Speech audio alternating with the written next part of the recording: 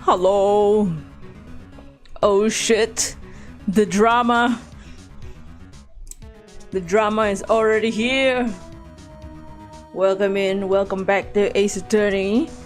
Justice for all. Today should be the final.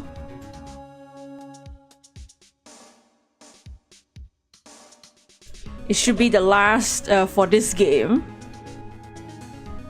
For this Justice for All game. Last time on Ace Attorney, we Maya got kidnapped. Oh no, Maya's dead. Just kidding. But she got kidnapped, and we have to get a not guilty. We had to get a not guilty in the first day, and we failed. We got no one's guilty yet. But we didn't get it in one day, so we yeah, that's why Pearls is crying, because we won. Not yet. Oops. Okay, let me make that window bigger for myself because I can't see shit.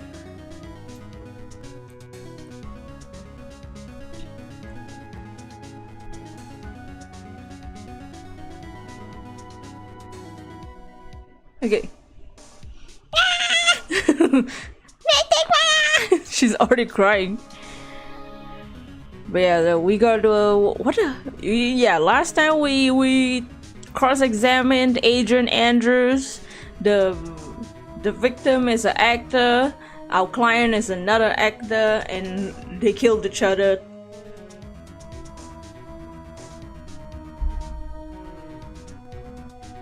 Also something about a lady's death a few years ago. Mystic Maya! There, Pearls. I can't take it anymore! Look! It'll be alright. Everything may still work out. The condition was we had get a not guilty verdict. And so far the kidnapper has kept his word and hasn't hurt Maya. He won't because Mr. Ungan hasn't been given a guilty sentence yet.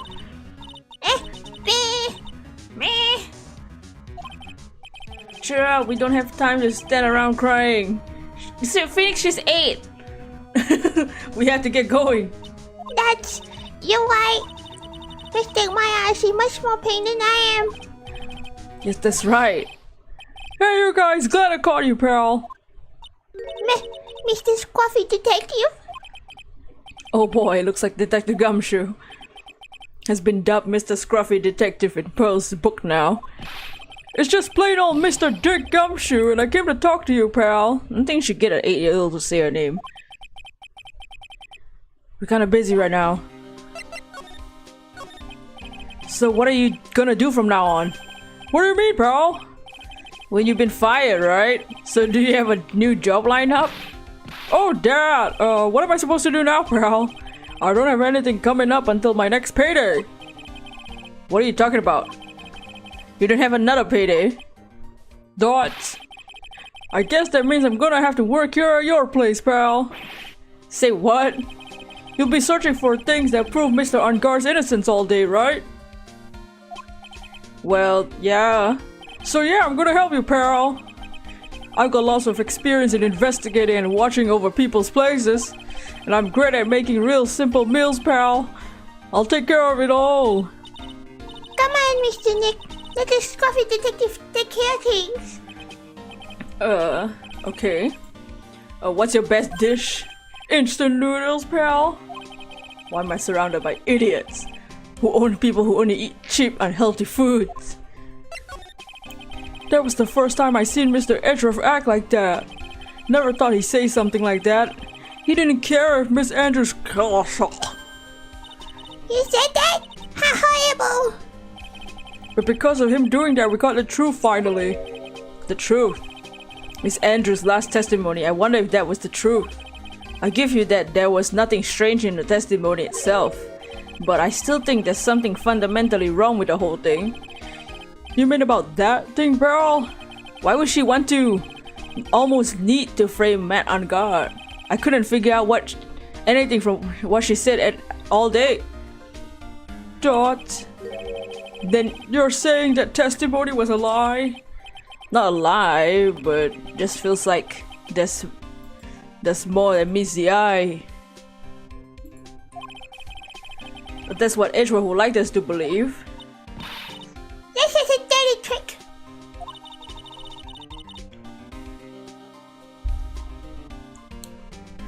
Even the woman prosecutor was better than that. Franziska von Karma. Speaking of Miss von Karma, do you have any info about her condition? Wasn't she shot this morning? Oh yeah, that happened. Oops. Miss von Karma was shot today on the way to the trial by a pistol, pal. She's gonna be fine, right? I mean, Edgeworth said she was in stable condition, but... Well, she was shot in the shoulder, so she's okay and hanging in there. They should be taking the bullet out. She's probably resting at the hospital. Which one? Are you gonna visit her, pal? No? Well, maybe. Hey, you've actually got a heart, don't you? Looks like she was being tortured to death, not being able to go to the trial today. So maybe it'd be good if you went and let her whip you for a bit, pal. Let's go there and whip us, Mr. Nick. No, I'm definitely not going.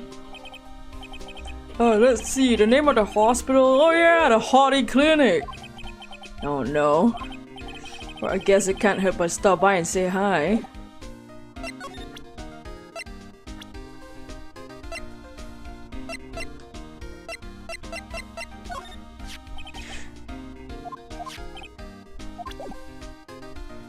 Okay.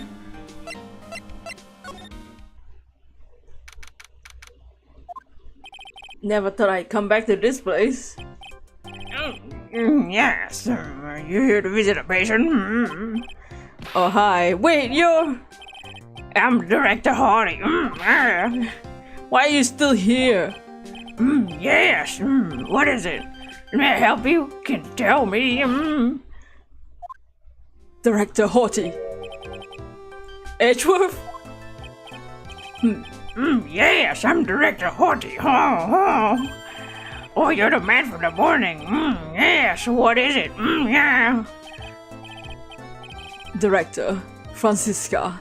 How's Franziska von Karma? You don't need to worry. Yes, she's in good hands. Yeah. Because you see, I'm personally taking good care of her. Yes. Yeah, that surgery went well. You have my gratitude. Looks like Edgeworth doesn't know about the director and his secret. She looked pitiful, terrified, yes.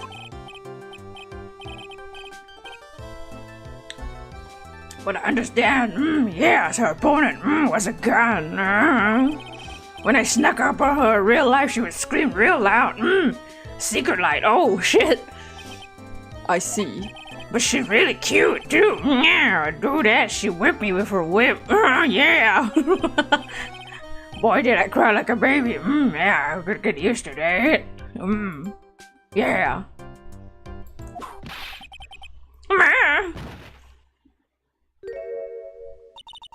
Go back to your room. You're so mean. Yeah, my frisky Friska. Ew. Oh yeah! Whoa! Oh, it's time for my ivy drop. Yes. Dots. And what are those tulips doing in your hand, Phoenix Wright? Ah, I knew I shouldn't have come here. I was shot in the front of the courthouse, right into my right shoulder. But it's no big deal. These sort of things happen all the time. I even had full intentions of running this trial this morning.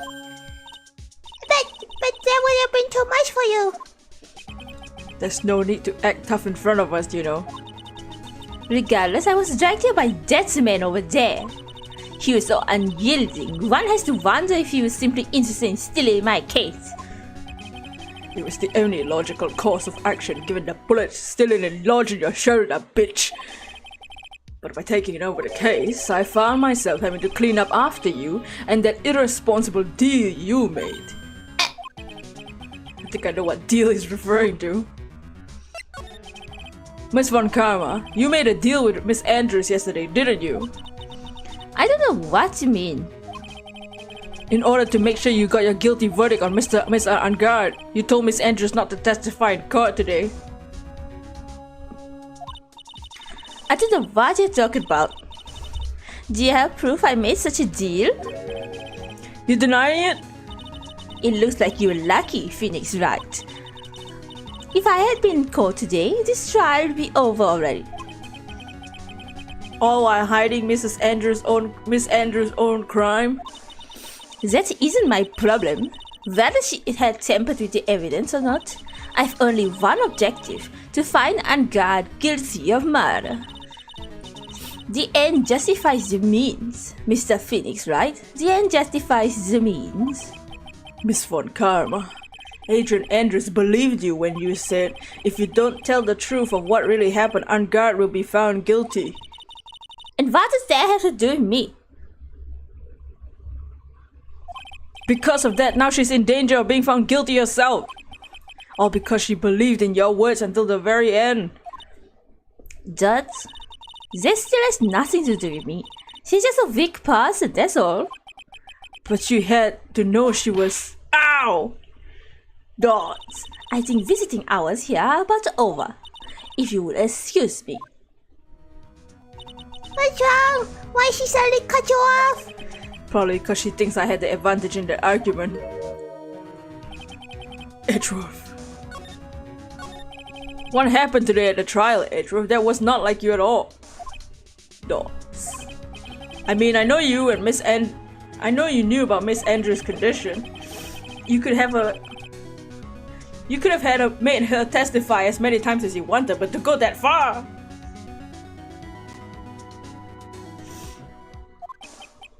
But she wouldn't testify about that until I said something. Listen, right? The courtroom is a garden of judgment. I'm putting myself on the line when I stand in there. And that's why I made the witness do the same. It's only natural. By the way, Edgeworth, you were really angry in court today. That's rare for you. Witness, that card, give it to me, hurry! Do you have any idea how stupidly and revertedly done? You stupid bitch! Just a couple of you hit it from me all this time. I'm literally gonna beat your ass. You wanna die? That card, what in the world is it? Dots. You mean this? Dots. Listen, right. This is top secret information. You absolutely cannot leak this. A special investigation team has existed for a number of years, but few know of it. Okay. Their task is to find the owner of this car, a man called Shelly the Killer. Just as his name states, he is a killer, an assassin at best, at that. An assassin? So who's this Shelly the Killer? The Killer is the name of a long-standing line of assassins. Long-standing? The name first appeared about 100 years ago, I hear. Shelly is the professional of the third heir to the killer name. So because his professional is Shelly, he leaves cars with a shell on them. He has a habit of making sure to leave a car by the body of his victims.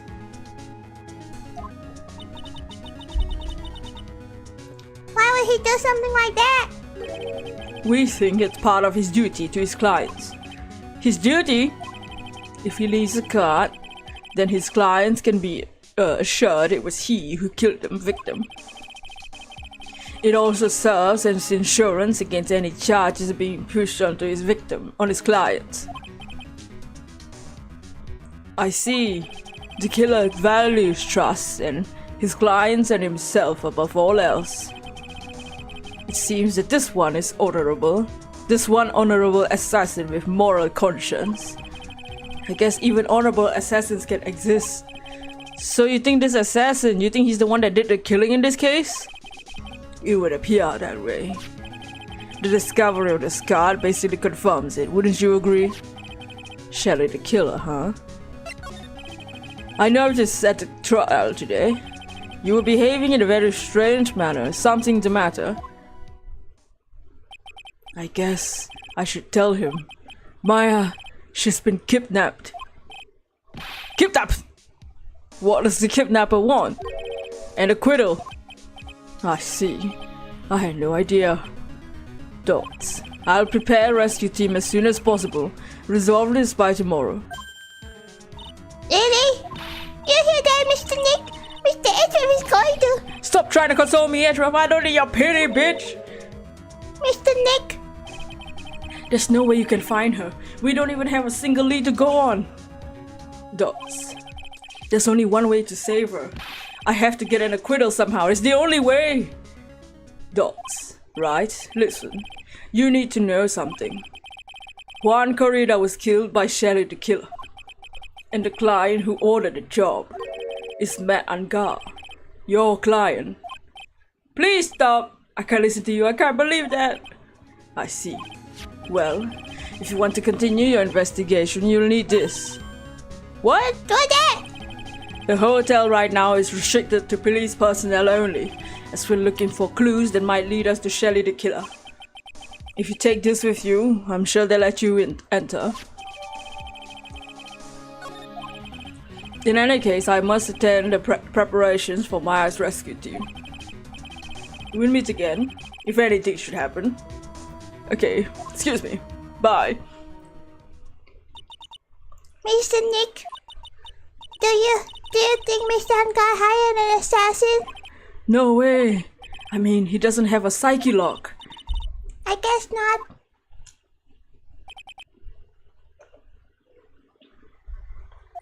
Maya, please.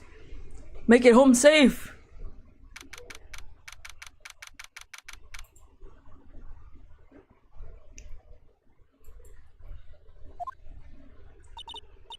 Haha!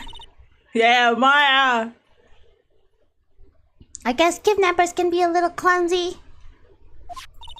Clumsy enough to drop a card like this for me? Hell yeah! Even though he said he was an assassin, my ass is making shit up like how Nick does in court. Anyway, let's try out the card trick with the card I just found. Sounds like I got the door open. Okay, time to take a look around. Question mark, question mark.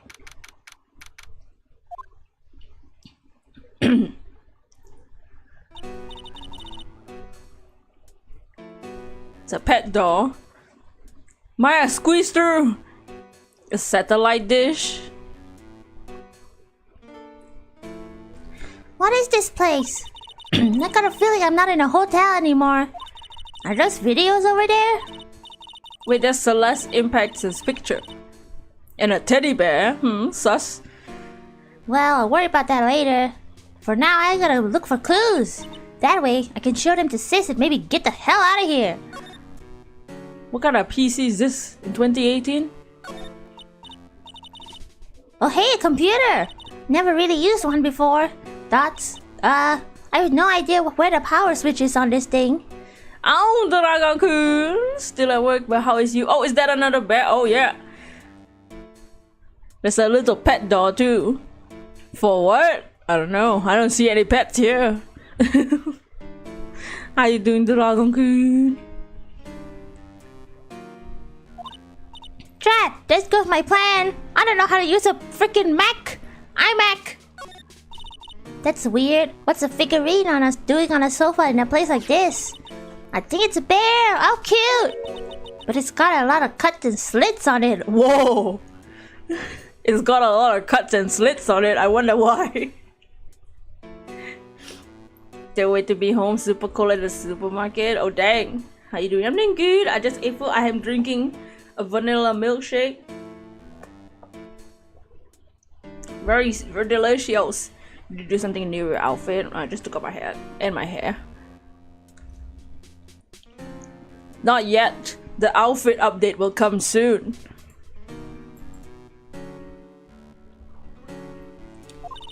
I wonder if it's got some kind of puzzle or something. I mean, I think the slit can be used for other things, Maya. A slit in a stuffed bear? Oh, yeah. It's so dark in here, but I can barely see. But this kind of feels like videotapes. All of them. So what kind of room is this? What's this? Antenna, I guess. This is a VCR. A VCR in 2018? Sure, a lot of electronic gadgets here. What's this antenna doing here? Wow, I've never seen a TV this big before. Now where's the power button? Oh, it's busted! I would die a happy samurai fan if I ever got to see the nickel samurai on a TV like this. Dots. Ah! I can't believe I just made a joke about dying, of all things considered. There's a framed picture sitting on a coffee table. A picture of a woman. She's kind of pretty. Hey, it looks like something's written here. What year is this? 1990? With lust, Celeste. I bet this could be a clue.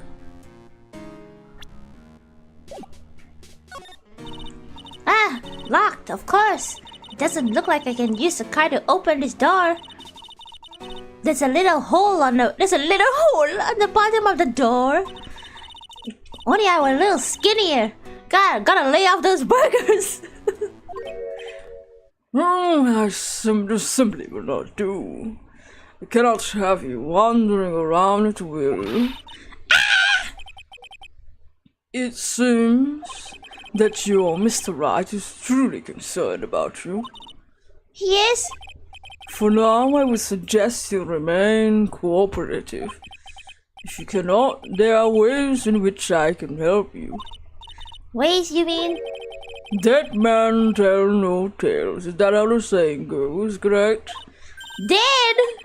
I'm almost certain I told you on your first meeting I'm an ass in. Celestial Impact. Oh, my favorite game. What's up, dead man? No way, you're lying. I mean, an ass in? People are not always who they appear to be.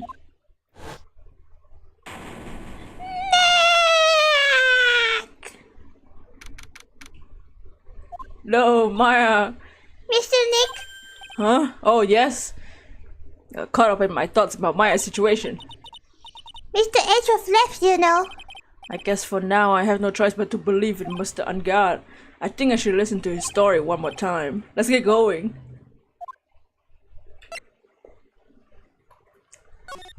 So our client might not be good, y'all. Oops.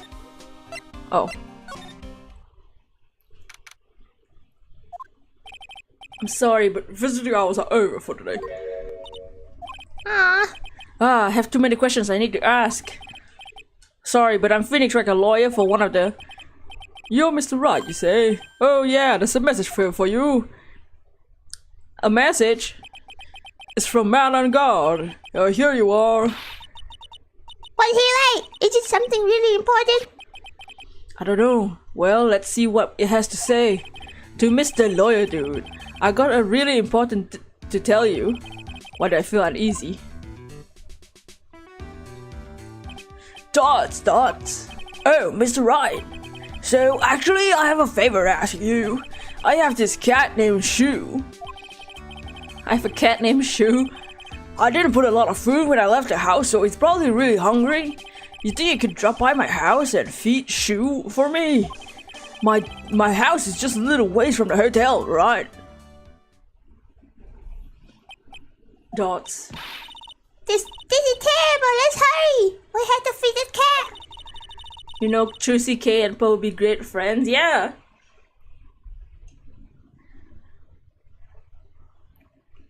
Trucy's, I think, a year or two younger than Pearly. Pearly now is like 18. Trucy might be 17. Or maybe she's just 1 year younger. Oh shit. K is around the same age as Maya. K will be old. K is gonna be old like Maya. Trucy and Pearl can be friends. I'm sure poor Shu's stomach is growling by now. Yeah, I guess.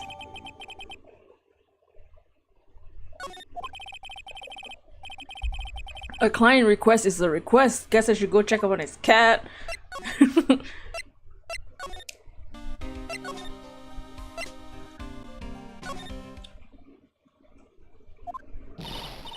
now, Mr. Nick, let's go look for clues for Mr. Marsick. You shall not pass! Miss Oldbag. Don't devalue my name and turn into a gassy, spiky head pettifogger. What you call me? Because of you, I was meant to look like the bad guy again. Although I did get a piece of gum from Edgy Boy, just as he promised. But what I want is something more valuable. I want his heart. I want his dick. Whoa, whoa, whoa, whoa. The wild beast inside the old bag. What is he wearing? She needs an oxygen tank. Just kidding. Keep your hands off me. This helmet is airtight. No air gets in or out. Then why you keep putting it on? Huh? Don't think you can get me to move with silly questions. You're gonna have to defeat me if you wanna get by. I'm not hearing this. Well, we're kinda busy. We had to go to his house and feed his fucking cat. Sure it's dark. I'll go turn on the light. Oh, so bright.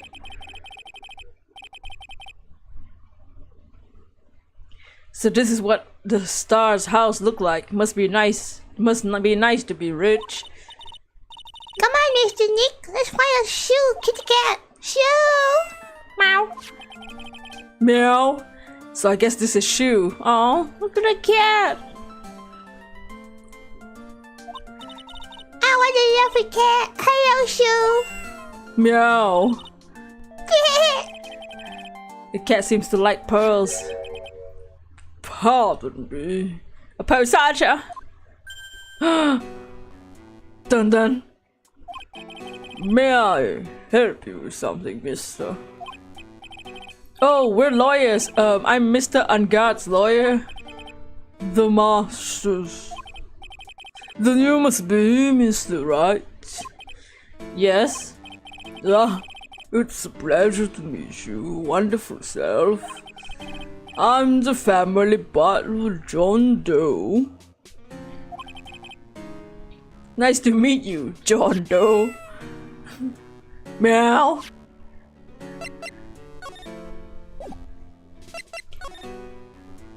The butler is quite something different, yep. There's a small door at the bottom of this bigger door, Nick. I bet it's for Mr. Unguard's cat to use.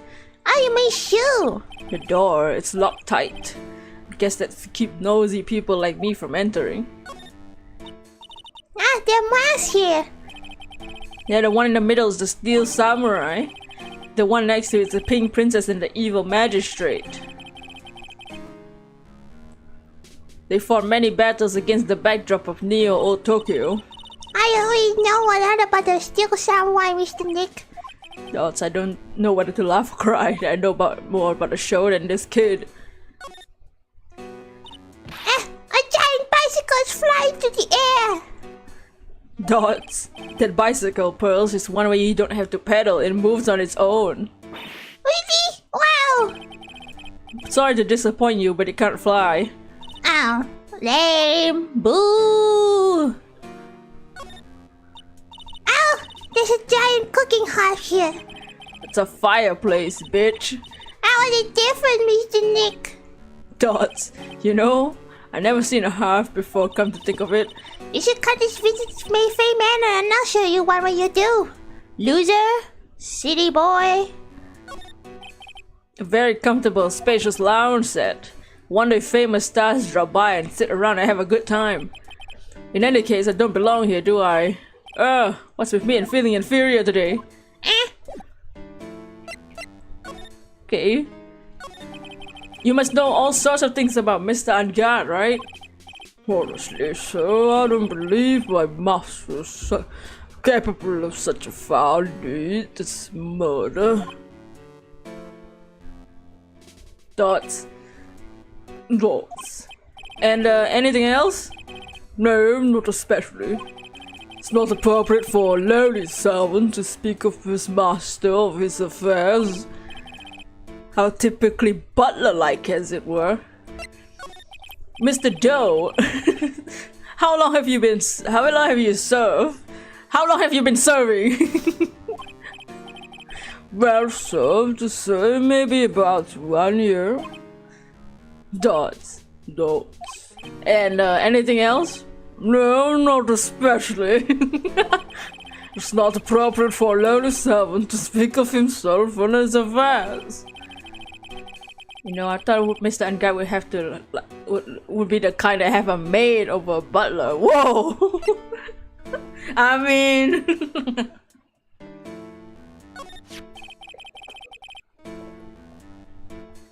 It's a very cute cat you got here. It's my duty to take care of him. The master rather fancies you. Dots. Anything else? No, not especially. It's not appropriate for a lowly servant to speak of the family cat. Well then, I guess I don't need this shit anymore. Well, I'm afraid I must take my leave of you now. Oh, we should probably get going ourselves. Well, so young yet so accomplished, a master of the law. But there's also a lot to be proud of in being a butler in charge of the house and all. Thank you for the compliment, sir. People are not always who they appear to be. Now, if you'll excuse me, goodbye. Meow. Okay, let's get the hell out of here. We fed his cat. Can we go back if we wanted to? Okay. Okay, bitch. Let us in. Maybe if I showed this letter I got from Edgeworth. Miss Olbag, if you would look at... Red, you want me to look at this worthless piece of... Edgy poo! Ew! Is that her perfume? Pheromone d'amour? I smell? Ew! Let's see here. Would please allow this unsophisticated young person to conduct his investigation? Yours truly, Miles Edgeworth. Yours truly? That man's good at flattery. But only 80% said so, okay? I just thought of something I had to do. Remember, no messing around. You do anything bad and I will lay you off the hook. Phoenix recognizes the perfume and knows the name. Girl! He's been to Sephora. Looks like she has a strong feeling for Mr. Edgeworth. That may be, but you know nothing's gonna come out of it. That don't mean Mr. Nick feelings are meant to be told and shared. She's also 60. Let's continue the investigation. Okay. Ah, what? One little thing before I forget. You can't go into Angard's room today. Why? The police main investigation team is gonna be in there all day, you hear? I wonder if that the team in charge of investigating the killer. So don't go in there, set one foot in there and you'll face the wrath of Wendy Oldbag. Okay, whatever. Oh no, some feelings are really not meant to be shared and talked about. Looks like we're the only ones here today. And yet, the hotel seems so busy somehow. Probably because the police team is scouring for clues about the killer. Ooh. That cake.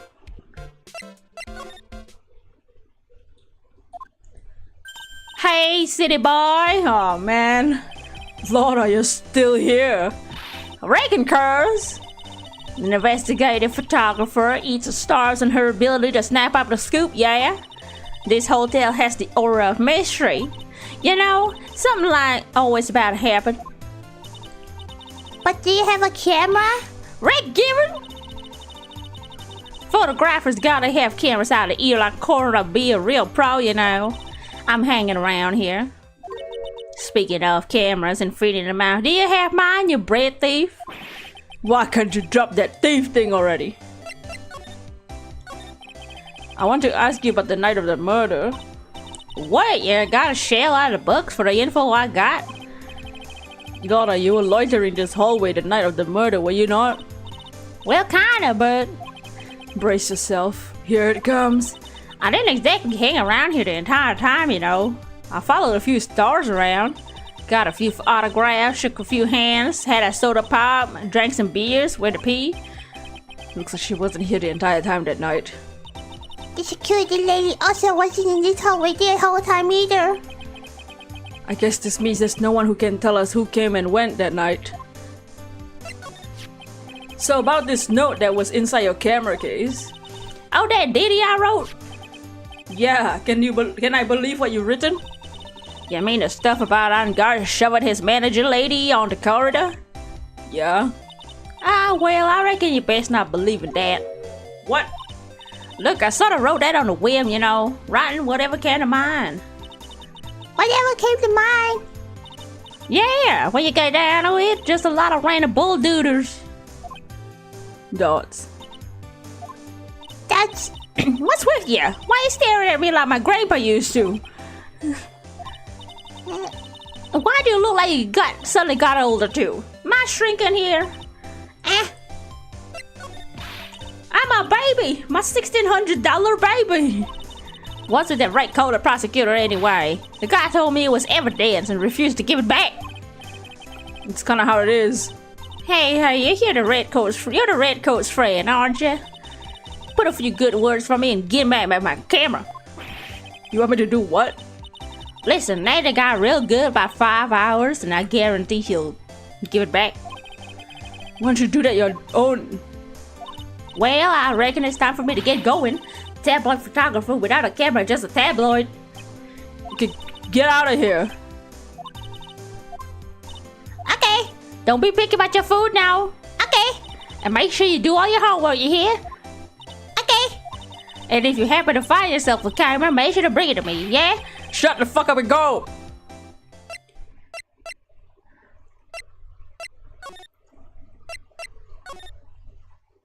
Goddamn.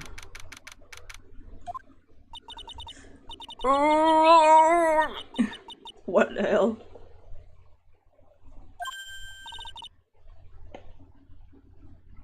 Mr. Nick! What is that otherworldly ghastly moaning?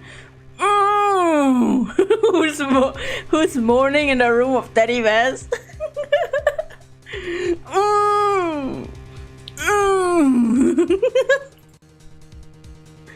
I hear evil ghosts! I don't think it was a ghost, maybe a demon. Oh, it's ew! She was moaning here? Oh god. Oh no. Excuse me? What are you calling a demon brat? Ew! Zoinks! It's the alien! Who you calling an alien? Oh, it's just you, Miss Oldback. What are you doing here? What's wrong with you youngins these days?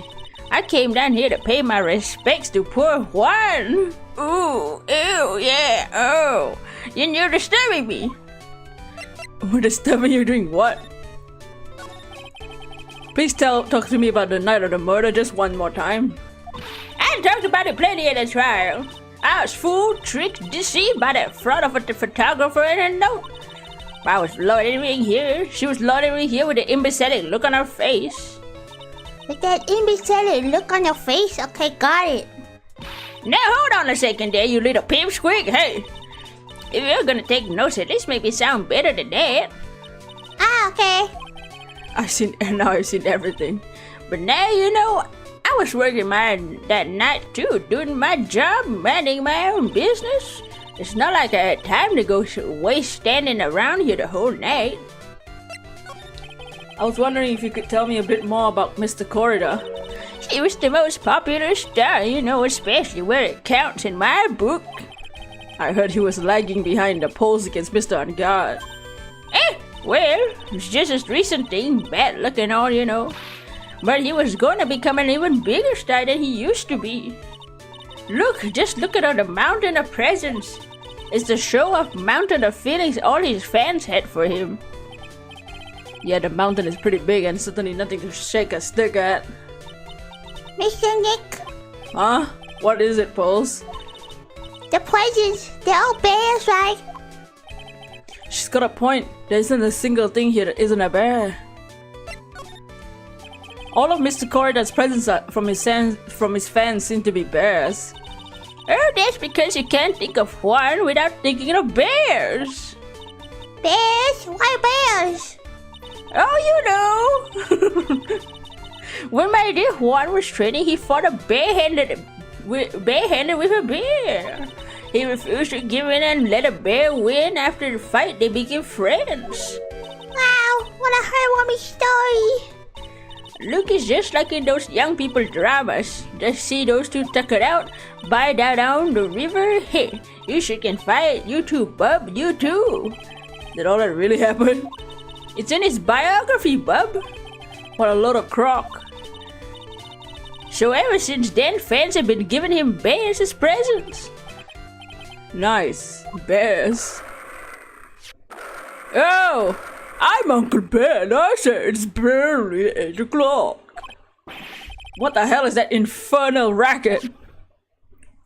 It's one of the presents going off. Sounds like it's already 8 p.m. Way past your bedtime. It's 8 p.m. Looks bright in the afternoon for me. That startled me. I thought I was gonna die for a second. 8 p.m.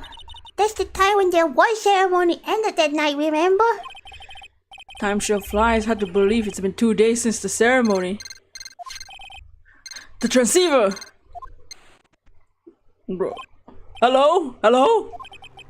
This is not a phone. Moshi Moshi? Maya, how's Maya? You haven't heard her, have you? Seems we're not able to fulfill your end of the bargain, Mr. Tony. Huh. I've heard the news. Sorry to see my present did you no good. No! Take Maya! One more day, please! All I ask for is one more day! I'll get a not guilty verdict for sure this time, please! Bro, not supposing I must.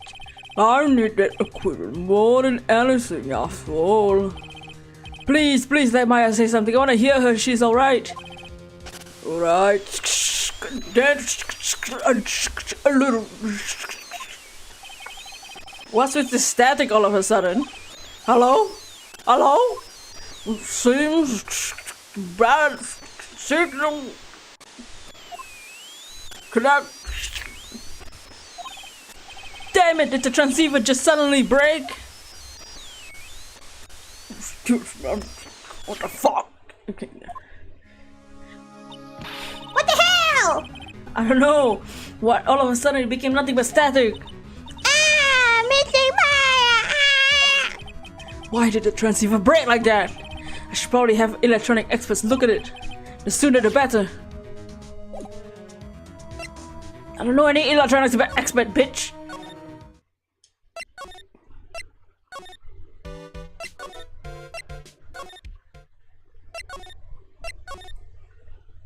Oh goodness.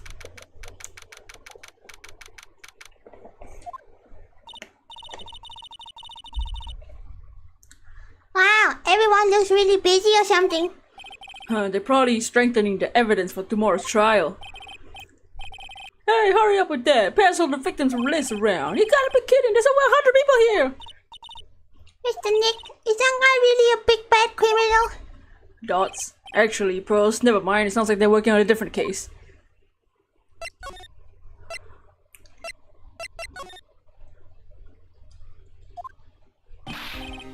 welcome back, pal! Thought I'd make you a little something for dinner. That's nice, thanks. Rich man's luxury, a full course meal out of a can, that is. Sorry you went through all the trouble to cook, but I don't have time to eat. Oops, looks like you don't have a can opener, pal. You've gotta be kidding. And here I thought he already whipped something up. Oh, I know. There's one way I know how to be helpful. Ask me anything you want, pal. Go ahead. Well, since it's here...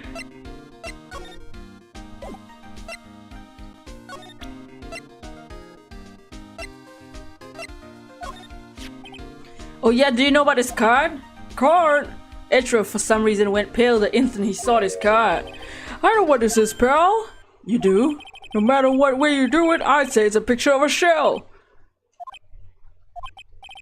That's it? Oh yeah, that's right. Mr. Etra really likes cooked snail things. What is this? Escargot or something like that. Mr. Nick, I think we just solved the mystery of why Mr. Etra turned pale. What, he was hungry? The transceiver? Oh, Mr. Nick, you should ask Mr. Scruffy Detective about that thing. What thing? Oh yeah, this thing just up and broke. It broke, pal. When I was talking to the kidnapper, it suddenly broke into static. Look, it sounded like this. Dots. Dots. I don't hear any static, pal. What? Maybe it fixed itself. That's strange. I'm sure it was making a loud static noise. Maybe... Maybe what?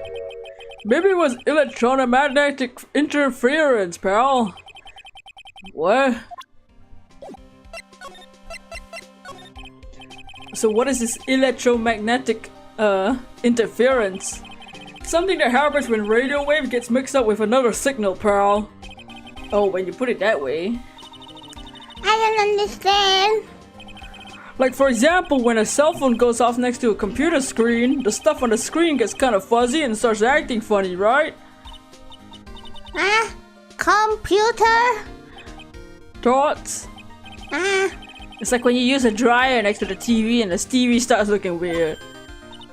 Oh yeah, TV does do that. Oh, so that's what you're talking about. She seems amazingly happy to understand something. So the room we were in when the interference, the transceiver happened, there's gotta be something there that's sending out a very strong radio waves, pal. Something like a listening device or something. Oh! What's up, guest?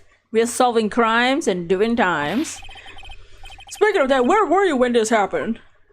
We were in Mr. Corridor's room, the scene of the murder. What? That's it! I'm gonna sneak into the precinct and get a bug sweeper! I'll meet you at the crime scene later, pal! Wait! Gumshoe! Oh yeah, baby! It's investigating time! I'm on fire, bitch! My fingers are itching to go! Alright, Mr. Edgeworth! What? Huh? Wait, are you going to the crime scene or going to Edgeworth? What? Let's go!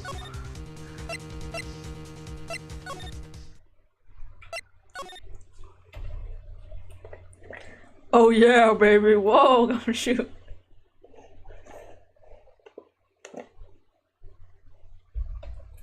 Gumshoe has had enough. Gumshoe didn't have enough.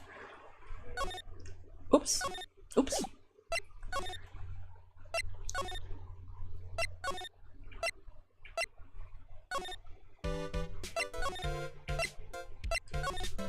Sounded like he needed more. Someone call Edgeworth. Hey! You're finally here, pal! Sorry to keep you waiting. Do you have the bug sweeper? You see? I got busted trying to sneak in, pal, and I'm suddenly staring at the precinct doors. From the outside, I mean, so yeah, I couldn't get one of the police bug sweepers. Dots. What do you mean you couldn't get one? We need that item. Hey, calm down, pal. I didn't say I didn't get one, just not the police's. So this is a bug sweeper. It's like a little broken. Hey, this was made when I was in elementary school, pal. Oh, by who? Me, duh. Seeing this shirt brings back memories. Hey, don't look down on it, pal. Sure, it looks a little beat up, but I put my heart and soul into building this puppy here. Your heart and soul. It'll work, trust me, pal. It'll do the job. But you can't set the sensitivity, so it's going to beep at anything that gives off electromagnetic waves. Isn't it better that way? Oh, well, since I brought it all this way, might as well give it a whirl, right, pal? I'm getting that sinking feeling again. Alright, I'll tell you how this works to use this baby. There's a listening device of some sort hidden in this room, pal. We're gonna find it, right? Right, now first let's turn the sweeper on. Move the sweeper around and give the room a real looky-see. Sweeper will let you know how strong of a signal it's picking up, so keep an eye on it. Once you find something that's giving off radio waves, press the A button to lock it on. An A button? There's a lot of things here that's gonna give off a lot of radio waves. So let's take a good look at anything and everything that seems suspicious, okay, pal?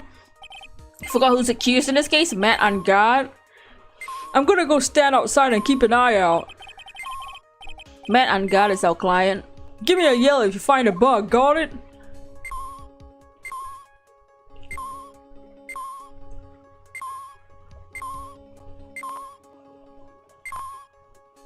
Ooh.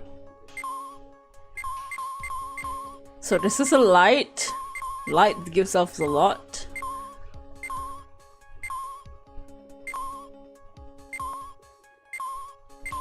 This is a robot, that's why. Oh, the electronics.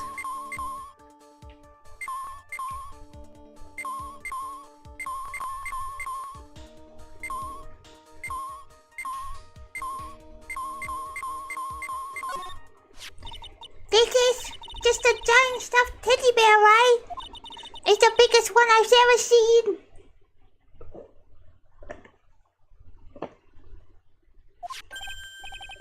Hey, so do you guys find it yet? The listening device? I mean... No, not yet, but this bear's eyes. Let's see.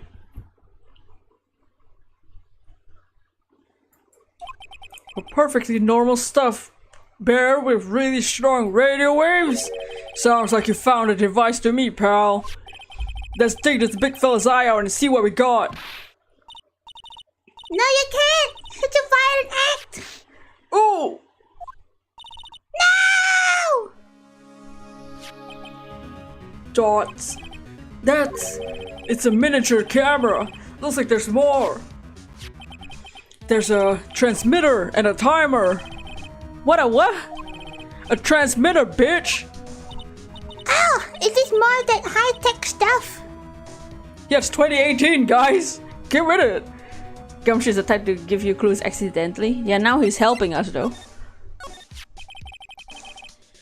So this tiny thing is a camera? Yep, it's a pinhole CCD camera, pal. It's a small, high-grade video camera mostly used in security systems. So it's a video camera.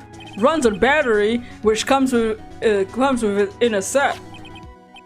But there's no tape on this camera. This is only the camera part here, pal. The tape recorder with the tape inside is somewhere else. Somewhere else. The footage is changed into radio waves and is sent to that recorder.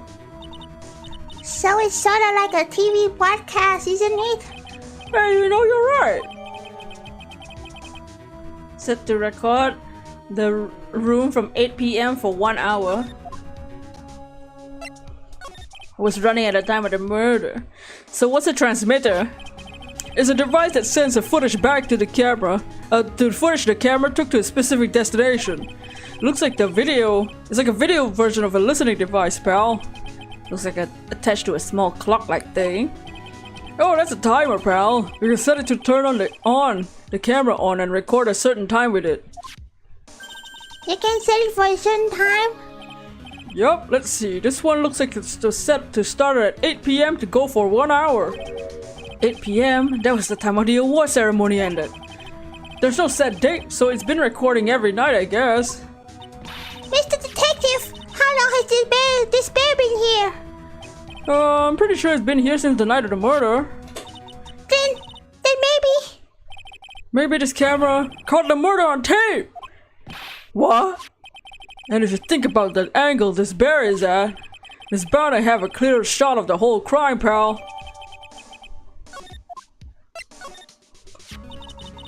So there's a camera in this bear's eye. It was disguised as a present. And I'm sure it was here on the night of the murder. It's pretty big, so it stands out pretty well in my eye. But who gave Mr. Corey this present? I don't know, pal, but this means that someone out there's got a video of what happened here that night. Isn't there any way we can find out more who that person is? It's impossible, pal. Radio waves can be sent almost anywhere, so there's no real way to find out. Oh, Is there no real way to find out? Dots! I got it! What? Hey, pal! Let me borrow this mini camera for a bit. What are you gonna do?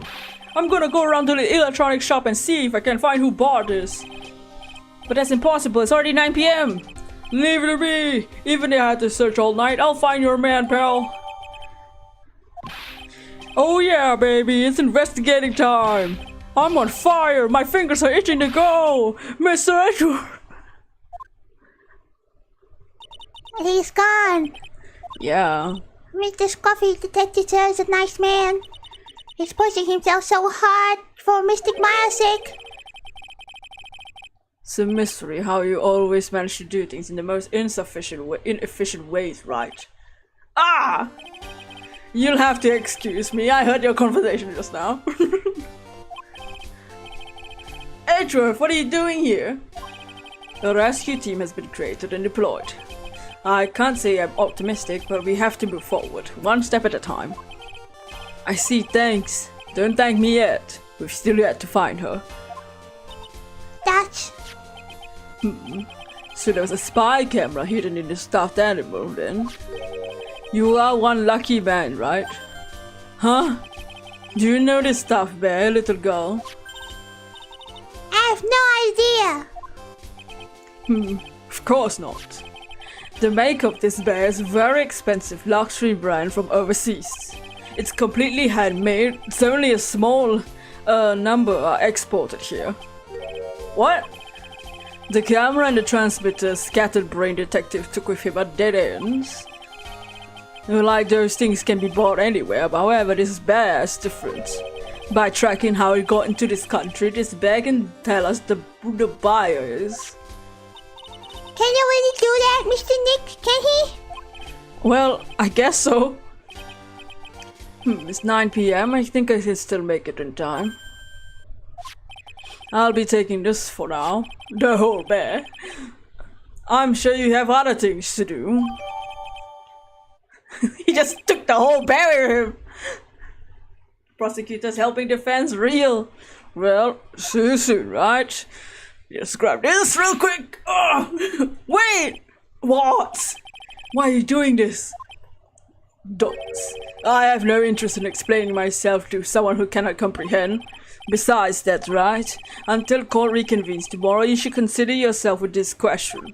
Who was the person that murdered Juan Corrida? The real killer? Do you really still think it was Adrian Andrews? To be honest, I don't know anymore. 9 p.m. Yeah, not a bright ass daylight outside. You still have a little time left. Find the truth, right? Everything begins with the truth. Okay, let me just bring this giant bear out! Juan Corrida's real killer, Miss Andrews passed. The kidnapper whose sole condition is an acquittal for Mr. Ungard.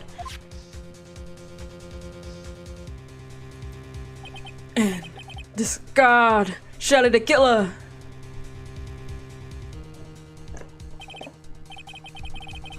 Maya, the only way I can save you now is to find all the answers to this case tonight. I don't understand what your real intentions are, Edgeworth. But as you said, all I can do now is find the truth.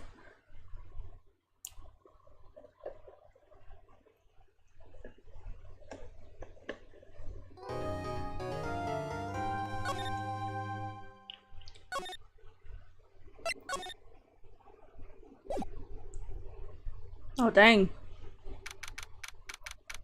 9:14 p.m. Very clearly. It's past 9 p.m. already, isn't it? I wonder if Mr. Edward has already found Mystic Maya. These things take time. I say probably not. The police are professionals, Pearls. They'll find her, so don't worry. If we can win a not guilty verdict tomorrow, then everything will be okay. You're right. That's... So the real person who killed Mr. Corridor was... that assassin, Mr. Shady the Killer, right? And the card Miss Andrews found at the crime scene seems to be proof of that. But if that's the case, then a new question comes to mind. Who was the one that hired the killer to begin with? Who was his client? You mean, who asked for the murder? The person didn't want to dirty their own hands in blood, but whoever this client is, they're still a killer. That's... Who could have hired the assassin? Do you think it was Mr. Andrews?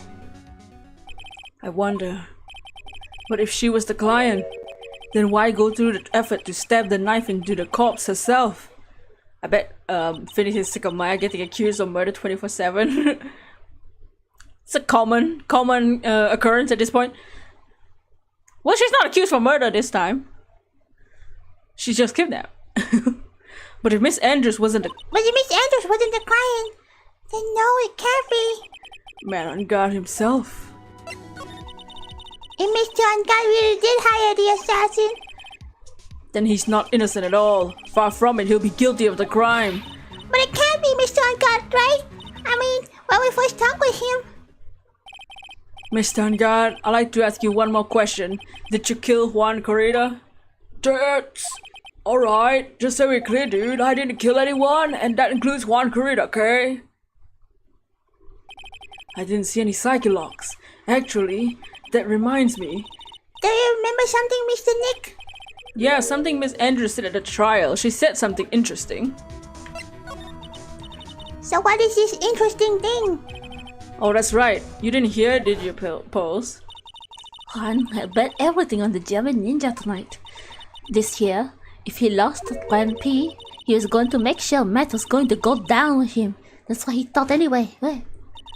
Looked like somehow Juan had his hands on a secret so powerful. It would destroy Matt's acting career if it hadn't been revealed. Mr. Ungod's secret? What's his secret? I don't know yet. But for now, let's think about this way. Mr. Corrida was gonna reveal this secret. That means Mr. Ungard had plenty of motive to have Mr. Corrida silenced. That's... Which means we had to meet with Mr. Ungard. There's no way around it.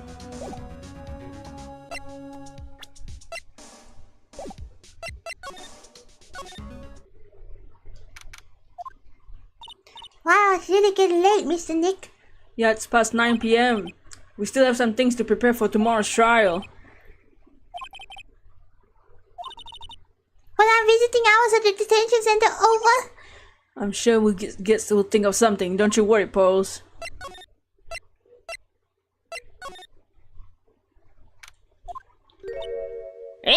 Dutch! Hey, wait! Wait! Whippersnapper, all I know is nothing that had to do anything with you is ever good. Just like just now, I was handed a strange device for who knows what reason. I was told to use this to search the whole hotel. Just the bug sweeper, isn't it? The one Gumshoe made. I don't know, and frankly, I don't care. The request came from Edgy Poo, so... Edgeworth. He said... If you feel angry, direct your anger at the unsophisticated lawyer. So I'm gonna feel free to direct my anger towards you. Gee, thanks a bundle, Edgeworth. This is absolutely top secret, so you better keep it to yourselves. I heard they found a spy camera hidden in one of the prisons. Very interesting. I'm sure it was, you know, to catch poor Juan in the middle of a scandalous meeting. Scandalous? What's that? It means, well, you know, that gossip that's been going around my dear Juan. Oh, you mean that thing about Miss Andrews? I'm sure she must have had a reason for getting close to Mr. Corridor. I'll let you in on another secret, youngin'. I know who planted the spy camera. It was that obnoxious puffy-head photographer girl, the nerve! Spying on people by herself, as if I wouldn't want to see it for myself too! Wow, the alien admitted her true intentions. I don't know what you're thinking, but I can bet it's nothing good. I didn't say anything.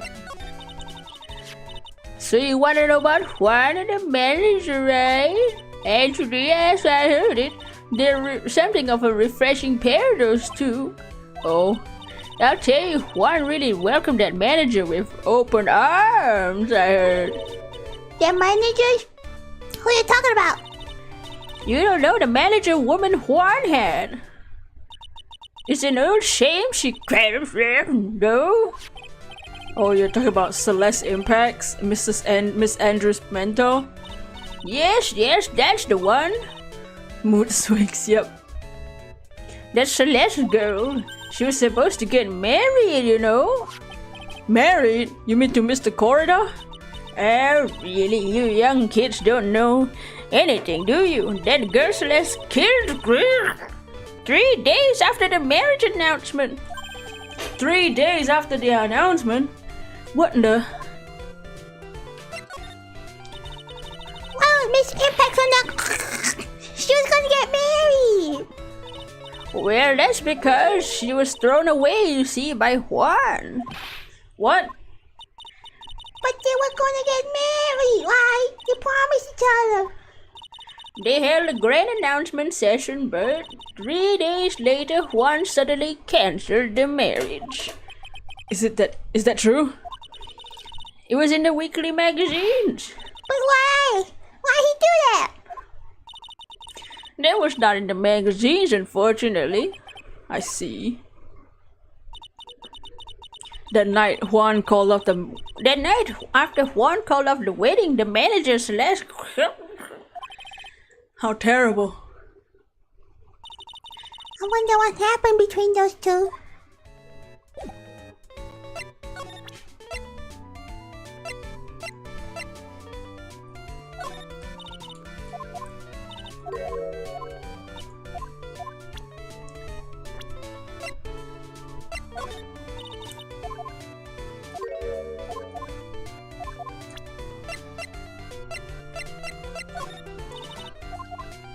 Okay.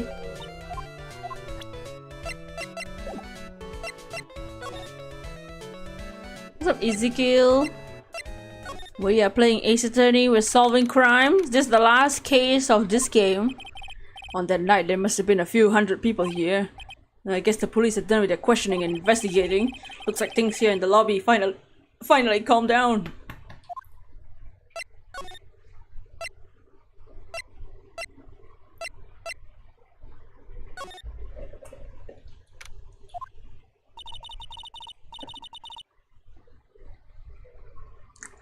Very sort of tension here, doesn't it, Mr. Nick? How you doing? How's your day? Hope everyone's doing well. I wonder what if something happened. You're Mr. Guy's lawyer, right? Yes, sir.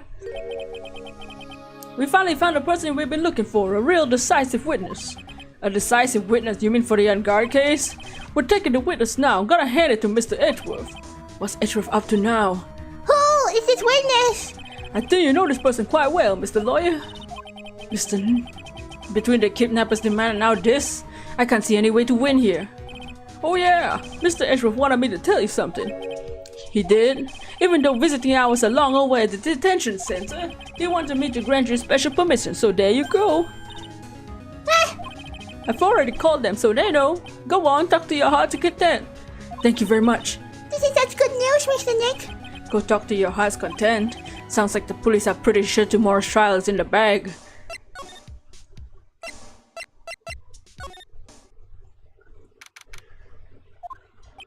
I'm sure they must have transferred Miss Andrews here by now. So that means both Miss Ungard and Andrews are in this detention center. Now then, whose story do I want to hear? Let's talk to Andrews first. Oh, it's you. Sorry to be visiting at such a late hour, but there are a few questions I absolutely have to ask you tonight. Me? I thought your client was mad. Miss Andrews knows something. She can't be clueless about the secret Mr. Corridor had on Mr. Angard. Dogs.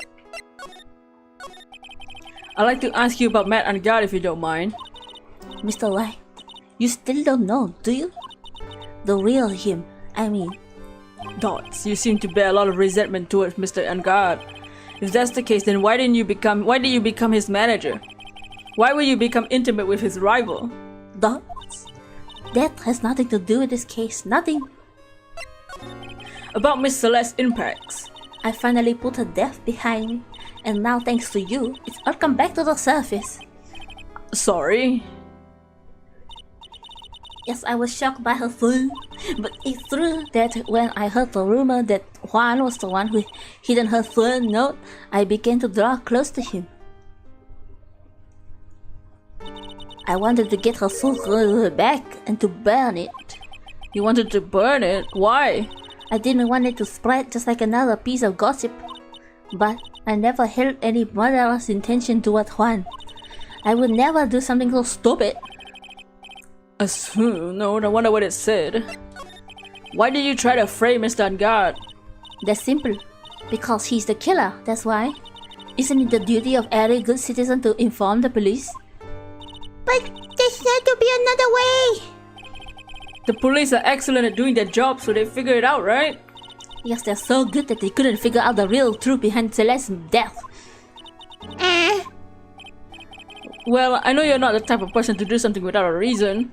So please tell me why you did what you did. Revenge. Huh? Did you say something just now? Oh shit. Oh, just the one!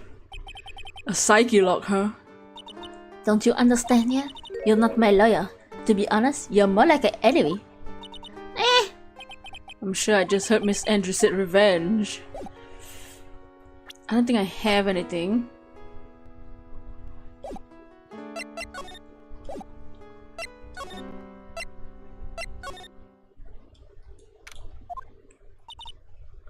There's coffees in here. He's out to the electronics store. I'll make salad for dinner. Mr. Nick, Yes? where's the lettuce? I don't think we bought lettuce. I bought lettuce before. You're lame.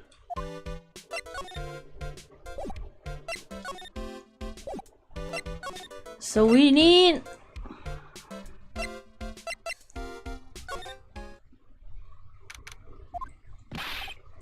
Oh, Mr. Wright, you have to help me. Uh-oh. What happened? Why are you here? I got roped into this somehow. What? Now I'm going to testify at tomorrow's trial. So the decisive witness is Mr. Powers? I was talking with a detective a little while ago and I was on my way home and all of a sudden you were there, you were under arrest and I was brought back here. They said my face and the whole self in general looked suspicious or something. Well, I guess I can see how they thought you looked suspicious. I'm just a normal guy on an exercise show for kids, is that a crime? So about this testimony you're giving, what are you gonna talk about? I really don't know yet, but it sounds like I saw something pretty important for what they tell me. You saw something important? What was it? Oh, well, the detective told me not to talk about it. You can't tell anyone, especially not that lawyer, he said. What do you think that lawyer the detective was talking about? I'm gonna take a wild guess and say it's me. Yeah, you got it. Mr. Nick, Mystic Maya and myself are your only two allies in this world, but it's alright. Ouch. I need more friends. This is gonna do a lot of damage to Matt, you know, because he's got that refreshing like a spring breeze image going. Mr. Powers is still samurai, yep. The OG. But what's he really like? Let's see, Matt's always the kind of player with women. He would never really turn a pretty face away, if you know what I mean. He'd always say it's just a game to justify himself. What? How horrible! It's unforgivable! Ouch, sorry, didn't mean to offend you. But you know, he said once that the only one person in the world who won't swoon over me. One person who wouldn't swoon over him? his manager, you know, where's Adrian Andrews? Why is Mr. Powers looking energetic? You see, I'm actually a sucker for gossip. I mean, celebrities and the world have the dazzling sort of image, right? A dazzling sort of image? Aren't you part of the dazzle, Mr. Powers?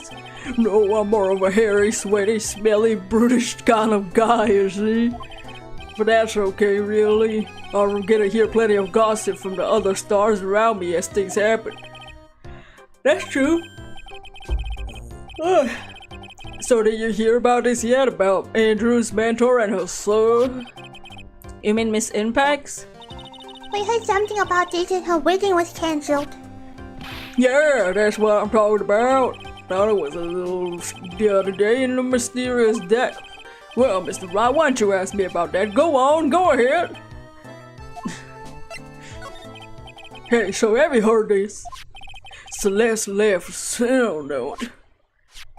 And they say Juan went and hid it. We heard about that in court. But there wasn't any actual proof she had left a note. Well, this is what I think. I think something bad was written on that note.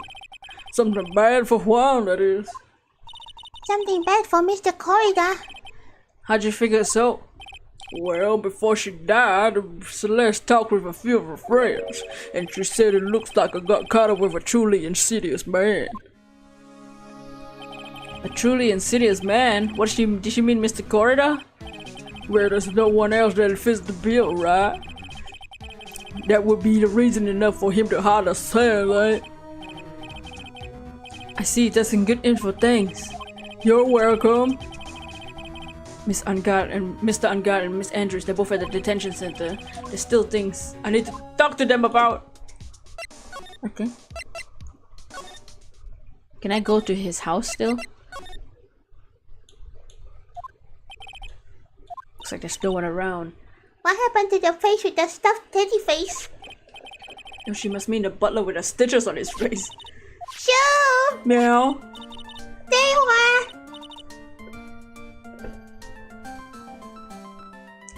I guess you're still awake, huh, Shoo? Meow. I got my let's play! I wonder if that butler, Mr. Doe, is really asleep or not. There's another door over there. You shouldn't go wandering off, Mr. Nick. Yeah, pros. There's a door on the bottom of this bigger door.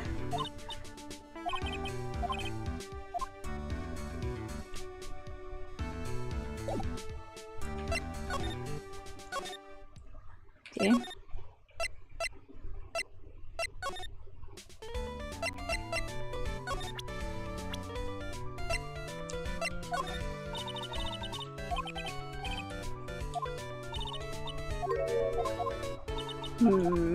Maybe. Okay. Let's go try talk to Matt and God.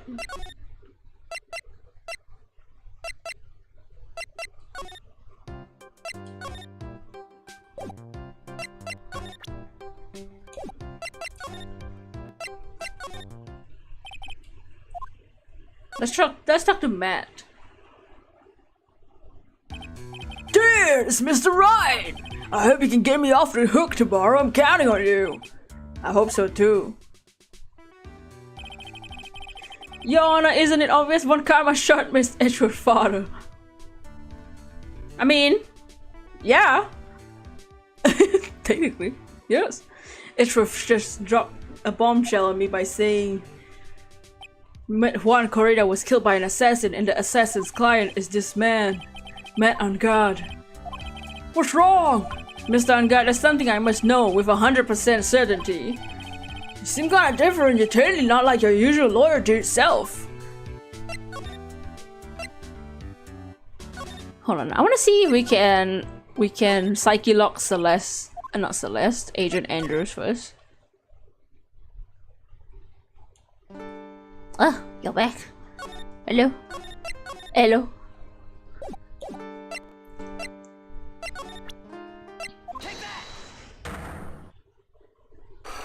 I want to see the question.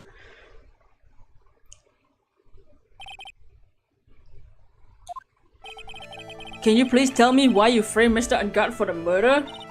I already told you countless times, it's because I thought Matt was the killer. That's not it. I know you have a personal reason to dislike Ungard. Miss Andrews, you may think I didn't hear, but I know you said something earlier. You said revenge. You're saying I was taking my revenge on Matt. Why is that? Although an absurd idea, I don't have anything I want to take revenge for. A woman really lives by being dependent on other people. There's something in her past, or someone in her past that makes her want to take revenge. Is it Celeste? Celeste? There's only one catalyst that would cause such a feelings, even revenge, and miss impacts. What are you saying? Trying to say that Celeste was Juan's manager. On top of that, the one who hit us was Juan. What does all this have to do with Matt? You're right, you haven't mentioned him yet. For you to hate Mr. Ungard, it would mean that he had some relation to Miss Impacts and her soul. Can you explain? I guess not. Okay.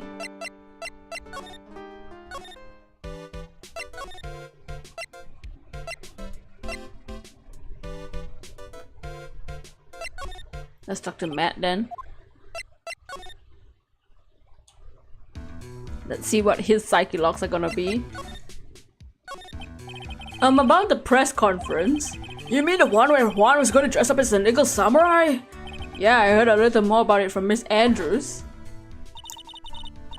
It looked like somehow Juan had a hand in a secret so powerful it would destroy Matt's acting career if it had been revealed. Have you played Undertale? I've watched people play Undertale, but I don't play it myself.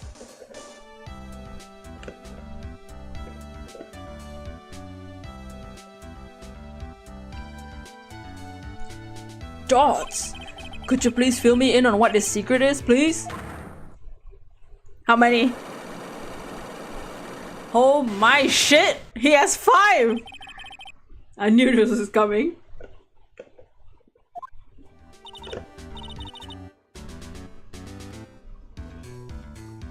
Mr. Nick, don't tell me!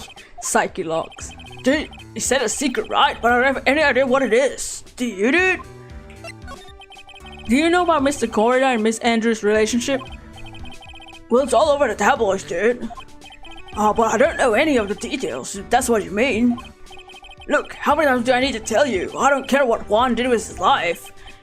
Miss Andrews, she had a purpose in mind when she started seeing Mr. Corridor. Her mentor was Mr. Corridor's manager, and Miss Andrews was going to get Celeste impacts from him. Celeste? Does that jog any memories? Dots? Dude, I suddenly got totally hungry. You up for my pizza or my treat? Dots. Mr. Nick, what's a pizza? Is it a pea like green peas? Let's go eat one later, okay? Oh, I got cut off by the pizza dude at the shop.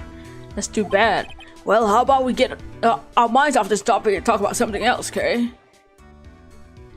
Mr. Ungard, are you connected to this in some way? I could go for some pizza. What's a super nerd? I'll eat some pizza. Yummy. Have you ever seen this card before? No, never saw it before in my life, dude. Don't think he's lying. Or is he? Then again, looked like he gasped.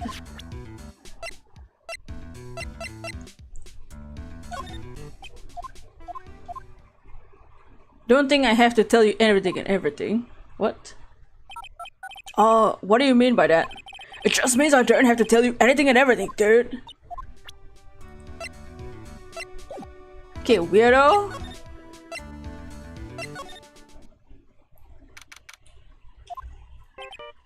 Oh. Mr. Nick, your phone! I don't like the sound of this ringtone anymore. Come kinda ominous. It's probably just your imagination. You should really pick it up, Mr. Nick. It could be important. Hello, Moshi? We got a big problem, pal. What? What's wrong? I'm on my way to your office right now. Okay.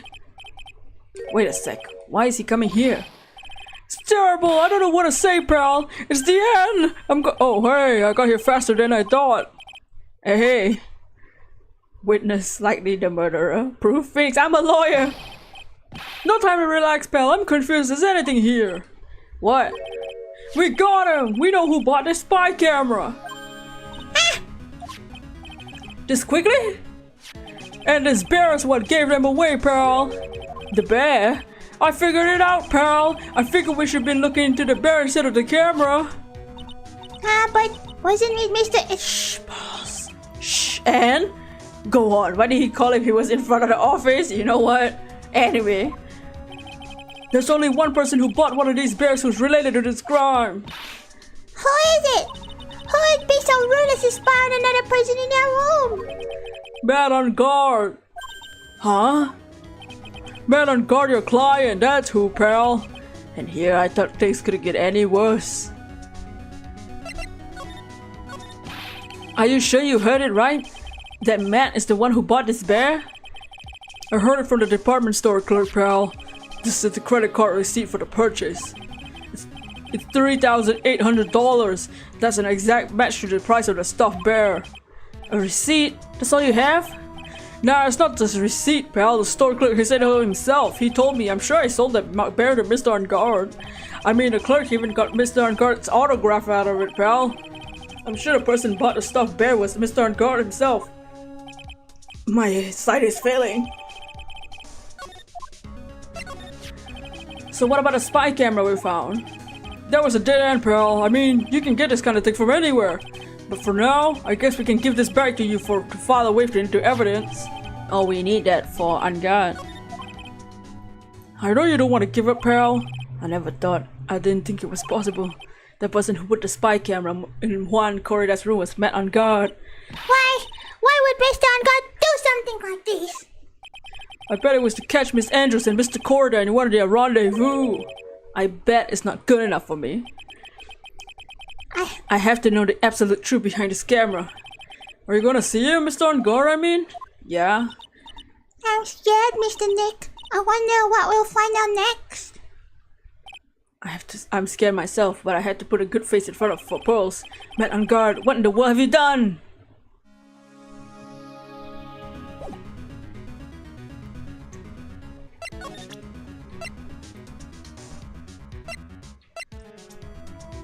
Or should we got everything?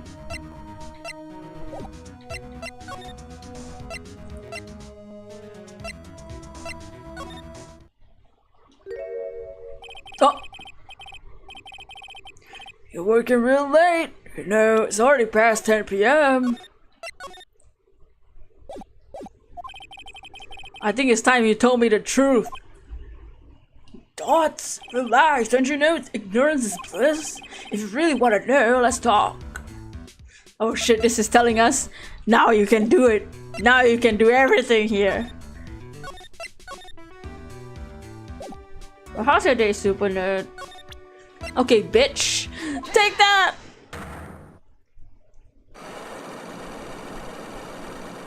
Dude's got 5 psychic locks, dude.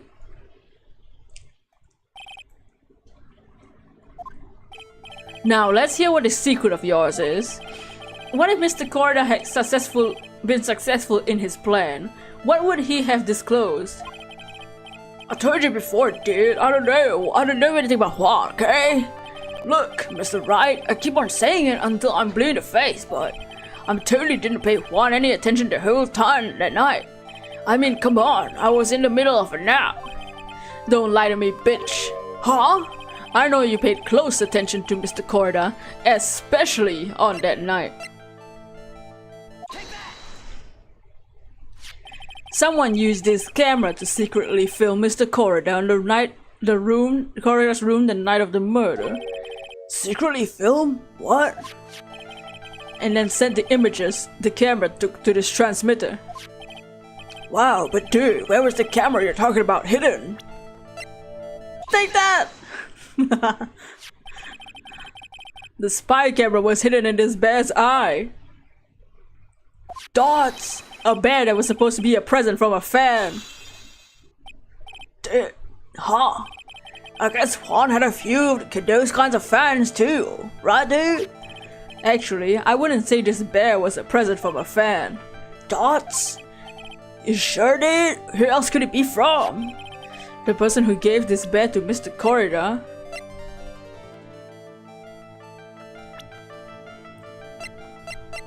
What do I present him with? Mr. Unguard, don't you know this bear from somewhere? I don't think I've met this Mr. Bear before, dude. This bear was not present from a friend. Whoa, whoa. But he says he knows you. How could you forget such a great friend? What the hell are you talking about, dude? What else did the bear tell you? He says the one that put the camera in his eye was you, Mr. Unguard.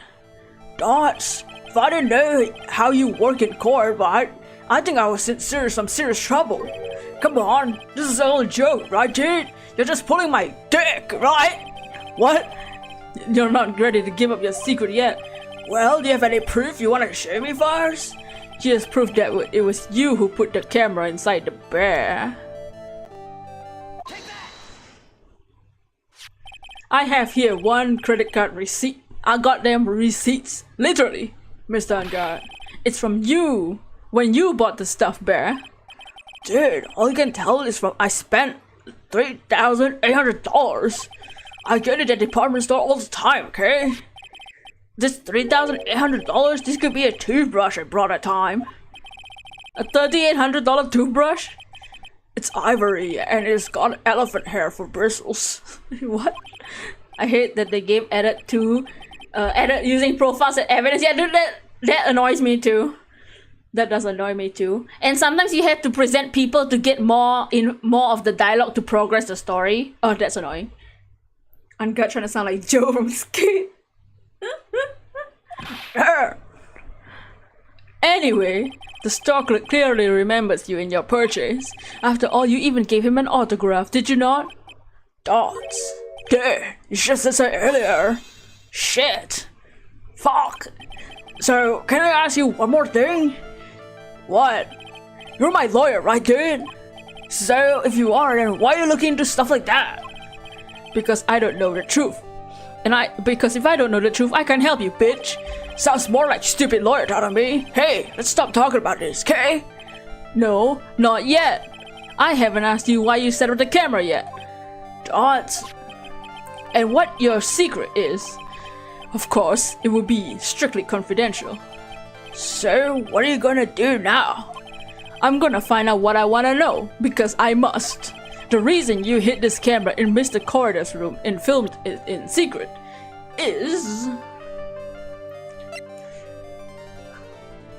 What, the reason you hid this camera in Mr. Corridor's room and filmed it in secret? What, Shelly? Do I know that yet? I must know it now since they gave me a cutscene to talk to Unguard first.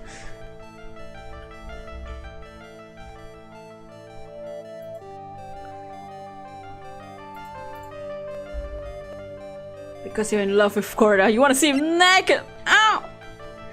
So, see, yeah, this is... Do I present... No. I don't know who Shelly is. We only know him as John Doe. It's because of the murder. See, do I show the crime scene? Do I show the card? Do I show... Or do I show something else?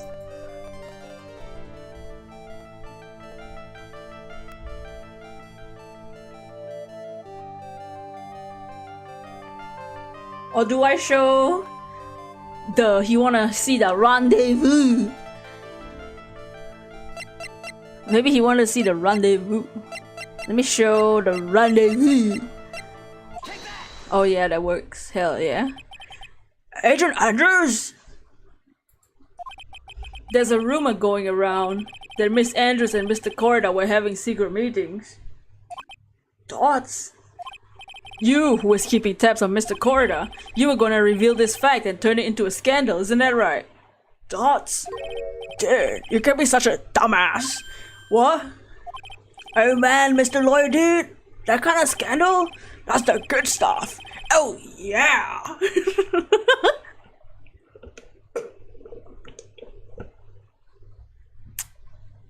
He didn't want to see Mr. Corridor naked. What? That's the good stuff. That's what we call juicy. The good stuff? Juicy? Look. We can get publicity without spending a penny with that kind of stuff. I mean, if people stop paying attention to us, then it'll be the end, dude. Too bad it wasn't your intention. What are you talking about? I wish your reason for spying was something so innocent. Innocent? But it wasn't. What? You didn't inspire Mr. Corridor because of Miss Andrews. Then there's only one reason I can think of for you doing such a thing. The real reason you set up the camera in Mr. Corridor's room. Okay, now do I present the card? That he wanted to take a picture of Shelly? Mr. Shelly man. Take that! What the? What's this card? Maybe he doesn't know about his card. This is a certain man's calling card. The name of the man's name is Shelly the Killer, but I'm sure you know of him, don't you? Shelly the Killer? That's ridiculous. Why would I know such a shady scumbag like him? If you really didn't know him, why are you suddenly acting all jumpy? This is it. I'm finally starting to get the truth. I can't afford to make any more mistakes now. Oh shit, half my health. Mr. Matt on guard. I know why you know Mr. Shelly the Killer. It's because you're a hero of justice. You're his client. Since you're the one who set up the camera, that means you knew exactly what was gonna happen in that room. Dots. So how will you know something like that? It's because you're his client. That's why. You hired Shelly the Killer to assassinate Mr. Juan Corridor. The real mastermind behind the whole murder is you, man on guard. Dots. Dots. Dots. Sigh. And here I was, trying to be a good boy for you, dude. I thought if you didn't know, you'd be able to do your job without feeling bad. Well, I guess that's what I thought. Anyway, Mr. On Guard, you really did hire. Hold on a sec, I'm gonna consult myself, okay? Dots. Consult myself? Whoa, I guess it's probably about time anyway. About time for what? I think it's time for you to meet him now, Mr. Lawyer dude. Oh shit! Ew. How do you do, Mr. Lawyer? I'm Matt on guard. I got my orange juice right here. It's time to whop. Dun dun dun! Oh, well done, Mr. Wright. I bet it wasn't easy to gather as much information as he had. Let me just swing my cup of piss in front of my hands. You're Shelly the Killer's client? The guard in this police station can't do anything. You really didn't think I would dirty my own hands in this, did you? What do you mean? That woman, Agent Andrews, is quite brave herself. Trying to stick a crime on me? I didn't think she had it in her. Damn. All I care about is that Juan is dead. Isn't it right, Mr. Lawyer? You're lying. What terrible. It's way past your bedtime, little girl.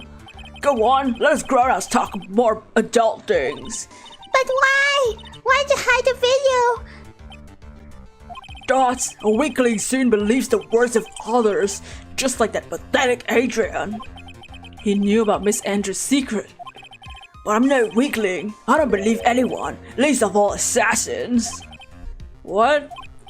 Oh, come on now, Mr. Wright. Assassins aren't above blackmail. They turn their clients into cash cows by holding the sinful dead over their heads. As a superstar like me, how much do you think I'm worth? Care to guess? And that's why? Yeah, that's where the video comes in, bitch. Oh, he's got his face at the crime scene recorded on it, preserved for all time. With that, I can keep him at bay, even blackmail him if I want. Oh, that's right. The video is my insurance. Isn't it what they call it, Mr. Right? So how is he a star and the scars have been secret all his lifetime? That hair gel, man, that anime hair gel really do be covering up.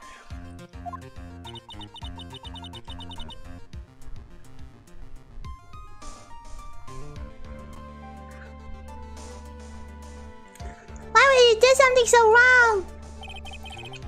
Because I'm a grown up and I can. Good enough for you, an answer for you, little girl. Why? Why would you kill Mr. Corida? Though, for real though, the guy that acted as Matt on guard in the stage play, they did kind of cover the scar well. So I guess he can, kind of, in a dark lit room. Won't be able to see it. Post look like he's gonna smack a bitch, dude. Post is about to beat his ass, dude. Because he was about to sling so much dung into my beautiful public image. Scandals are a little annoying, aren't they? This is all because of that press conference, isn't it? Mr. Corida had been able to give it, then Mr. Ungod's secret would have... Ah, well, that's what we call taking advantage of the situation, you know?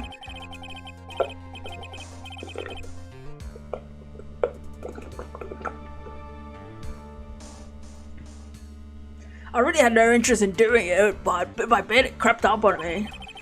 Then the situation just presented itself perfectly. How beautiful, I thought. And that's how Mr. Corida ended up dead.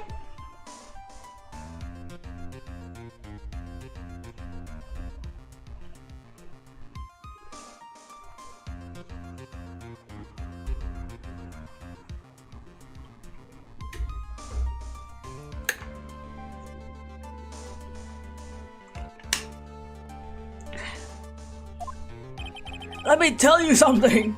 I'm not like Adrian. I don't depend on anyone. People are simply things to be used and thrown away. Put on a sweet innocent face and people will swallow anything you feed them. Like my cock. What? Adrian fell for it. The assassin too. And how can I forget? Even you fell for it, Mr. Lawyer. Everyone all working their butts off for me. Matt on guard. I'ma beat your ass! Did that leave you speechless? What a shame. Tots. What's wrong, Mr. Lawyer? You've grown awfully quiet. How could I have been deceived by you all this time? When we first met, I asked if you had killed Juan Corrida, and you answered very clearly that you hadn't killed anyone. Hey now, I never told you any lies. The person who did the killing was the killer guy, right? All I'm guilty of is taking a cat nap in my room. You killed Mr. Corrida! Oh, I dare to say that in court tomorrow. But too bad, you can't. You're my lawyer after all, aren't you? You could always drop my case and refuse to represent me. How's that sound? Oh, but you can't, can you? That would be the one thing you absolutely can't do. Mystic Maya! You wouldn't want to test the killer. He's a man of his word, so here. You could end up getting a certain friend of yours rubbed out if you lose. You bitch! If I were you, Mr. Wright, Esquire, I think I would give my all tomorrow. Remember, everyone likes a happy win-win resolution. I'll get you for this. It's such a cliche phrase that Juan said something like that, so memory serves. Of course, we all know how things turned out for him, don't we? Good night, Mr. Lawyer. Maya, what am I supposed to do? And now you finally found it. Oh, now you finally found it. The starting line of this case. Edgeworth, I don't care for the horrid atmosphere here. Let's return to the precinct. Boop. Here we are at the precinct. Well, right, what are you gonna do? If you plan on changing your strategy... No! We can't do that! That's right. He's holding Maya hostage. Dots. What should I do? Dots.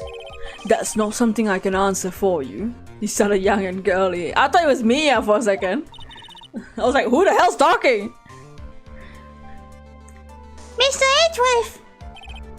Right. Only you can decide where to go from here. 1 year ago at that time, I didn't truly understand what a prosecutor was. That's why I had to leave the prosecutor's office. I felt that I couldn't stand in a court of law until I knew what a prosecutor really was. And now, right, it's your turn. My turn? What is this thing called a lawyer?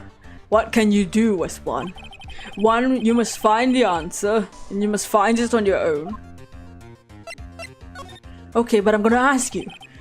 I'm a lawyer, but to fight for someone who's clearly a killer. Man on guard. That man is really Phoenix. Doesn't matter who. Every person deserves a proper defense and a fair trial. Isn't that the basis of our judicial system? It's fun trying to figure out who's talking in an AA game because it's usually someone brand new who wasn't talking yet, for real. A proper defense? What exactly is that? Is it where a lawyer forcibly and blindly gets an acquittal through shouting and trickery? Sigh, ironic that you of all people should say such a thing.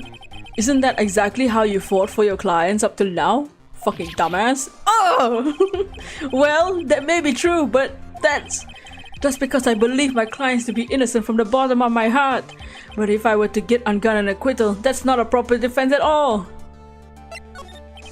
I became a lawyer because I thought I could save people who were suffering and in pain. But when I look at this mess we're in, I can't even protect the person closest to me.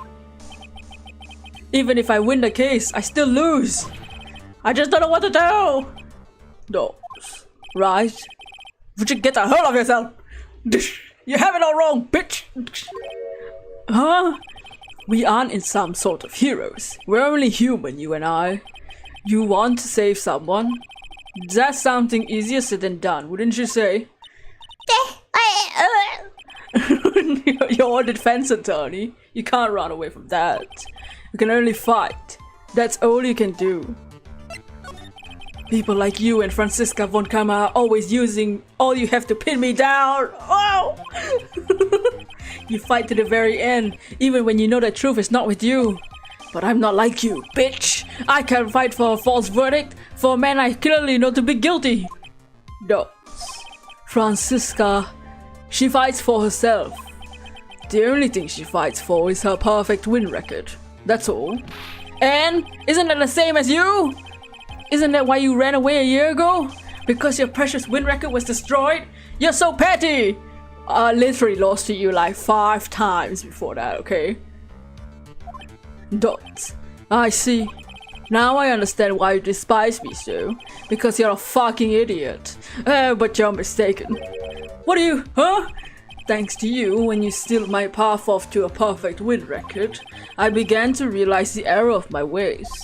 I realized that things such as a perfect records are meaningless. What? Sorry, Paul's just smoking over there.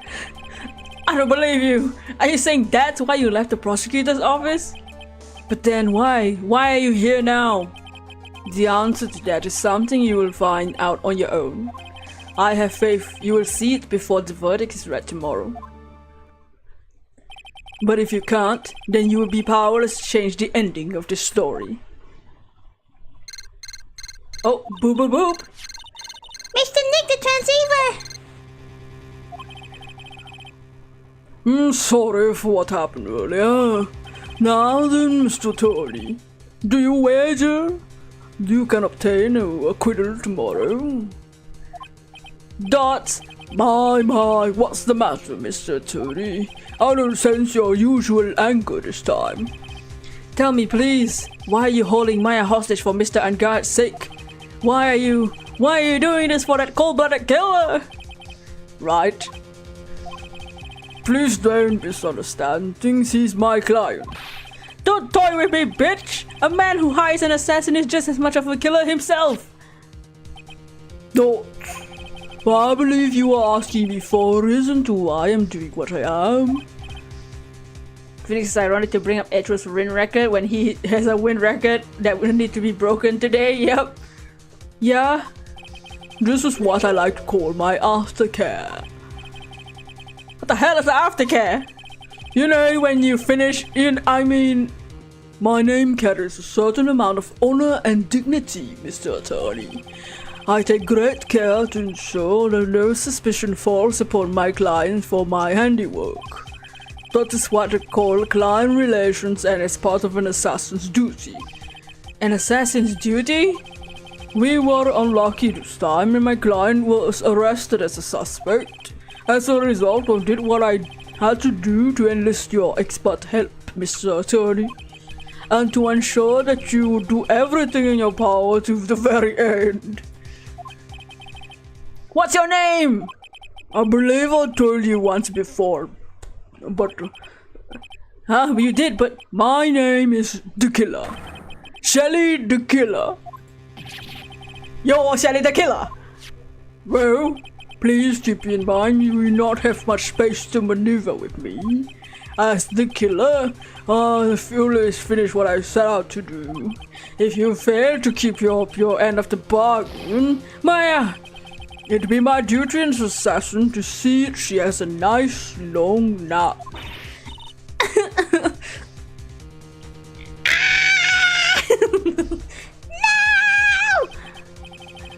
Now, excuse me. If someone were to trace the signal back to me, it'd be quite troublesome. Meow! Meow! Mystic Maya! I don't know what to say. Edgeworth! Huh? Did you hear that? At the end of the transmission? Meow! Well, what? Oh, it sounded like a cat. A cat! It can't be! That cat! Can it? What is it? I think I know where Shelly the Killer is holding Maya hostage! Edgeworth! Have all the police unit head for Arngard's mansion immediately! Alright, you hurry over as well. Don't lose hope yet, Pearls. The fight's only just begun. Yeah! Oh.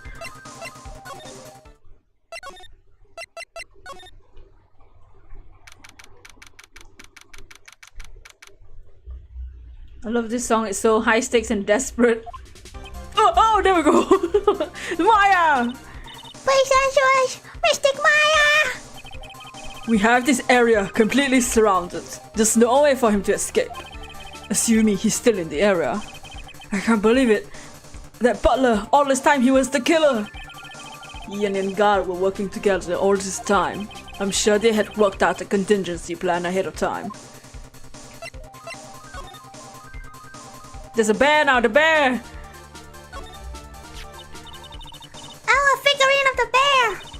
But there's a lot of cutting in there for some reason. A bear? Isn't that more of a thing for Mr. Corridor? Why would something like this be here? Right, look down. There's a little pet doll installed here. I'm sure there's for Shoe. Pearls, go! You're small enough, go in! You think that this came through that little door? This door is locked. I'm pretty used to breaking down doors, so let's go, Edgeworth. Ah! Ah! Ah! There's no one here!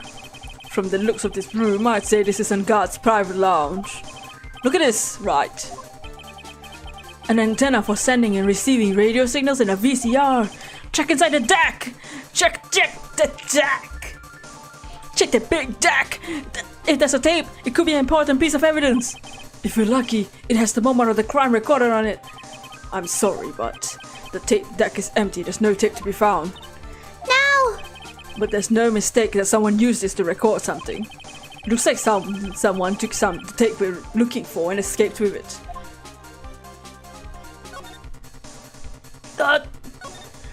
It's a VCR antenna. The footage that the spy camera took at the crime scene was beamed here and recorded on the tape. If only we I had the tape, it would have been really helpful. What a spacious sofa. I bet 10 pearls could fit on there. What? It's Unguard's computer. Maya, why couldn't you have used this to get help? Mr. Nick, where's the power switch? Oh, I get it. She couldn't find a power switch. A huge TV and speakers. I'm sure if Maya saw this, she'd say, I would die happy samurai fan if I saw this nickel samurai on a TV like this. that's what she'd say. Dots. Ah, I can't believe I made a joke about Maya. All things considered. I can't read all the labels, but it's a very large collection of videotapes. Looks like Angad taped all of his own shows. Oh, what a weirdo. There's a little door for shoot this big. I'm sure Maya used this door and shoved this out of here. I'm sure it was her. Every time you give me a piece of evidence is always the most crucial piece. This time too, I'm sure. Can we go in the basement? Dots. We searched all over, but it looks like he got away. I'm sorry. It looks like he slipped out of our grasp this time. And now we lost our only lead. Don't give up yet. This little girl is looking to you to be her pillar. Nah. Yeah, you're right. We're close, I can tell. On my way home. Ow, my! We've already set up checkup points in every route leading out of this district. Leave the rest to us. Maya. The picture on the floor. This looks like a picture of Miss Impact. With love, Celeste. Miss Impact, you mean? Yes, Mr. Corrida's former manager. Why would a picture of Miss Impact be here in the Mr. Unguard mansion? Why does it say with love? This might be a clue. Ah! What's wrong, Pearls? Please let me see the picture frame. What's so special about the frame? On the back, there's something written on the back of the frame. Maya. It's Mystic Maya. She left us a message. What? I thought you'd come. I knew you would. Now listen up. You better get on guard guilty sentence, okay? If you get that creepy slime bag and not guilty, I'll never forgive you, ever! I'm fine, so you don't need to worry. There's so much I want to write, but I don't think I have a lot of time left. Pearly, if you're there too, right? Make sure you help Nick, okay? Someone's gotta watch out for the helpless dunk. Dots, that's it for now. Bye, Nick. Since the human has been captured. This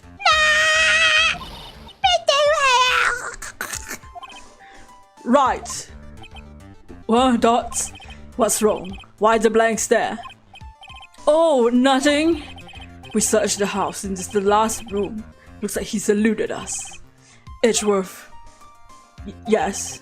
As far as clues goes, I think this is all I'm gonna get. But I'm still short one last thing. And what's that?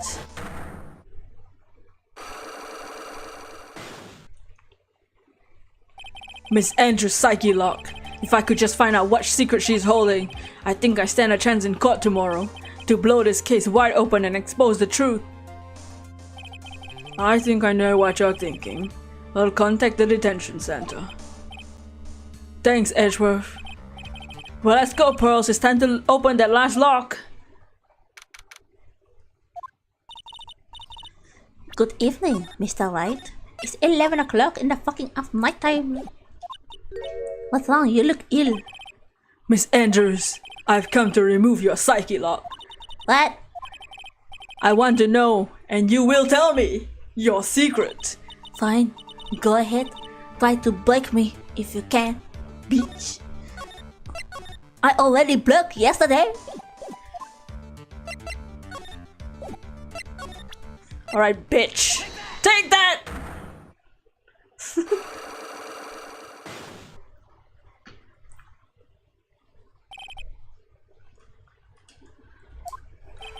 Can you please tell me why you framed Mr. Unguard? I already told you countless times. It's because I thought Matt was the killer. in half or mentally. I don't know, mentally. I know you have a personal reason to dislike Mr. Angard. Miss Andrews, you may think I didn't hear, but I know you said something earlier. You said revenge. You're saying I was taking my revenge on Matt? And that's why? What an absurd idea. Don't have anything to take revenge for. Miss Andrews, a woman that lives by being dependent on other people. There's something or someone in her past that will make her take revenge.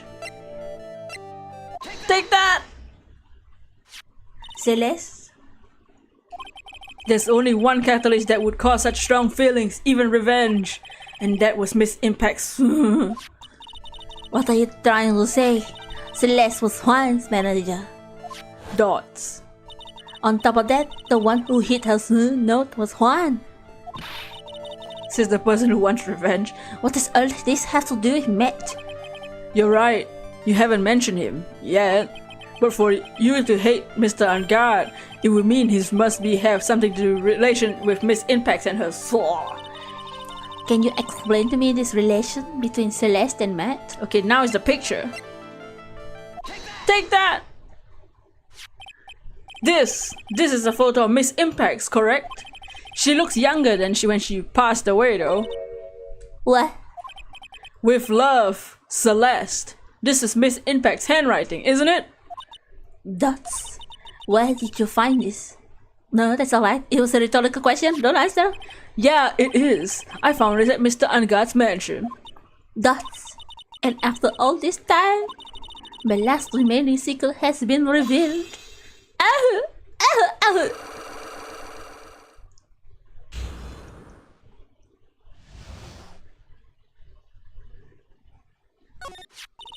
Celeste, she was supposed to get married to Juan. Yes, I heard, but it didn't work out. Because Mr. Carter didn't want to get married to her anymore, right?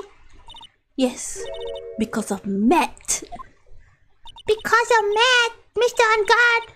You're no longer useful, Andrews. What do you mean? I think I can see where this is going. Celeste, she was Matt's manager a long time ago. She was the happiest woman in the world at the time. I was working part-time back then, and I often saw the two of them together. So that's why. With love, Celeste is written on the frame of that picture. They were a couple. They were a couple, weren't they? It wasn't anything as splendid as that. Celeste was being used, toyed with until she was thrown away. That's so oh, I can't fucking tell who's talking. That's so horrible. Matt's entire image is built around how nice and wonderful of a man he is. A scandal would have destroyed that. Which is why Celeste, in her kindness, moved over to Worldwide Studios. That is where she met Juan. She seemed really happy with him, even happier than when she was with Matt. Celeste and Juan were such a good match that they were even planning to get married. Then, it was suddenly called off. On the night Juan called their marriage off, Celeste. That's why I framed Matt. It's revenge for Celeste and myself. I'm sure even you can guess why Juan called the wedding off that. Matt confessed to Juan about his relationship with Celeste. I see, so that's what happened. Choosing the wrong emote.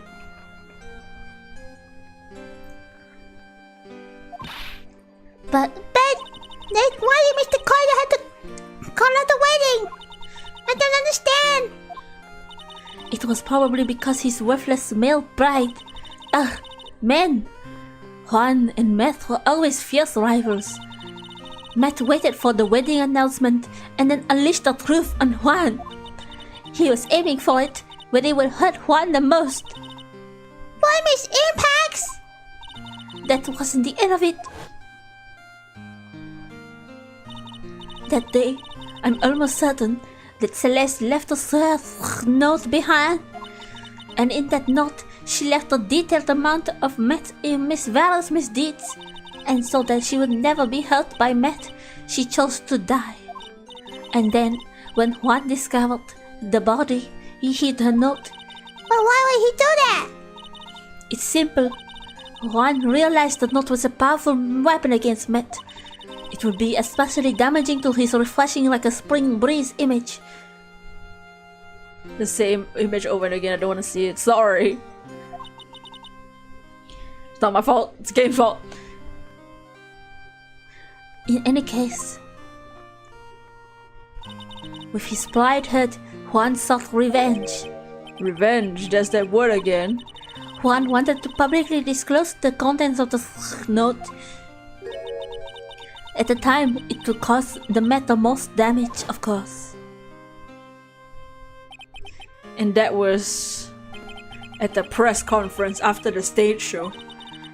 All I know about it, because I know all about it because I heard it all from Juan. Not pointing finger, just saying.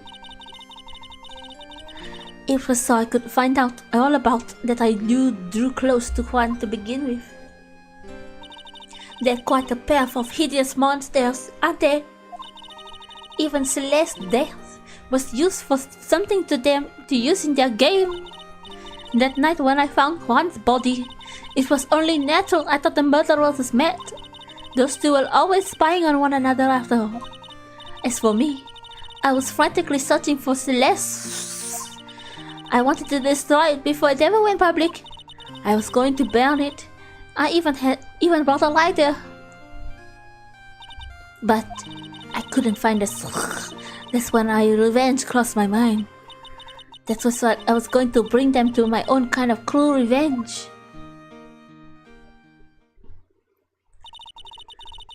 Celeste was killed by those two monsters. So when I stabbed Juan's body with a knife, I didn't feel a single shred of guilt. Ah! And that's all I have to say. Dots. Well, Mr. Wright, even knowing all this, are you still going to help that bitch? Dots. I'm a lawyer. I see. What a foul profession. Thank you very much for your time and talking with me. It was no big deal. I couldn't sleep anyway.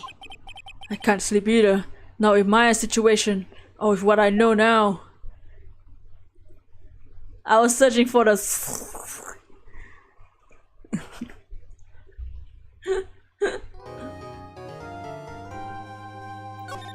that word is not allowed. Wait, let me save. Okay, let me go get water before the trial, because the trial is gonna be a lot of... Oh shit, not again. I like to go on like this. Hold on. Is the stream dead? Did the stream come back? Hello? Eh? Did the stream die? Not in the cutscene. Okay. Question mark? But I'm just a simple defense attorney. Silence! You're no longer worthy of your title. Ah, not again.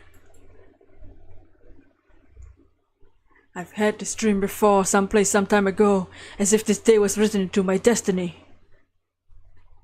Today I'll stand in court as a lawyer to prove a killer innocent.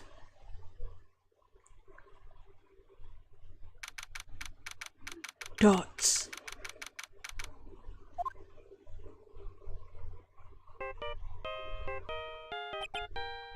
Okay, be right back. Y'all can listen to this tune. I'll get water.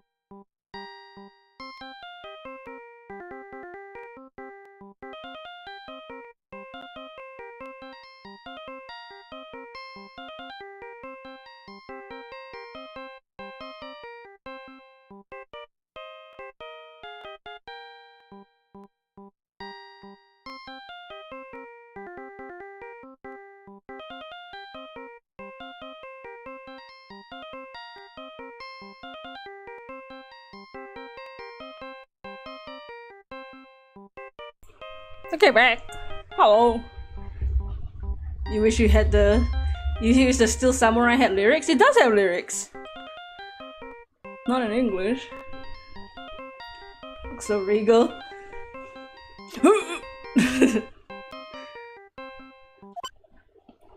Boop! Yes, I have water. Very moist. Scoot myself over closer to the table.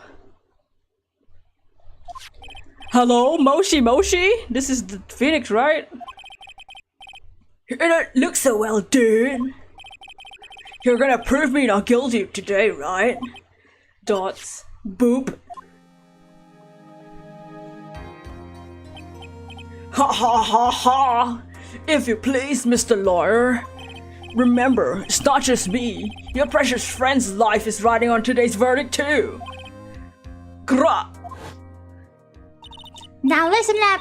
You better get on guard guilty sentence, okay? If you get that creepy slime back and not guilty, I'll never forgive you. Maya. Who's saying that? Phoenix, Phoenix! Maya! Maya, how's Maya? I don't know. You don't know? She hasn't tried to channel me since yesterday. Mia, what am I supposed to do? Dots. Well, like I said, for a lawyer, the worst of times are when you have to force your biggest smiles. But you can't give up. There's still some hope left. Stop it, please! There's nothing left! Not here, not anywhere! Ah, this ringtone's cursed! Is that curse on God again? Will you leave me alone? Don't call me anymore, I mean it! Dots, you're really a mean pal! Ah, Gumshoe! Sorry. Where are you? They let me join the investigation team and we're chasing after the killer, pal. Then you have some sort of lead? Sorry, but right now we got 0 leads on the guy. But we're not gonna give up yet. Gumshoe, until the trial's over, until the verdict's handed down, we're gonna do everything we can to find the killer. If we can get Maya out, then we can get on guard the guilty verdict he deserves, pal. That's true. I could do that if they found Maya first. You got that, so you have to do whatever you can to make the trial last longer. I have to make the trial last longer? If you go at Mr. Edgeworth with everything you got, it's a wet, then you can draw it out. Oh, now I get it. I believe... now you get it? I believe in you, pal. You and Mr. Edgeworth can do it. So, believe in us. We're gonna give it over just like you. Got it. Thanks, Gumshoe. Boop. Hey, Phoenix. You understand now, don't you? You have something money will never be able to buy. Friendship. Trials are already long as it is, dude, for real. Well, at least it's not as long as the Great Ace Attorney where the first case is 7 hours.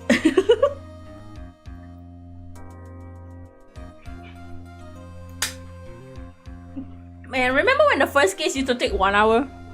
Less than an hour? Now they take 5 years to finish. It's the strongest weapon in the world and you have it in abundance. Yeah! Friendship! My friends! The friendship! Looks like we're coming to the end. I have to make the trial last as long as I can. Gumshoe will come through. I know it. The first case took you 3 sittings to finish? In Great Ace Attorney or in a different game? Great Ace Attorney's first case took me 7 hours to finish. Which is like, what the fuck? Why is it so long?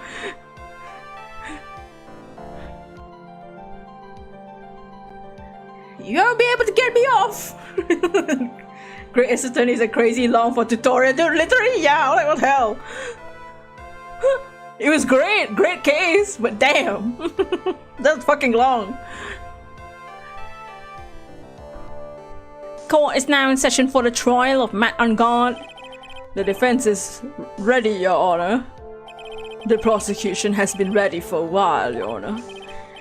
Now, as I recall, we concluded yesterday's session with a big mystery on our hands. A mystery being exactly what Miss Adrian Andrews Rail was in this murder. Okay, this is all our evidence that we have, okay. That is to say, is she really connected to the crime itself? Mr. Edgeworth, if you would please inform the court of today's proceedings. Adrian Andrews. She forged evidence through suspicion onto Mr. Ungard, and then proceeded to escape the crime scene by wearing the nickel samurai costume.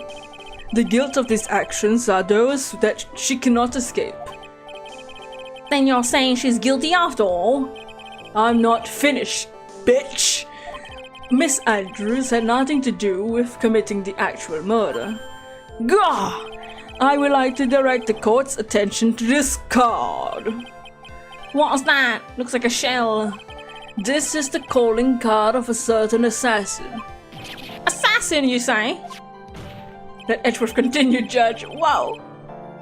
Yes, Juan Correa was killed by a professional assassin. An assassin, if you will.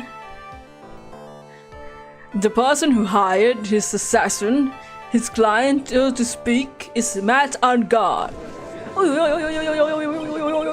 What a surprising turn of events! A choo-choo-choo. Would you? I would think it's become commonplace by now, Your Honor. An assassin, if you will. Dude, when they showed that was her real name, I wanted to die. The more they make these games, the more insane their names are getting. I remember when I first played Spirit of Justice, and the first character you meet is I'll be your guide. I'm literally wanted to jump off the building. I was about to throw my 3DS out the window. Every time they had a name in the game. Oh, we can't forget Date Man in Investigations. Date Man. Date Man is probably the best one, honestly. I know what's going on this time. Don't you wanna first trust in me? Oh! Don't you wanna trust in me? Oh, we wanna trust in everything.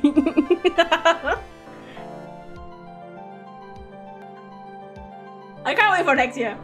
I can't wait for the Apollo Justice trilogy. Holy shit. Those games are on a different level. Those games are different vibe from these three games. You know? Those three, the Apollo Justice trilogy is insane. So I know everything that Edgeworth has said is true. But we still have to hold out as long as we can. At least until Maya is safe and sound.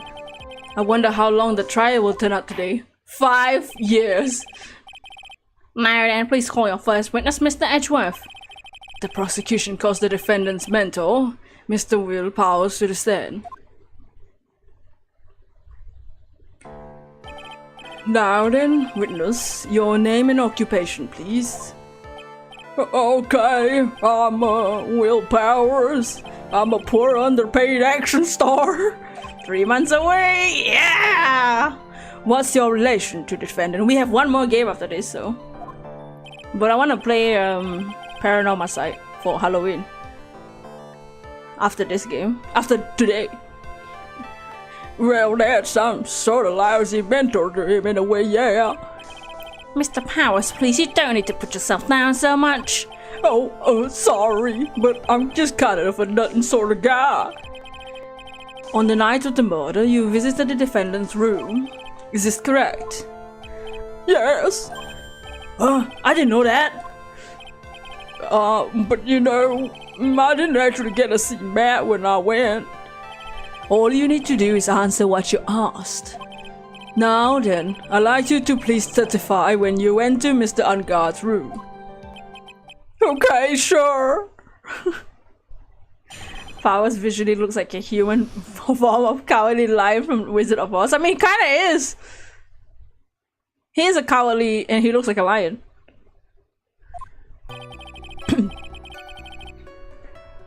After the awards ceremony, I went by myself to Matt's room.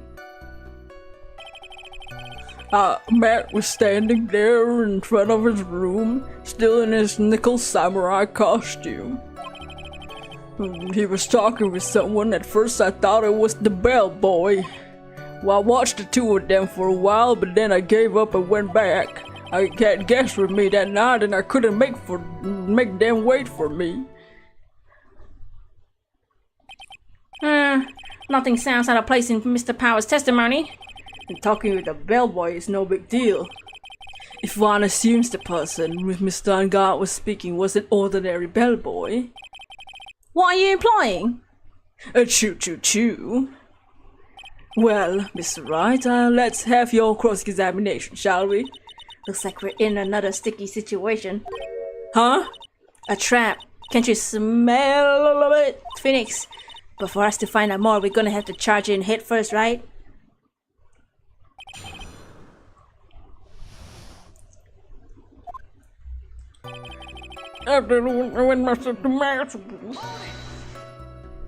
The defendant's room, why did you go there?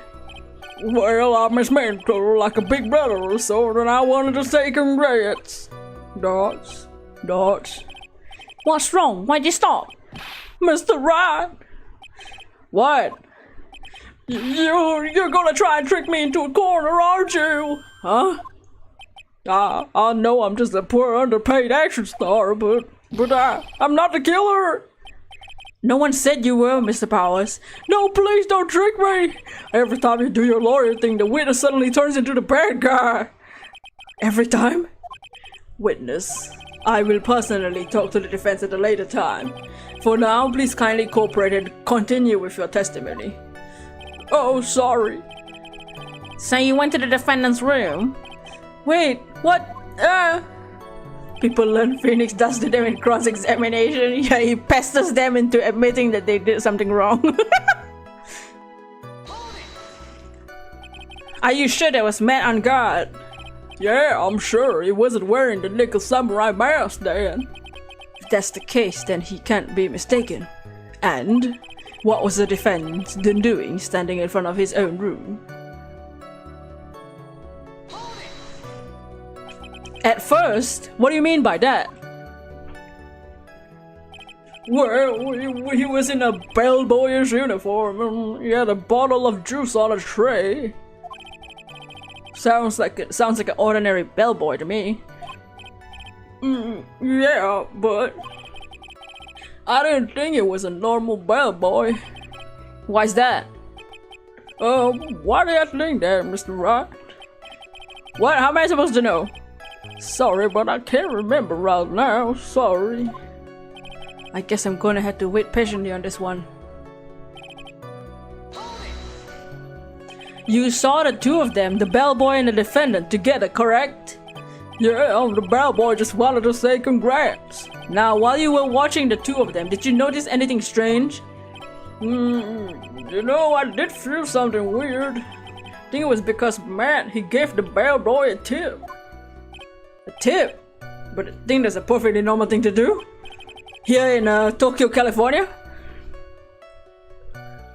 So how long did you watch the two of them? Well, not more than a minute or two, I think.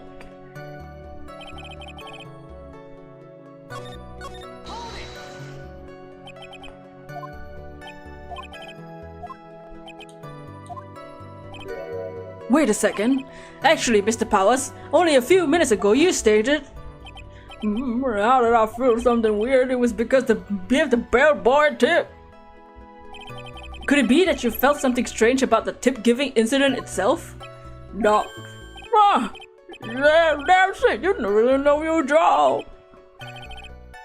Mr. Edgeworth. Yes, Your Honor.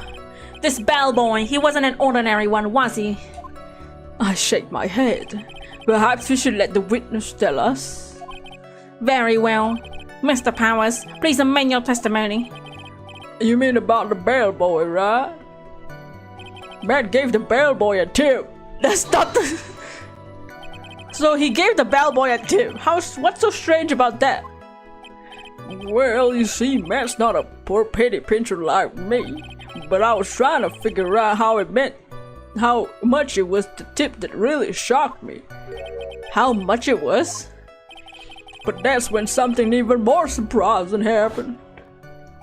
The bellboy was putting the tip he got in his pocket.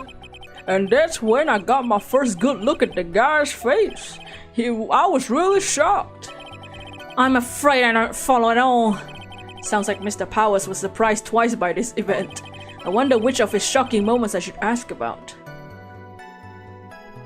The bellboy's face? What was so shocking about the bellboy's face, Mr. Powers? Well, he wasn't exactly a boy, more like an old grass. I hope you know discrimination to its open is a no-no in my court. No, that's not what I mean at all. In the smack in the middle of the guy's face was a line of stitches. A line of stitches? Yeah, and it was straight from the tippy toe of his head from the bottom of his chin. Almost like a thread snapped. All the stuff in his head was spilling out. Ah! He was there! At Unguard's house! The butler! What is it, Mr. Wright? Nothing, Your Honor. So that means Unguard was talking with the killer then. If that fact were to be exposed, Unguard would be declared guilty in a blink. You have to play dumb here, pretend you don't know anything! Yeah, Chief. Huh? What did you say? What are you doing? We're going around in circles then. Doors. Yeah, let's ask the other one.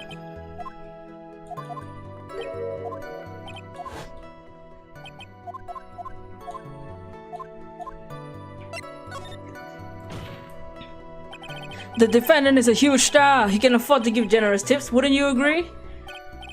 Sure, but giving him that much was a little too much, I think. A little too much? Would you please clarify to the court about how much you would say the defendant gave to this bellboy? Honestly, I don't know. I can't even begin to guess. Why is that?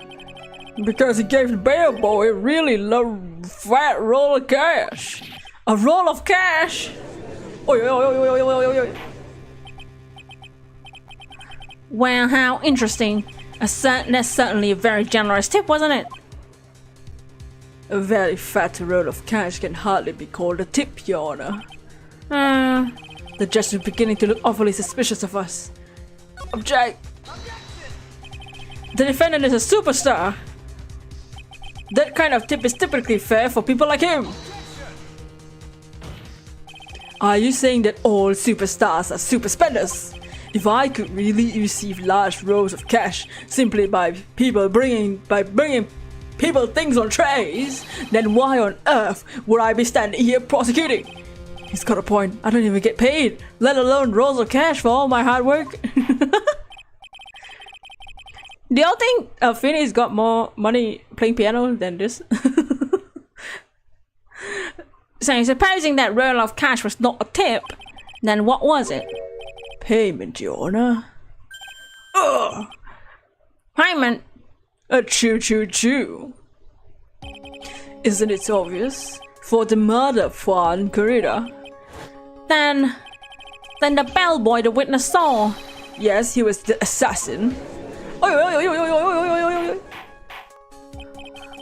your horses now, Mr. Edgeworth. You don't have any proof of this, do you? Have I ever been unprepared to support my claims, Your Honor? I have here the card Shelley the killer left at the scene of this crime. Shelley the killer? He is the police special investigations team, and the person the police special investigations team has been chasing for ages. I'm sure a certain person as witness saw this very assassin Shelley the killer. Really? What's wrong, Mr. Powers? No, nothing, just something clicked in my head and I figured I'd have something out. Ow. Actually, I saw the bellboy again later that night. What? Mr. Powers, please testify. Tell us what you saw. Yes, sir, right away.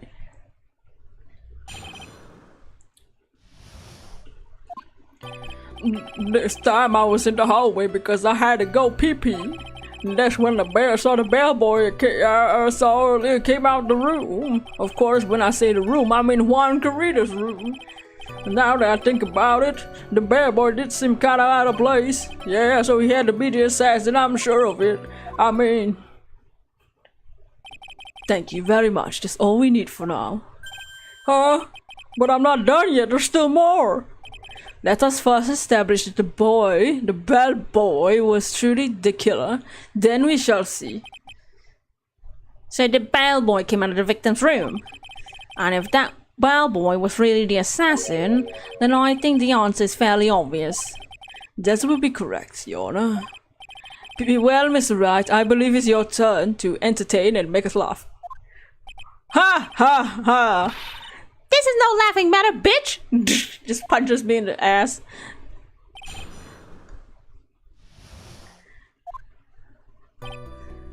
Ah, to go pee-pee! That's when the bellboy came out of the room. Are you sure it was the same bellboy? Yeah! And how could you tell? All the bellboys wear the same uniform. But you see, this one had stitches in his face. So I'm sure it's the same guy who was talking to him, Matt.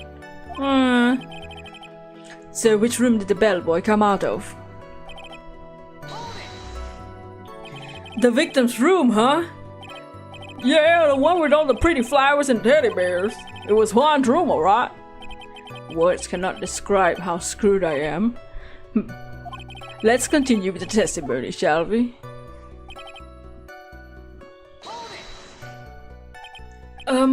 So what was out of place about him, right? Why the insipid grin?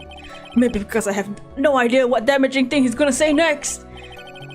Well, the bellboy was empty-handed. Empty-handed? The bellboy was out of one of the room service people, right? But he wasn't pushing the cart, he wasn't holding a tray. Call that a little strange too, wouldn't you? I agree, that's a bit strange, Mr. Powers. But is it really that unusual for a bellboy to be empty-handed? What should I do? Should I let Mr. Powers testimony slide? Try to pull a fast one. There's nothing strange or unusual about a empty-handed bellboy. But really, there really is. But there really isn't. If you two are done being school children, bellboys are for room service. There's no reason for them to be empty-handed ever. Your Honor, I ask that the witness's previous statement be supplanted with this new one. Edgeworth, are you going to do whatever to make the bellboy look suspicious? I mean...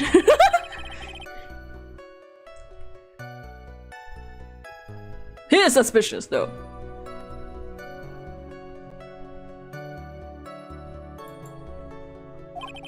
Mr. Powers, if you could amend your testimony, please. Yes, sir. Thought it was kind of strange for the bellboy to come out of the guest room empty-handed. But he already put the shit in the room. The tomato, he was holding the tomato in the cutscene, right? The tomato juice. I'm gonna show the tomato juice. He already put the tomato juice. Wait, let me see the crime photo. Yeah, the tray's in the room, so...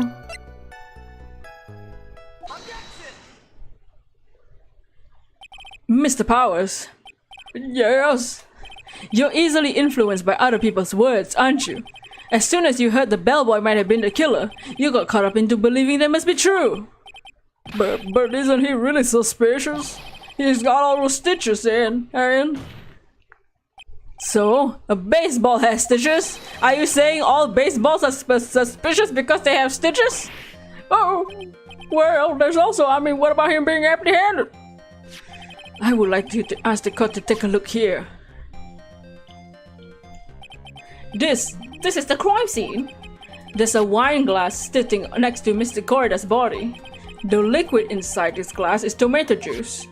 And now, if you look at what is on the top of the table in the lower right corner here, anyone can see that there is a tray with a bottle of tomato juice on it.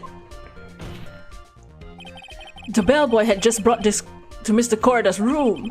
He left the tray in the room. That's why he was empty-handed when he left. Oh, but that would mean the bellboy had seen and left it in the room, no, the dead body. But can you prove Mr. Corrida was already dead at the time? Oh, Mr. Edgeworth. Yes. I blame you for leading me down this route. Choo. I'm terribly sorry. What is with him? Why is he laughing? Double question mark. Witness, isn't there one more thing you'd like to share with us? Is there? The bellboy was empty-handed, or should I say, empty-handed? What? I recall you said to say something interesting to say about his hands. Oh yeah, I almost forgot. Huh? What? The bellboy, he was wearing gloves! Gloves? Yeah, pitch black leather gloves. All the other bellboys don't wear gloves like that. Black leather gloves? Why didn't you mention them earlier? Sorry, it slipped my mind. Boy, this make the bellboy look really suspicious. Alright, gotta focus. It's your birthday? Always a fun stream to watch, especially on your birthday. Oh, happy birthday! Bap the birthday! Welcome to your birthday. It's time we save Maya on your birthday. Bap the birthday. What's your plans? What plans today? Any cake? Or food? A lot of bellboys wear gloves. Come on, Mr. Rod, that bellboy was wearing black leather gloves. How obvious of an assassin that is. So, a football is made of leather. Are you saying all footballs are suspicious because they're made of leather? Here in America, California, Tokyo, Osaka? Football! Birthday buddies. Oh, it's your birthday too? Oh my god, all the birthdays. Holy shit, why all here on your birthday? Go and celebrate. Go eat some cake.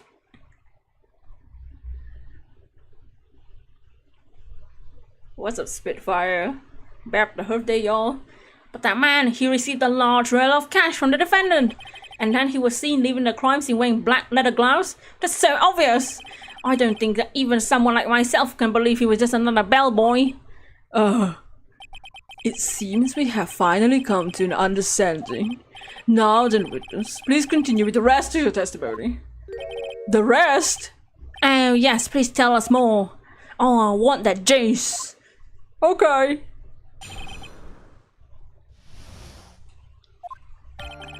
After leaving Juan's room, the bellboy went and knocked on the man's door just like that. He gave something to the person inside the room. Then the old guy just left without going in the room. After that, I went to the bathroom and back to my seat.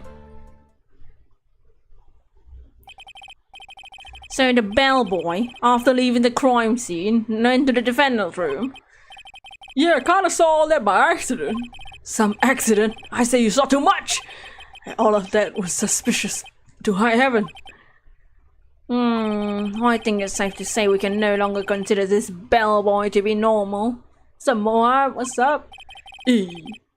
Now then, let's get started, shall we? Mr. Wright, your cross-examination, please.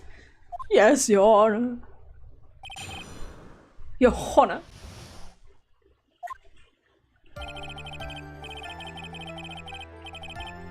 After leaving Juan's room, the bellboy went and knocked Mac's door just like that. He gave the person inside the room. I said, hold it! This guy's suspicious AF. This guy? I think he's just ugly. Just kidding. That's better. What kind of statement is that? Phoenix, what are you doing? This is not what I wanted you to do. I should probably ask him one question.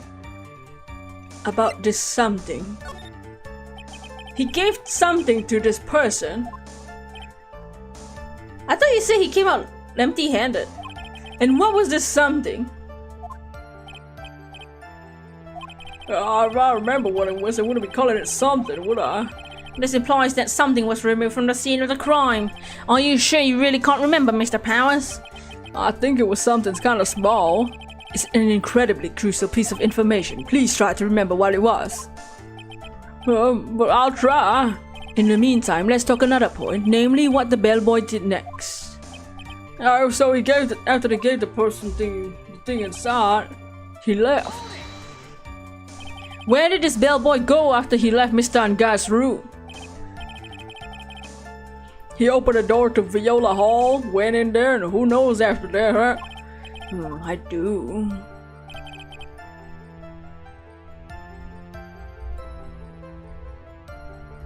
Do I have anything that shows?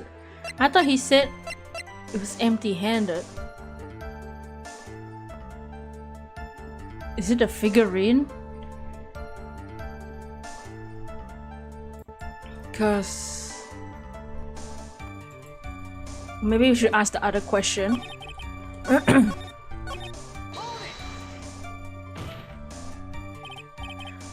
I say hold it! Okay, ask the question, hurry up! Phoenix! I was about to press inside. So who took this something? Who took this something the bellboy handed off? Actually, I don't know. What do you mean? I'm sorry, but I only saw the person's arm. Only an arm? You're saying you didn't see the person's face? Yeah. I'd like to summarize the testimony up to this point, if you don't mind. When the bellboy left the crime scene, he immediately went to the defendant's room. There he handed a small item to some sort to the person inside. As for the person who received this item, all you could see was the person's arm. Yes, just like that. Mr. Edgeworth, is that all really important? Of course, Your Honor. I think it's of the utmost importance. This is when whatever was removed from the crime scene was handed over to the client. Mr. Powers, try to remember what it was the bellboy handed off. Let's see, I think it was... If you remember, please add it to your testimony. Yes, sir. If I saw it again, I think it was some sort of wooden statue. A wooden statue? Is the bear we have made out of wood? A wooden bear shaped figurine. Oh! Objection! Dots. Dots. Dots. Dots. What's the point of this pregnant pose? Who's pregnant? Where did the objection come from? Speak up! It was me, Your Honor. What is it, Phoenix? I have a feeling that something bad's gonna happen once I show this. Mr. Roy, if you have something to say, spit it out! Yes, Your Honor. Okay, Phoenix, deep breath.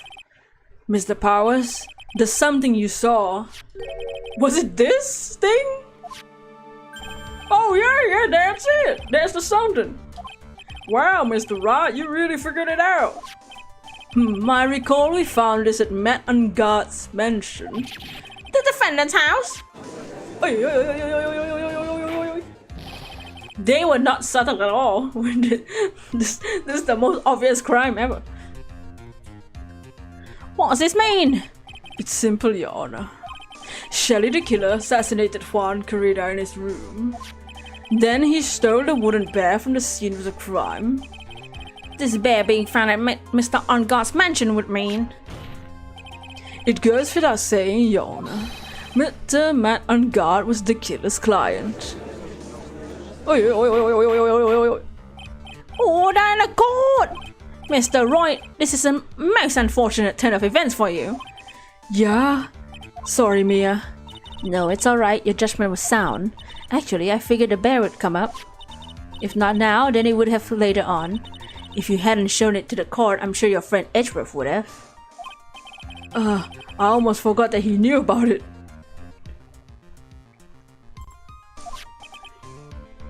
I think it's clear that there's no need for us to continue this trial. I can't let this happen. I have to do something. There has to be something we overlooked. Your Honor, wait a minute, please. Yes, Mr. Roy. There's still a few points that we have not fully explored. What are you trying to pull? Oh, well, we can't have that. Okay, let me see. Alright. What questionable point would you like to further explore? Would the bear itself or the person that received the bear? We only saw the arm, so... There was one thing in Mr. Powers' testimony that was very unclear, and that's the identity of the person who received the bear. He gave something to the person inside the room. I'm sorry, but I only saw the person's arm. As long as we don't know who that person that took the bear, we can't be sure of... Oh! What? Question mark? Question mark. What is it, Mr. Powers? If you're gonna scream like that, at least give us a good reason why. Oh yeah, sorry. Actually, I remember. I remember who took the bear. What? Really? I mean, I only saw his arm, but his arm was the Nickel Samurai's arm. I swear it. You've gotta be kidding! Are you sure of that, Mr. Powers? Yeah, I'm sure it was the Nickel Samurai. Order in the court! It looks like you've dug your own grave yet again. How many times is that today? I lost count. So the person who took this little bear was the Nickel Samurai. And as we all know, Matt and God is the Nickel Samurai. Thanks to the defense, we've made that all clearer. What am I supposed to do now? Mia, help! You don't have time to act lost. You've got to find another angle to attack this from. Hurry! Now I will bring this. Hold it, Your Honor! Again, Mr. Wright! We've already removed any and all questionable areas of this testimony. It's about time you were removed from this court, Mr. Wright. Shut the fuck up! There's still questions left unanswered. What are you trying to pull? Oh, we can't have that. Oh shit. The bear itself. I think it's fairly obvious that the bear itself is very questionable. Thoughts? The bear, Mr. Wright. This bear was found in Mr. Ungar's mansion. However, Mr. Ungar was arrested at the hotel that night. Which means that since the murder has occurred, he has not had a chance to go home. Ow! I think Your Honor has already figured out what I'm trying to say. It's not possible that it's Mr. Ungar who took this bear to his mansion. Why, that's very true! Didn't consider that point, Mr. Wright. There was no way, time-wise, that the defendant had taken this bear home. Disaster averted. Look, I shake my head. You've gotten the best of me yet. You haven't gotten the best of me yet, Mr. Wright. Huh? I remember it clear as day. I remember what you muttered to yourself at Ungar's mansion. We have this area completely surrounded. There's no way for him to escape. I can't believe it. The butler! All this time! He was the killer!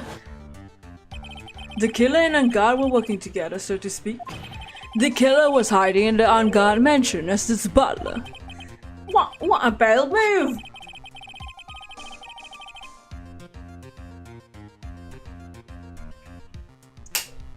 The bear figurine was brought back to the Ungar mansion by the killer himself. When it looked like he was about to be arrested, Ungar had him do so. I assume it's because he would have been bad if the police found it during the investigation. Oh, you're at home. You're gonna get yourself get comfortable. Oh, what? Oh, do you want this bear? for reasons? Well, Mr. Wright, you've been quiet for a while now. This is too much! Isn't there anything I can attack at all? I think we had enough. We now know why this bear figurine was at the defendant's mansion, as well as who it was that received the bear from the assassin in his room. Everything has become very clear. The client who hired the assassin to commit the murder was Mr. Matt Ungar. I see no reason for this trial. To continue, I will hand out my verdict. Thank you, Your Honor. Thank you for understanding. You see, Mr. Wright, you could not win against the truth, could you? Dots! I knew it would turn out this way. After all, what Edgeworth stated is the truth. Any last objections, Mr. Wright? Well, do I? What should I do? Maya's not here yet. I will not. Is Edgeworth making it hard for Oh! The only way for me to drag out this trial, the only thing I have left is one dirty trick. Your Honor, right now we have these two reasons to believe my client is the assassin's client. Reason number 1, he accepted the bear figurine from the assassin. Reason number 2, the very same man the figurine was found at the unguarded mansion. However, it's possible this is all the work of a certain other person. What are you saying? What I'm saying is, it's possible a different person is the killer's real client. Oi, oi, oi, oi, oi, oi, oi. The real client? Yes. A tusk. This is all you have. Dots. Now then, Mr. Wright, let's hear your theory.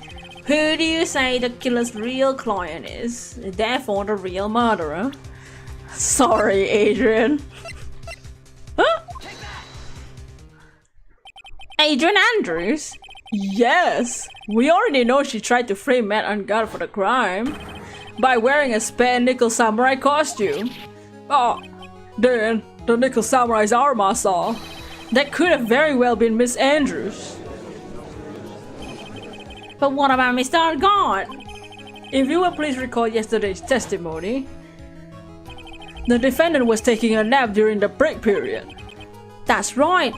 Then finding this figurine at Mr. Unguard's mansion. It was a well-laid trap set by Miss Andrews. Dots. Dots. Dots. Mr. Edgeworth, what's your opinion on this? Dots. I can't even begin to count the flaws in the defense's logic, besides which there's no evidence to support it. However, I can't fully discount its possibility either. What is with this trial? Come on, anyone can tell Unguard did it. I can't believe the defense would go so far to pin the guilt on someone else. Yeah, unbelievable! Not something petty, but of all things, bitch! This is to save Maya. This is to save Maya. Even if the whole world turns against me, this one fight I can't give up on. Dots. Order in the court, hey! All of you, shut the hell up or I'll kick you out more cells. Your Honor, Dots. For the benefit of the defense, I'm willing to play with his what-if game. His what-if game, Mr. Edgeworth? The prosecution is prepared to challenge the defense's theory. Oh! Mr. Wright, even you must have thought it was strange and wondered why would the criminal want this little wooden bear? He's right. The killer did specially bring that bear to Unguard right away. Why do you ask? Is there something special about it? Absolutely. Now I'm sure that once the court knows its significance, the true killer's identity will become crystal clear. Your Honor, the prosecution calls a witness who will clear all doubts against Miss Andrews. And who would that be? It's quite simple, Your Honor. Miss Andrews herself. Oh, not again! I see. Well then, the court will take a short 10-minute recess. The prosecution will prepare its witness in that time. Yes, Your Honor.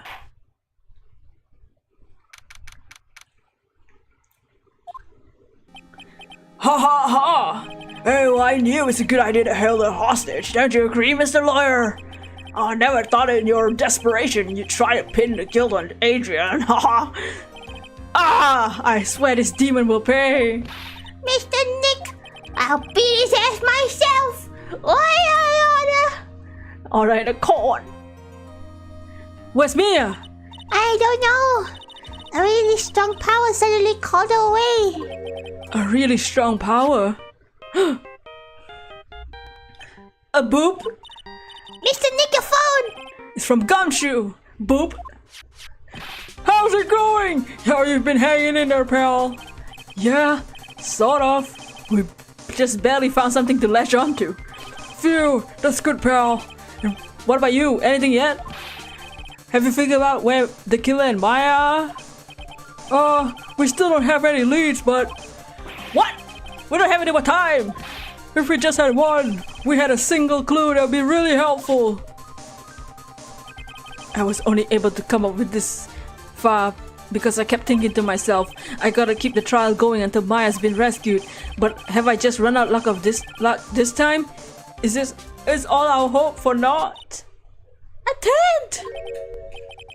A tent? I could see a circus tent! A circus tent? Ah! No! She's in hell!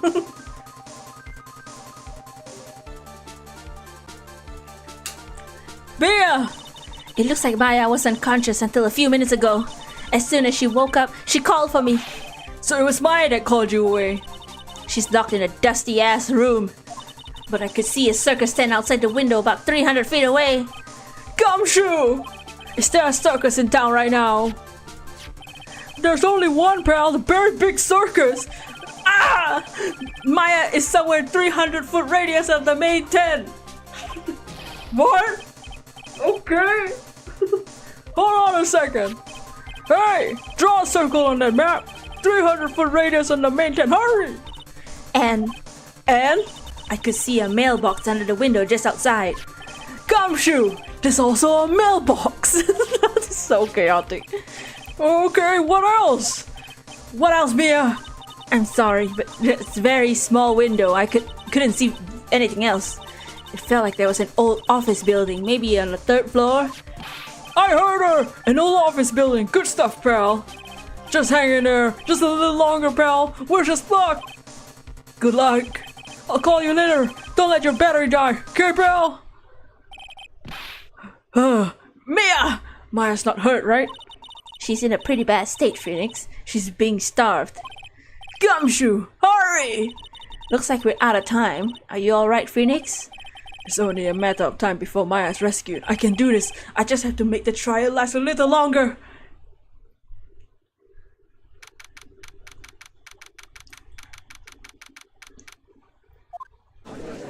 Oi, oi, oi, oi, oi, oi, oi, oi.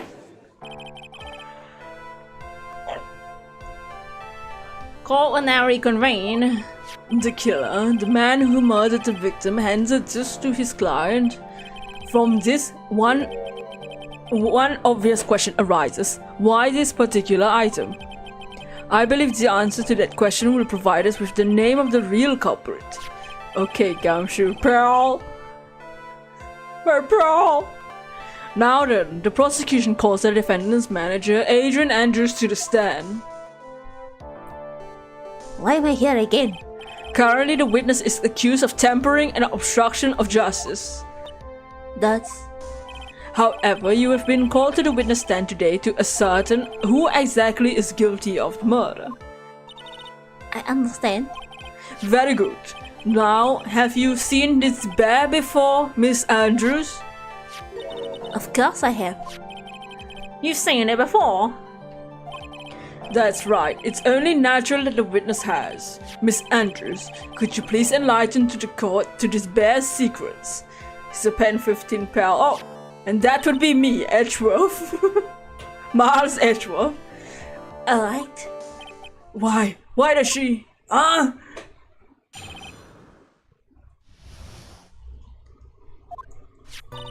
Actually, it's an elaborate puzzle.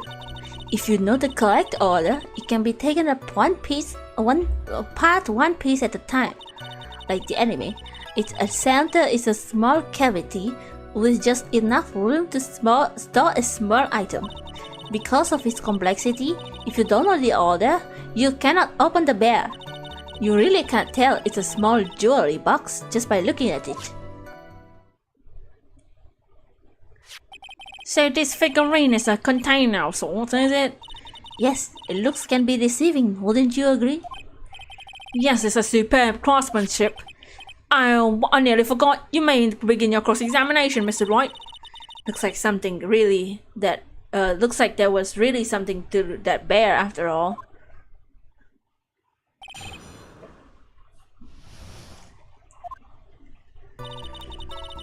Actually, this is an elaborate puzzle. Phoenix can make any bear open up. Whoa, whoa, whoa, yeah. And Edgeworth can open up for any bear. What? Whoa. And how do you know about this? I know because I was the one who bought it. Huh? It was a souvenir for when a friend and I went to Switzerland. And this was for a present from you! That's right. It was a puzzle in the shape of a bear. I thought it would be perfect for fun. So it was a present from Miss Andrews. Let's continue your testimony. So who exactly knew how to solve this puzzle? Oh, clap the picture. Only the two of us, Juan and myself. It was a souvenir from Switzerland. I doubt there are many people with the same bear in this country. Of Los Angeles, Japan. But this looks like it can be easily broken. Especially if someone wanted to get at what's inside. Well, it's a toy, but it can never be the same once it's broken.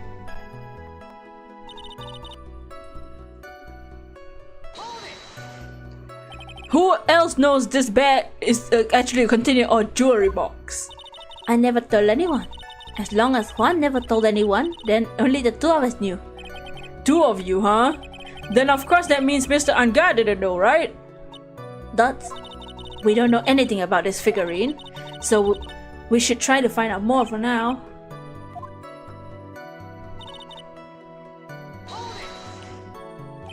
A puzzle? That's right. It looks like an ordinary figurine. True enough. To people who don't know, I'm sure they would never guess that this was a puzzle. So what kind of puzzle is this exactly? So you can take it apart, and how would one go about doing that? Well, you first turn its tail to the right and then push it in. Oh, yes, I see! After that, the arms and the legs are free to move and can be removed. We love your channeling. Whoa, whoa, whoa. Ow! Ow, this is so fun! Holy shit! A boy and his new toy. Whoa! Okay. What? Okay. Oh! Don't mind me. I'm just playing with my new toy. I think he lost it. Oh, that's all I'm gonna get for now. Choo. He's having fun with his new toy. Wow, wait, Phoenix. See, this is why Phoenix is gay as hell. What? Keeps thinking about everyone being lovers and boy toys. He's just in the closet. Well, Mr. Wright, I think even you have come to realize... What? That there's one very important fact we have uncovered. And that is this. This bear is actually a jewelry box. Now that we've agreed to this point, there's only one logical question that can come next, and that is this. What is inside the box? What's inside the box? That's right, Scott Cotton. What we're going to find out next. Witness! Yes? You are the only one who can open this. Please, open it. There's a painful silence hanging over the courtroom. All eyes are on Miss Andrews as she now solves the puzzle and takes the bear apart. Click. I opened it. Is this what you wanted? What's that? It looks like a note. Shake my head. I don't think we need to guess what it is, do we, Mr. Wright? Dots. It is the note. The note! Miss Andrews may be blind, but she got cake. You know, some people got party in the front, some people got party in the back. The sworn note left by Juan Corrida's former manager Celeb's impacts. Until now, no one knew of his whereabouts, but just as we suspected, he was hidden. Hidden by the victim Juan Corrida himself. It seems Celeste's impacts had very beautiful handwriting, as she just beautifully signed her own name in this document. It's most definitely the note she left right before she...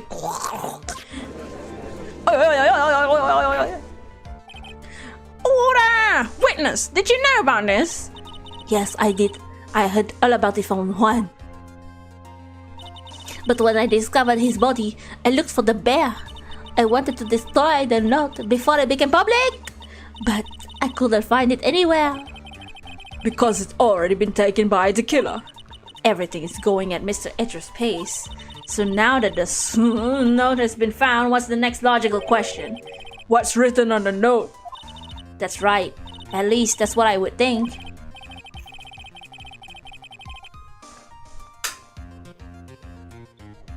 Now then, I believe it's only appropriate that the contents of the note be made known. I can't stop you, can I? I went through so much just to get my hands on that shit! And I was going to burn it for her sake! Ah!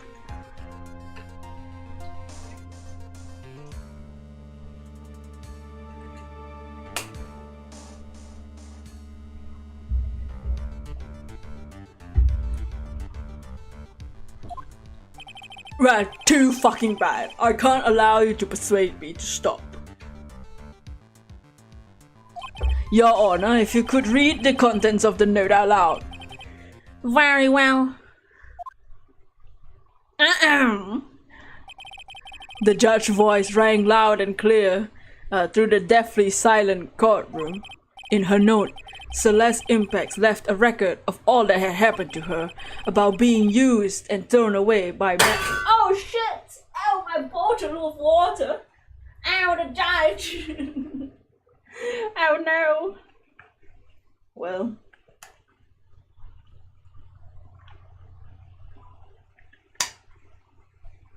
Still drinkable.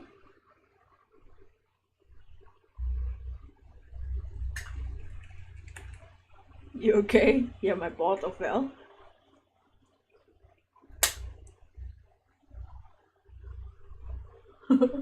I'm good. Oops. It rolled off to the floor. Thought someone got hit with a frying pan.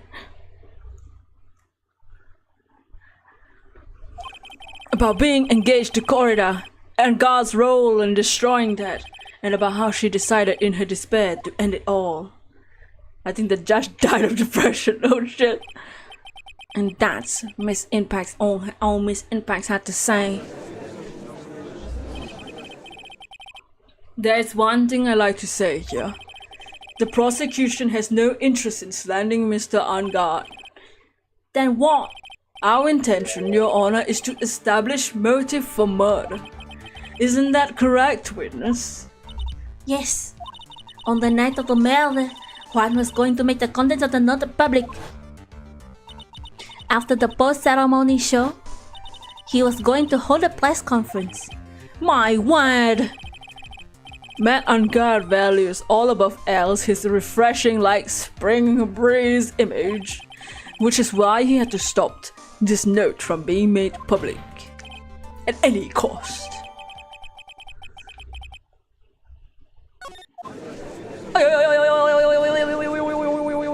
It's Angard's fault that woman killed us that! And this time he's even went as far to kill someone to stop it from revealing that! How terrible! What a selfish bitch! I guess there's still slime-bot liars who would defend the creeps like that too! I shake my head. There's no room for doubt here. The killer's client's goal was to obtain the syllable, and the only person who needed this note that badly was the defendant.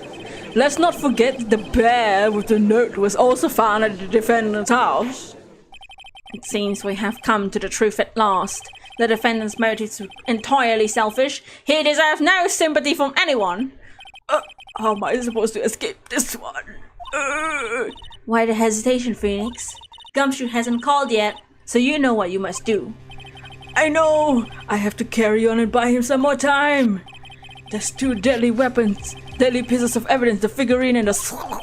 Maybe somehow I can find a way out of this situation with one of those! The gavel is in the judge's hands. Phoenix, hurry! He's already holding the hammer!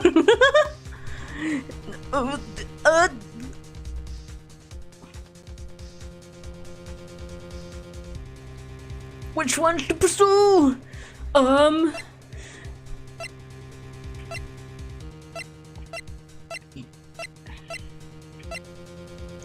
figurine!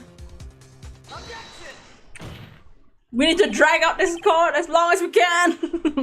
Please please. Wait, Chotomate, Your Honor. What the fuck, man? Oh man, look at that lawyer. He's so fucking desperate. He's still going at it. What the hell, man? It's like he doesn't get it. He's trying to get it along the hook. What the fuck? The assassin took this with him from the crime scene after murdering Mr. Corridor. At the request of his client, of course. Sam, what's your point, Mr. Wright? I don't think it's possible that the killer's client was met on guard. In fact, I think there's a contradiction here. Dots. You can tell by looking at this bear that it's really a jewelry box. The chances that Matt and God thought the note was inside this bear are 0 to none. I didn't think about that way. Yes, but I did think of that way, and I thought it was rather strange. After all, there's no reason why Mr. Angad would ever want a jewelry box like this. Hey, shut the hell up, man! You make a valid point, Mr. Wright. Mr. Edgeworth, what's your opinion? Dots. It was just a flash, but I think I did rather well on that one. Unfortunately, I think he believes differently. Phoenix making an ass for as always. I bow. I believe a show of appreciation is in order. Huh? The defense seems rather in love with wishing for more despair upon itself. I would like to direct the court's attention to this. What's that? It's a very small video camera, Your Honor. This type of camera is commonly used as a means of spying. Spying? What the? I thought that spy camera was in my possession. Matt and God and the victim both thought the other as their biggest rival. They even went as far as to use this type of item to find each other's weaknesses. And?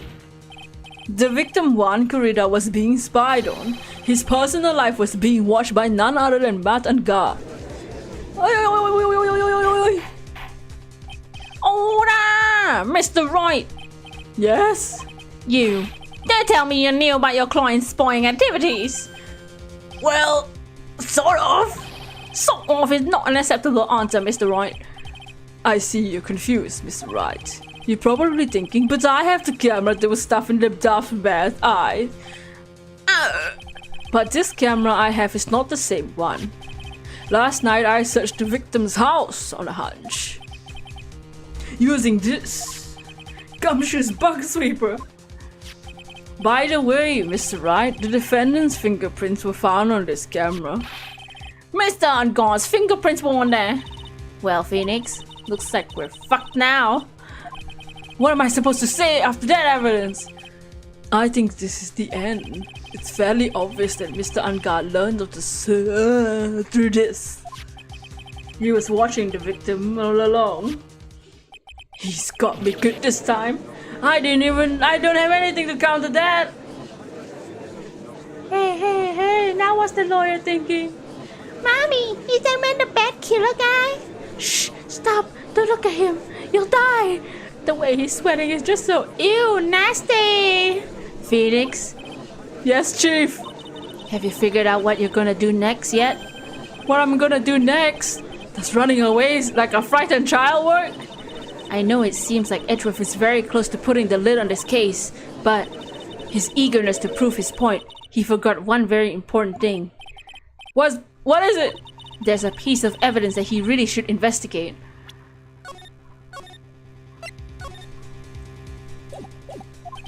Something he should investigate? I would really hate to see the good prosecutor get scolded for not remembering to look into the item when he had the chance. Why are you speaking in riddles all of a sudden? Alright, I think it's time we finally understand everything. Well, Mr. Wright, you don't have any further objections, do you? What is this piece of evidence that Mia's talking about? It's clearly the something. Can I figure out what it needs to be? I mean, we have to present something. I have an objection, Your Honor. A choo-choo-choo. That was about the weakest objection I've ever heard, Mr. Wright. There you go, bitch! That defense has no intention of letting it go easily. You're beginning to sound desperate. That's your imagination, Your Honor. Mr. Edgeworth, this is not like you at all. Question mark. You're beautiful, but what do you mean? In your eagerness to prove your point, you've forgotten one very important thing. I just said that! You're telling me that I forgot something. You're so close, Mr. Edgeworth.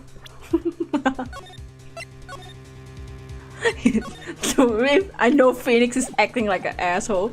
I know he's just bullshitting. There's something you really need to examine about this piece of evidence. The picture? We haven't brought that up yet, right? Oh shit, oh shit. The note? We haven't brought this up.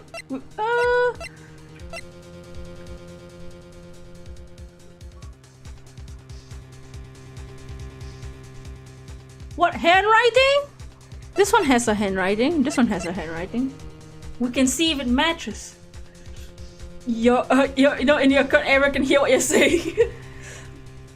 Take that! That is Miss Impact's note, right? Who knows? I mean, sure, this note was found in the bear, but this bear was in my possession only until a few minutes ago. Which means the handwriting on this is there to be analyzed. Ow! So, as to whether this pivotal piece of evidence is really written by Miss Impacts or not, that has yet to be remotely confirmed. Oh my god, Mr. Wright, you can't seriously be suggesting... Mr. Wright, I'll say this is a fake! Miss Andrews, you were the one who tried to pin this murder on Mr. Ungard. Who's to say you didn't make this fake and put the bear into this? Put it into the bear! How dare you! Your Honor, the defense is indiscriminately accusing the witness again. There's no evidence linking the witness to the slander whatsoever. But if this is a fake, then the witness is the only person who could have made it. What? Recall the witness's testimony concerning this figurine. The only person other than the victim who could solve this puzzle was the witness herself. Miss Andrews, you wrote this note, didn't you? You wrote it so you could use it to frame men on guard. I did no such thing. The objections going back and forth. Right, if you're going to pronounce this fake, then show this court some evidence to support your theory. I shake my head. Mr. Edgeworth, you were the one who presented this scrap of paper as evidence. That means the burden of proof lies with you, the prosecution. Fuck. That's enough. Mr. Edgeworth, can you confirm this handwriting on the series? As if the defense has stated the handwriting has yet to be analyzed. If that's the case, it seems yet again we've reached a point where the verdict is impossible. That's impossible! This isn't good, Phoenix. The judge is going to carry this trial over one more day. I don't think Maya will physically be able to make it another day. How many glasses does she have? It's like a 10 one she broke. I didn't want to have to do this, but I don't have a choice. I request both the prosecution and defense further investigate. Handwriting analysis, my ass! Let's just a lawyer trying to buy more time! And God is guilty. Look at any idiot can tell you that! I think we've reached the end of the line. Guilty! Guilty! You're guilty, bitch! Guilty! Guilty, guilty, guilty, guilty, guilty! Guilty!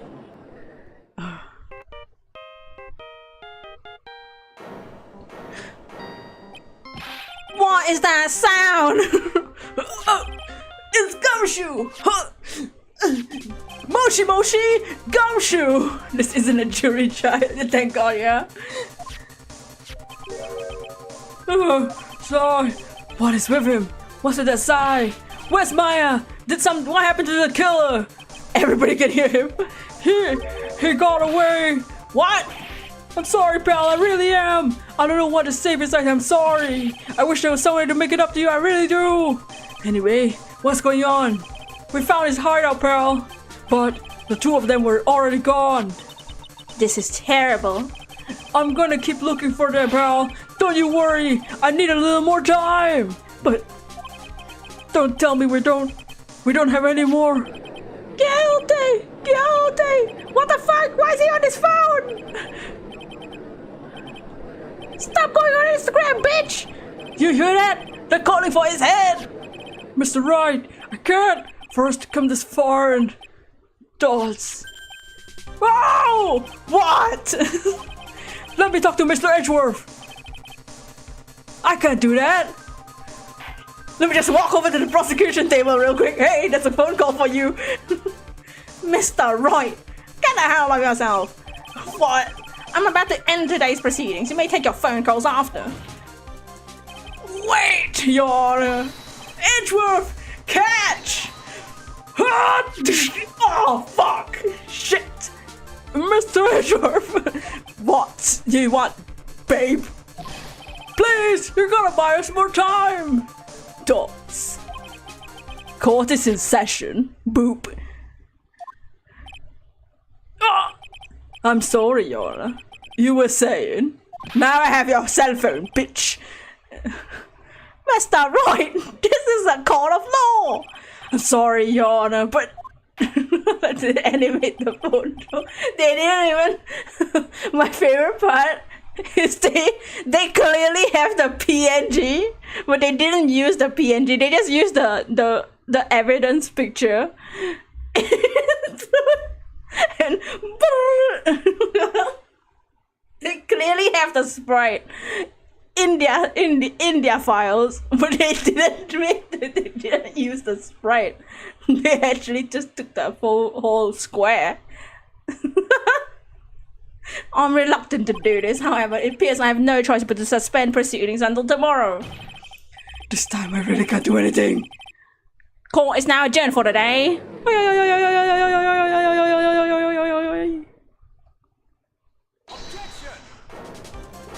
Oh! Please wait, Your Honor. Edgeworth! What the hell is going on, man?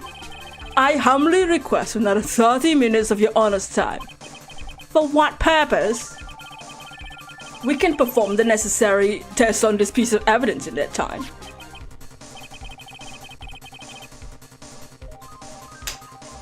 But can you really obtain your evidence, your results in 30 minutes? I believe we can, Your Honor. But wouldn't it be better if we adjourn for the day and reconvene tomorrow? 30 minutes. You please, Your Honor. That's all I'm asking for. Please, Your Honor! Very well. Okay. The prosecution's request, the court will now take a 30-minute recess. Be advised I will not allow another recess today. I'm not sure if this is helping or hurting us. The court will now take its final recess of the day. Ugh.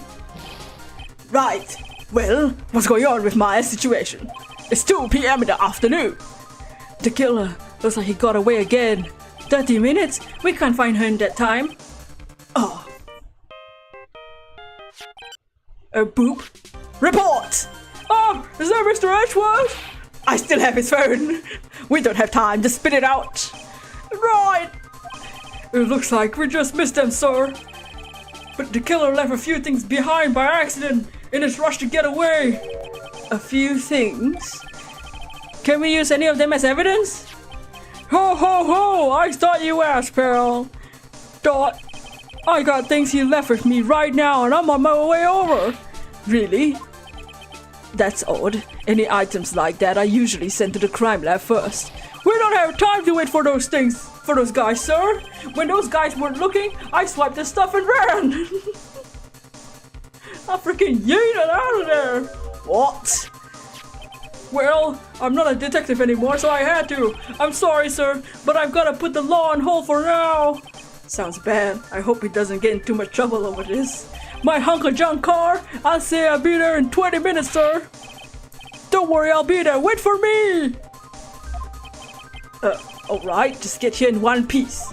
I'm on a mission and no one's gonna stop me now, sir, no one! I'm pulling out all the stops and running every red light. You tell me all your crimes on this road. Items left by the murderer, huh? Maybe there's something among them that will be decisive enough to end this. Santa Gum should come with his Christmas presents. Oh my god.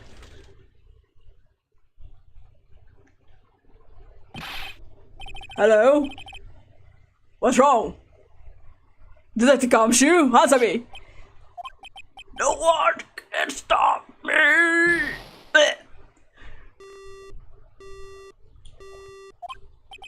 What happened?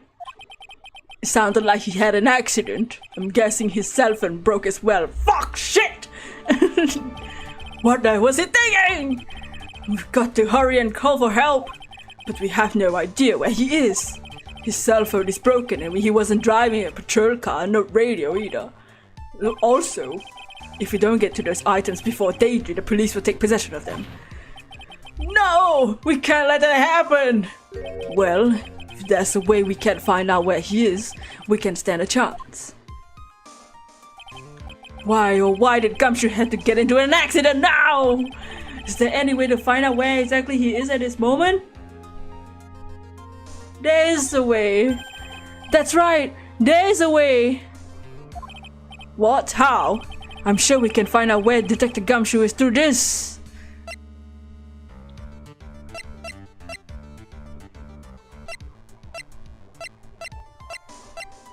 Through? Through what? See, I was thinking the Francisca thing. The Francisca thing, you know? Oh wait, you can present pink people!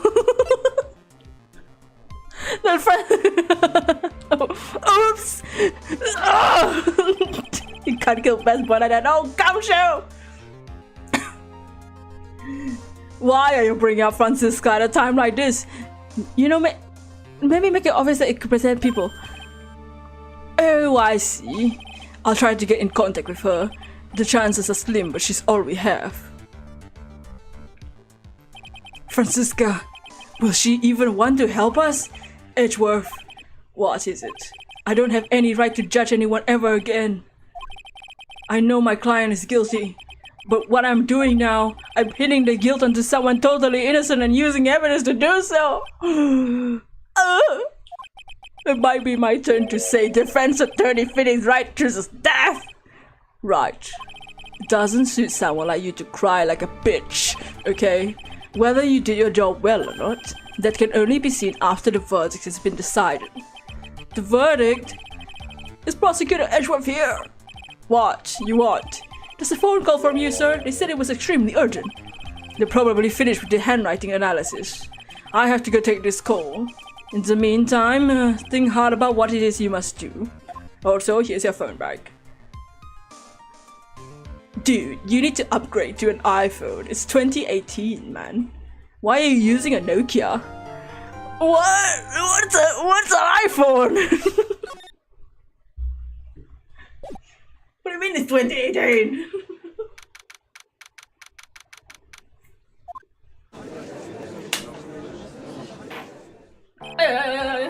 Call will now reconvene. I assume both sides are ready.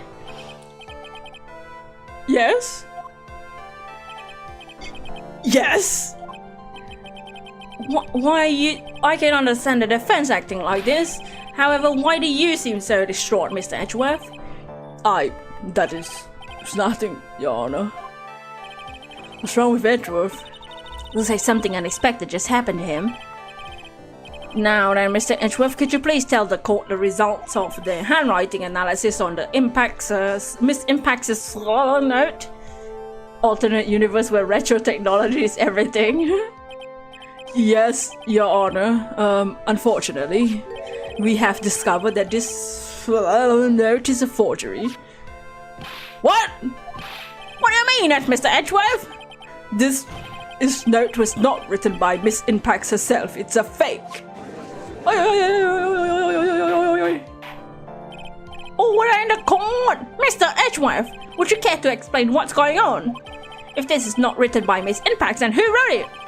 We would need more time to do a detailed analysis, however. It appears the handwriting matches that of the victim, Mr. Juan Corrida. Mr. Corrida! Well. Looks like Miss Impax never left a note after all. She never wrote anything about On Guard. However, Your Honor, even though this is fake indeed, Mr. On Guard could not have known that, so the facts remain unchanged. Acting like under the assumption that it was real, he plotted to possess it. And that does sound very plausible. They still use pages in this universe, that's true. Modern technology.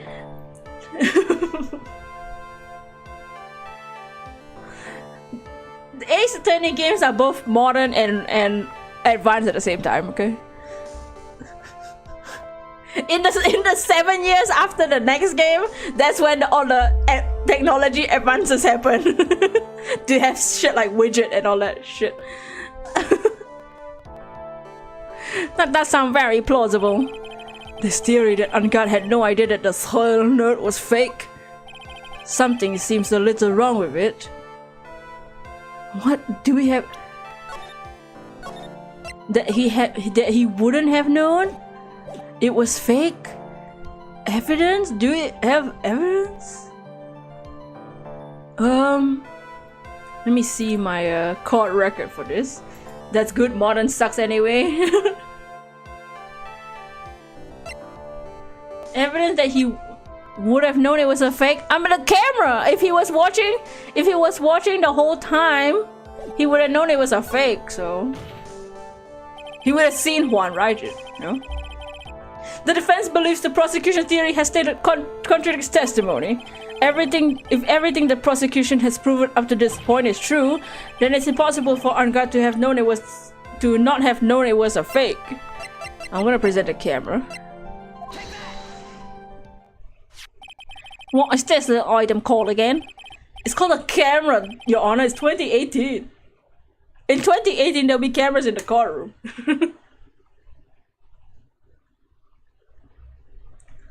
A very small one, but... Oh, that's right, a camera. You kids and your fancy toys nowadays.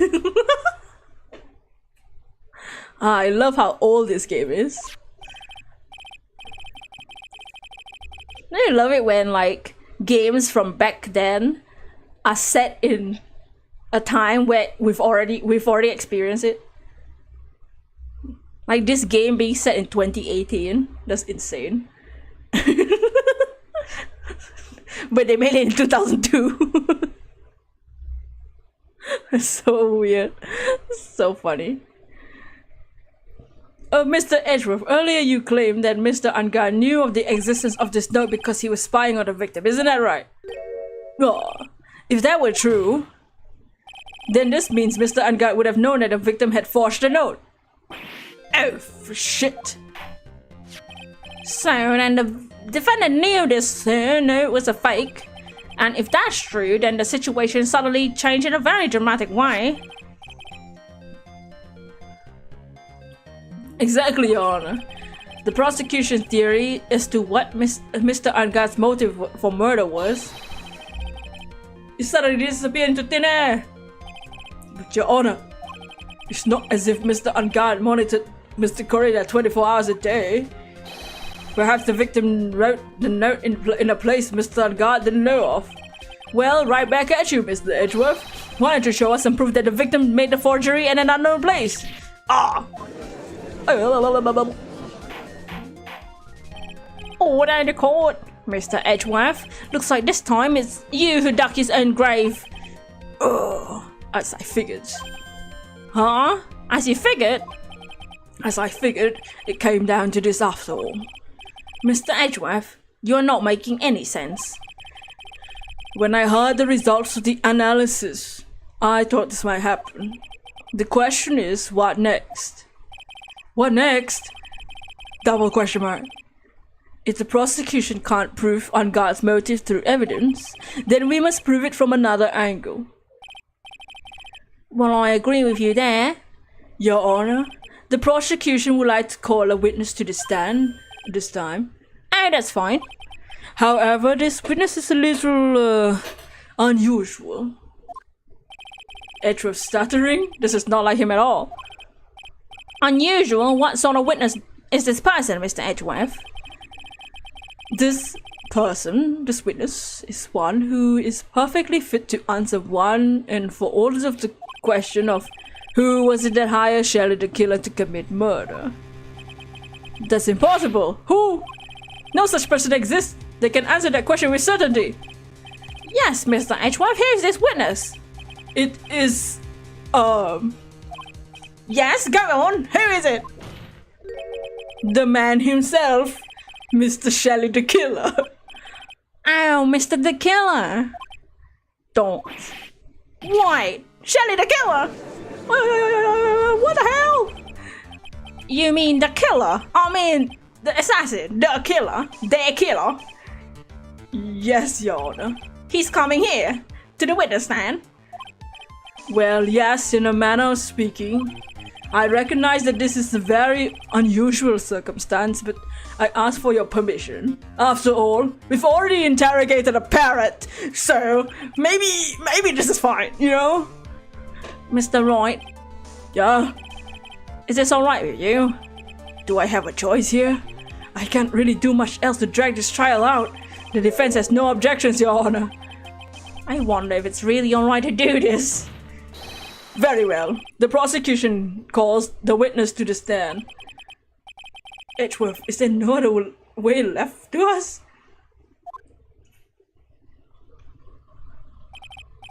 Now then, witness, your name and, occupation, please.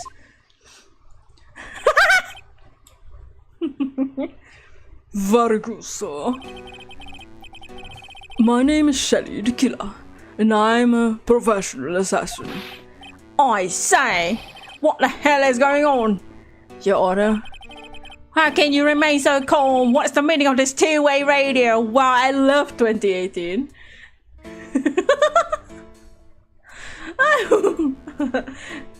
This is so advanced. Why am I crying? Have I been crying the whole time? What the fuck? What's going on?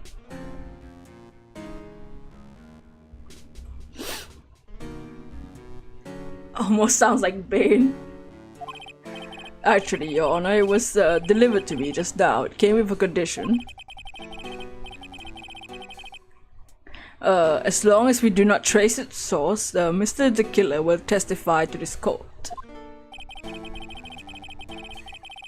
So this must be what the urgent phone call he got when it was earlier. Oh no, this will not do. I cannot allow this in my court.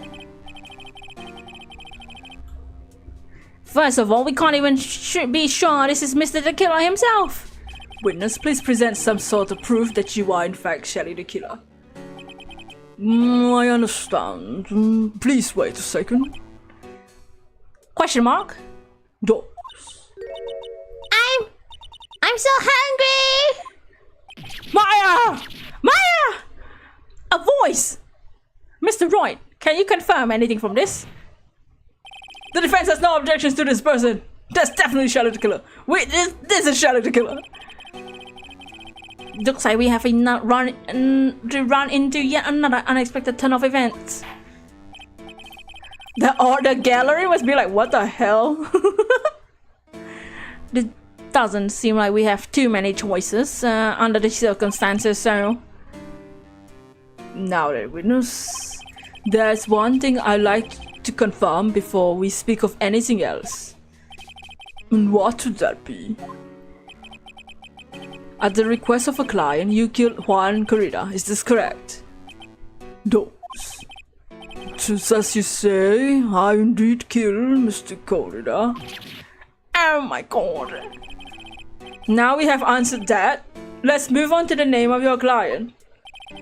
Very well. This is all just a bad dream. Yes, it's a bad dream. Shelly the killer. What's he gonna say?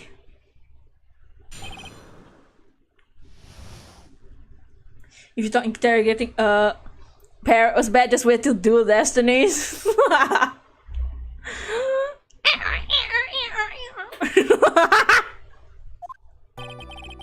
Oh, I'm so glad they're putting it just in the game and not DLC. I don't remember what the song sounds like anymore. It's been so long since I played that game.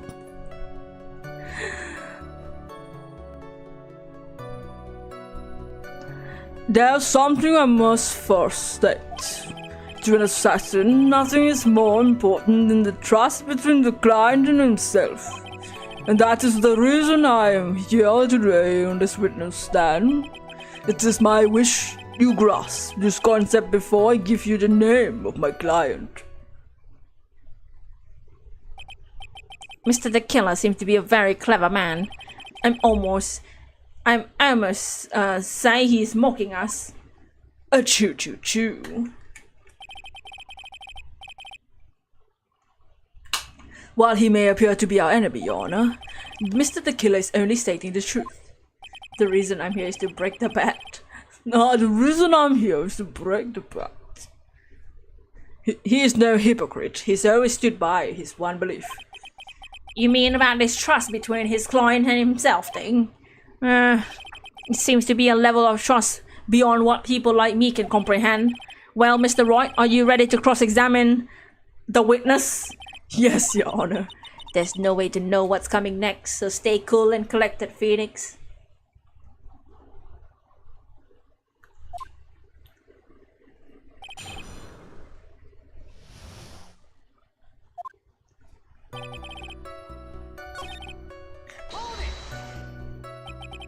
Trust between you and your client? I provide my services in a fast and efficient manner. In exchange, I trust that my clients are discreet about me and my identity. If too many people knew my face, it'd be quite troublesome. That's why you're testifying to this matter. In this matter, I mean. What the hell? This is the first time one of my clients has been accused of murder. Must preserve the killer name so my clients can trust me. But couldn't someone stab you in the back and break your trust? It has never been happened before. If it ever did, yes, that person wouldn't be my client for very long. They would certainly.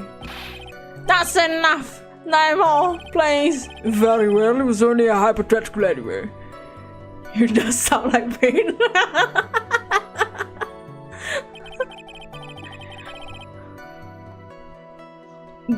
That's the reason of the stand. Okay.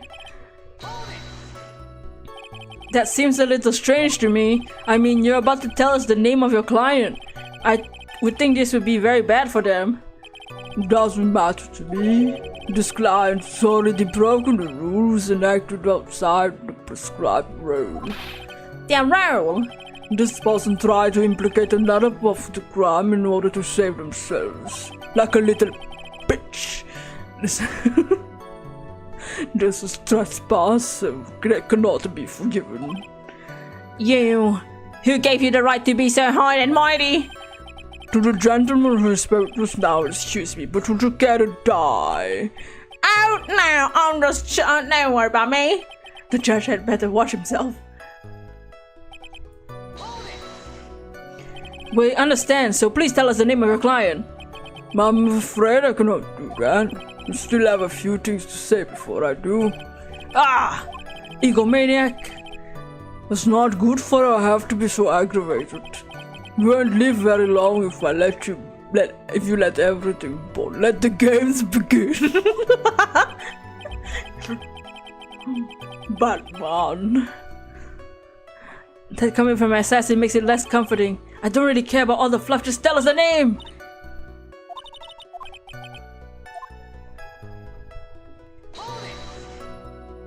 We can hear everything you can say later. Can you just tell us the client? I don't think you understand your place, Mr. Attorney. I said there's something I must first state. You know what first means? It means shut the fuck up and listen to me.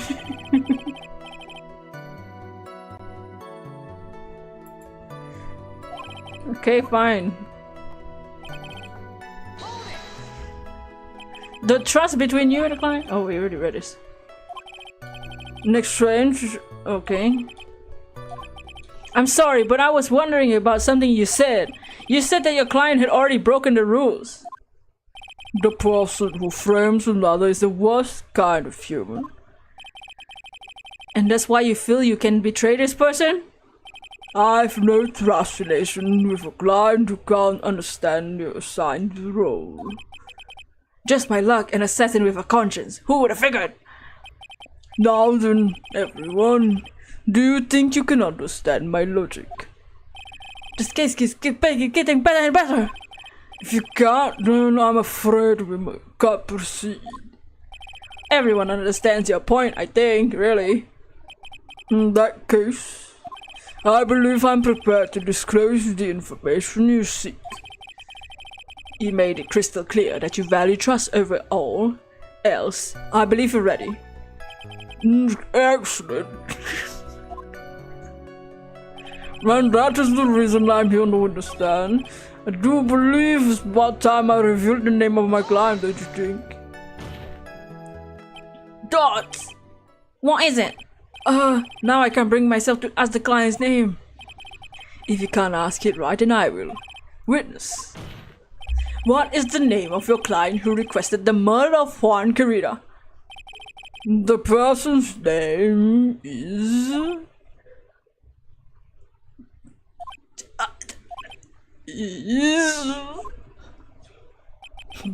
Batman Adrian Andrews. What? Witness! That is not who you told me was there! Huh? Pray tell what are you talking about, Mr. Prosecutor? I should think I know my own client, and this is Adrian Andrews. What? This can't be on the phone earlier. What's going on here? My guess is that Mr. the Killer just stabbed Mr. Edgeworth in the back. Stab Edgeworth in the back? I'm sure in order to get an audience with this court, Mr. the Killer told him a different name, perhaps Matt on guard, perhaps. I knew it. This is outrageous. I was deceived. This witness is telling a very serious lie. But you are the one who summoned this witness. Ah! Got you, Shelly the Killer. My testimony is the truth. The defendant at the moment is Matt on guard. Am I correct? All I wish to do is help procure his acquittal. What's up, Cyber? What's up? We're we're cross-examining Shelly the Killer. The best client ever. Hi. Huh. Wow. All of a sudden, it feels like we can actually win this. Yeah. The prosecution has failed to provide motive and instead provided this note, which is a forgery created by the victim. Furthermore, there's a possibility the defendant himself knew it was a fake. But most definitive of all, we've heard the assassin himself, the name of his client. Mr. the Killer's client, who requested the murder, was not the defendant at all. No. AKA Bane in disguise. With all the evidence, it's obvious to me that Master Matt on guard is innocent! No! I seem to have caused you all a bit of confusion. Please continue your discussion. Call me when you reach a verdict. Boop. Fire! Please bring Miss Adrian Andrews immediately! What now? With the way this going, Unguard will be found innocent. This may be our last chance to save Maya. Yeah, but Edgeworth is right. The killer is lying. And Unguard is my client. I know he's guilty. Can I live with myself with this if I win this? But Maya told us to get a verdict. I mean a guilty verdict. Maya didn't tell us. Maya! Who would have believed the prosecution's own witness was absolved the defendant? Your Honor, the prosecution requests permission to further question the witness. Charlie the killer is certainly lying under oath. It wasn't me! Listen, everyone, please! The testimony just now, it was all one big fat lie! Miss Andrews! The note will be fake. But that man, Matt, he's the reason Celeste died. Juan's death, it was all because he got pulled into mass twisted world. That testimony just now, you have to believe me. It was a horrible, horrible lie. Dots. But the killer himself has testified. He has named you as his client. No, that's not true. Also, there's quite a bit of evidence that points to you. The knife, the button, donning the nickel samurai costume. But that's You even have a motive. We know Miss Celeste's impact was a large part of your life. You wanted to follow her, and you wanted revenge against the two who hurt her. I would say you have plenty of reasons to want them both dead. No! Mr. White! You know the truth. Tell him the real story. Who's the real killer? Tell him! Miss Andrews, you're the killer. Why? Because the stranger at the phone told me so. Exactly. On the walkie-talkie. On the radio. Please help me. Oh yes, I know the truth. Mr. Wright. What? I believe we've reached the end of this trial. Therefore, I ask the defense for any final words or opinions. Oh shit. Dots, I have to decide. Do I take the not guilty verdict and save Maya? Or do I throw this chance away and wait for Gumshoe's new evidence? What am I supposed to do? Request the trial continue! Phoenix. I can't do it, Mia. I can't accept the not guilty. You're a lawyer. I know. But Matt Unguard is a killer. A murderer. I can't let him get away with this. I can't let someone else take the fall. If I let Miss Andrews be convicted, then I'm no better than Unguard. And even though I don't want to admit it, I have to face the fact that it's because of Edgeworth that I now know the real truth. He could have gotten Unguard convicted so many times, but he never took a single one of those chances. If I take the verdict right now, I'd be betraying his trust. His trust? I never thought about it until now. I trust him? What? Since fucking when? Yes, you do. Mr. Wright, your opinion, please. The defense requests that we be allowed to further question Mr. the Killer. What are you saying, man? Right. But that witness cleared your client through his testimony. Your job here is done. I'm not done yet. To see through witnesses' lies and find the truth, that's my job, Your Honor. There's still more evidence to look at. And I'm sure that once those pieces arrive here in this very courtroom, a miracle will occur. Very well. The trial will continue. Mr. Edgeworth, please re-establish connection with Mr. the Killer. I bow. Right away, Your Honor. Okay. Hello, Moshi Moshi? Has the verdict been reached? Before that, we would like to talk to you a little bit more. About? All you needed from me was the name of my client. What else could you need me for? Well, actually, we'd like to ask to hear everything you know about this case. That is how things are usually done. What the hell is he talking about? Usually done? But what shall we have him testify now? Mr. the Killer, if you don't mind, please testify about your client in more detail. You legal people and your procedures. Is there any wonder no one likes to go to fucking court? Damn. Thank God I'm a radio. As I've already stated a few times, Ned Andrews is my client. However, one thing I simply cannot overlook is tampering with the scene of the crime. The killer will sweat gasoline. My client did it to frame for another another for the crime, while pretending to be the first person to discover the body and enter the scene. Adrian Andrews already knew from the beginning that Juan Corrida was dead. But even more appalling is the creation and the planting of the knife in the button. That act is what I was referring to when I said my client broke the rules. This is a most unexpected turn of events. For the 5th time now. Oh, this time everything has been revealed. Just a second, Your Honor. Yes, Mr. Edgeworth. We still have the cross-examination to do. But you don't need to question testimony like that, do you, Mr. Wright? Your Honor, the defense will question the witness. Why? What is this wish? He's not said nothing but beneficial to the defense's case. If you scrutinize the testimony now, then... That's not what I'm trying to do.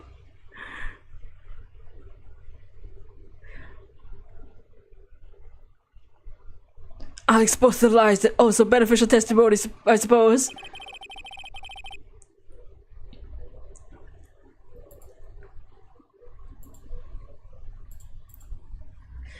I don't understand what's going on anymore.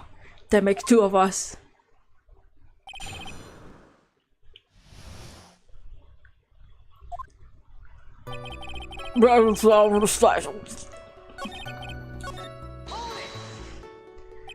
Dots. What is it, Mr. Wright? If I press him the wrong way, I might raise suspicions. But I have to do something to waste time. Witness, about requesting a hit. Yes. How much is your fee?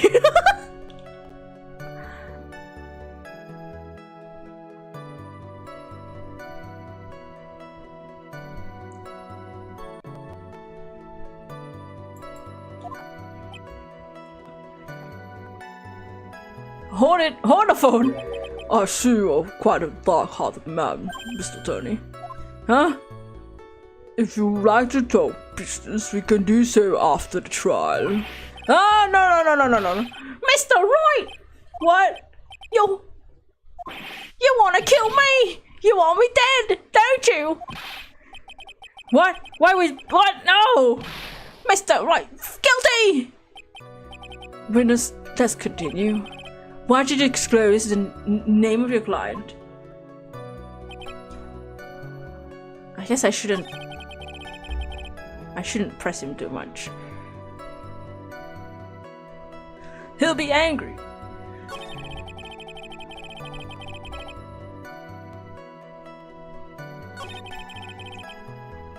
Well, she didn't know he was dead.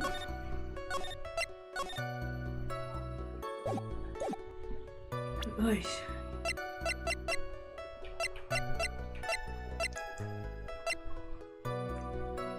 I printed a picture on a wine glass. See, I always get confused sometimes when you had to present things that are similar. Because I had the wine glass itself, but I had the picture that has a picture of the wine glass.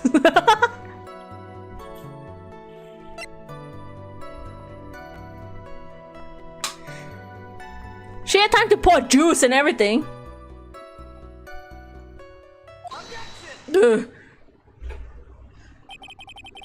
Thank you so much for taking time to testify, Mr. the Killer. What was the meaning of this attitude?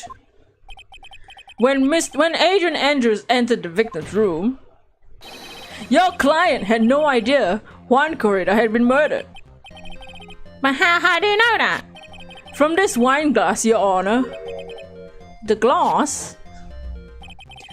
Mr. the Killer's supposed client thought Mr. Corrida had only fainted, which is why this glass of tomato juice was poured for the victim. But isn't that just a part of Adrian Andrews' calculated plan? That is not possible, Your Honor. This glass bears the fingerprints of that person, which had this been planned, they would have never left fingerprints behind. I see your point. Mr. Edgeworth, what's your opinion? Strangely enough, I had the same thought just now. Witness, How do you explain this strange phenomenon? Isn't it a waste of time to ask such a minor detail? It's not very important point anyway, correct? Choo. I'm afraid you're mistaken. If Adrian Andrews really was your client, as you claim, then your client should have had knowledge of Mr. Kirita's death. If not, then it can only mean that Adrian Andrews was never your client at all. What? How strange. Yes? Why is that the attorney has yet to raise an objection in this absurd situation? Choo. Phoenix?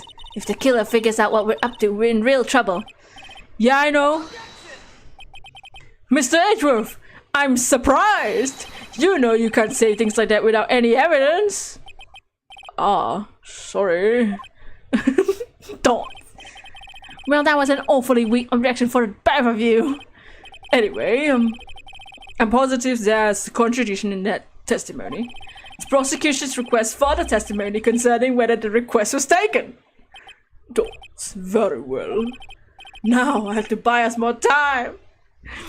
While we wait for the items the killer left behind to get here, I just know the very outcome of this trial lies in those items.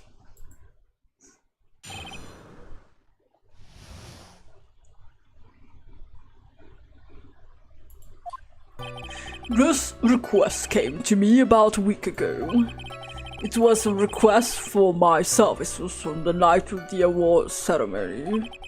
We met at a certain bar. Oh, we met at a bar. Yes. And finalized a few matches. What bar? That is what occurred. I trust my memory. I believe I've made no mistakes. So you physically met your client? That is correct. Meeting one's client is the first step to building trust, in my opinion. I see, Mr. Wright, your cross-examination, please.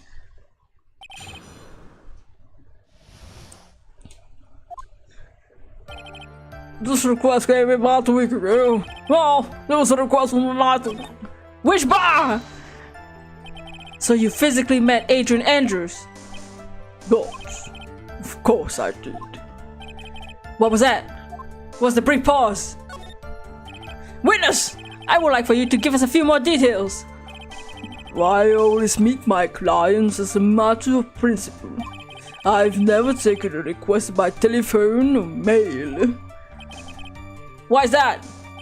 That is because I value the trust between a client and myself above all else. And the only way to establish is that to speak to the client while looking them in the eye. Well, Mr. Wright, was the testimony important? Sure.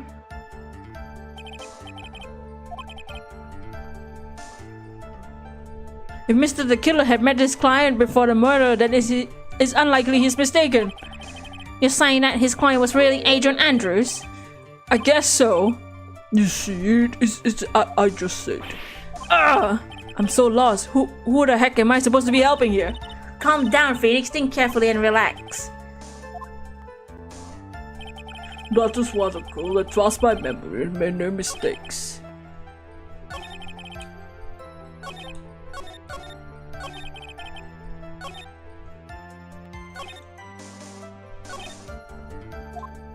You have to draw more information. Okay.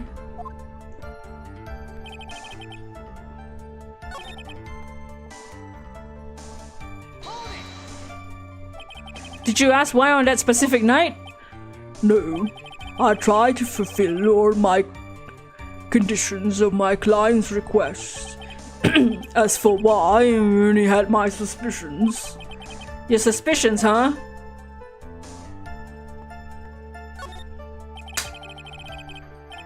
So what are these suspicions you had? Why your client request that night? I'm sure it was all for the bear. The bear? My client spoke of it. I'm sure there'll be a bear-shaped figurine in Juan Carrera's room. I'd like for you to retrieve the item for me. Inside that figurine was a note.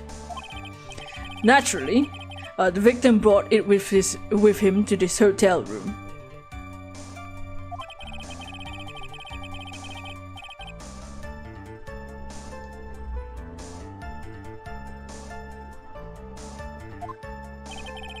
That is correct.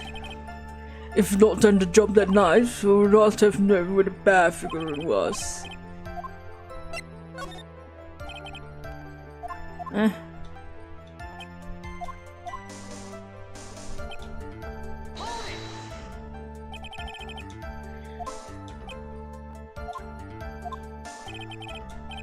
Can he describe it?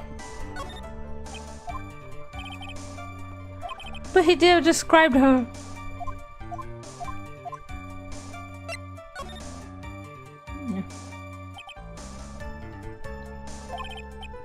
Please stop sidestepping my questions! What do you mean by that? Mike. Oh, this is a different. What the fuck? This singular trial is 4 hours long. Yep. That's how it is. My question was, did you really meet Adrian Andrews in person? I've already told you, Mr. Right, I did. It was only through talking with him face to face that I began to trust him. Yeah, I didn't know Adrian Andrews had a dick. That's when I thought I can trust this person as a client. It's true what they say about talking face to face. Well, Mr. Wright, was the testimony just now? Oh, this is a different one. Very important. If I heard what I think I heard just now, then I think I got him. Your Honor, I believe the testimony just now was of utmost importance. What am I supposed? Witness, in that case, please include your statement just now in your testimony. Very well. From the moment I saw him. Yo. Hey, yo, don't assume. But then I'm helping. Oh, no, no, no, that's not what I wanted to do! I wanted to press R. Oops. Oops. There we go.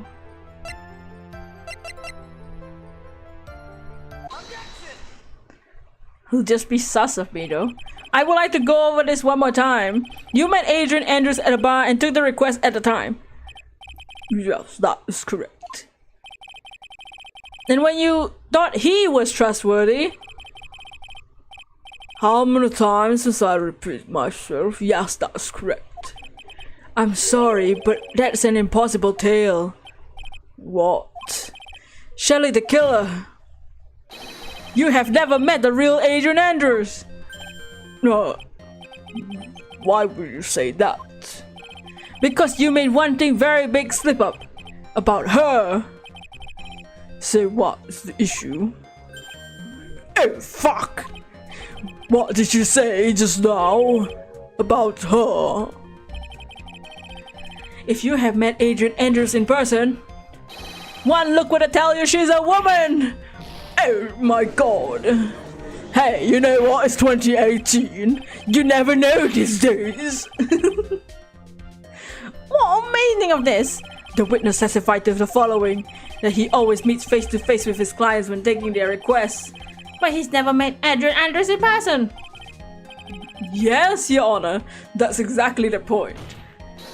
That means Mr. the Killer's client could not have been Adrian Andrews. Hey. Mr. Edgeworth, I understand your logic.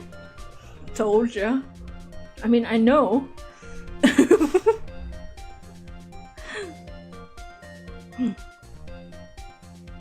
I remember. I understand your logic on this one. However, why would the assassin make such a basic mistake? I believe it has to do with her name, Your Honor. Her name? Yes, Adrian Andrews is without a doubt very androgynous name. Oh, yes, I see. Judge acts like a little kid. Yeah, he was playing with his toy just now. Unluckily for Mr. the Killer, the entire time he was on the stand, no one had stated Adrian Andrews' gender. So he simply picked the wrong gender to go with. What? What's going on?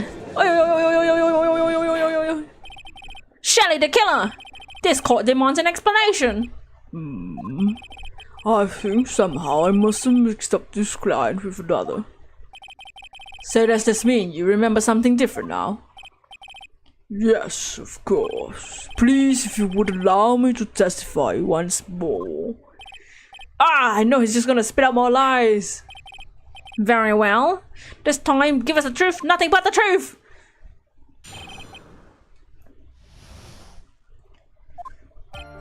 Yes, now I remember. I took the request by mail. You just say you did! Well, it's been many times. There have been times I took a job without having met my client. Ugh. The requests were for the murder of Karina and 2 or 3 other small things. When I saw the name of the end of the letter, I thought my client to be a man. So you took this job through a letter? He didn't mention anything about the letter in his earlier testimony, which means he's definitely lying. Be careful, Phoenix. If you break the assassin's testimony completely, it's over for us. I know I can't make him suspicious, but I think we're okay. Like, we can do this, as long as he's standing there across from the table, across from me. No matter how much of a strong of a punch I throw, he'll counter it.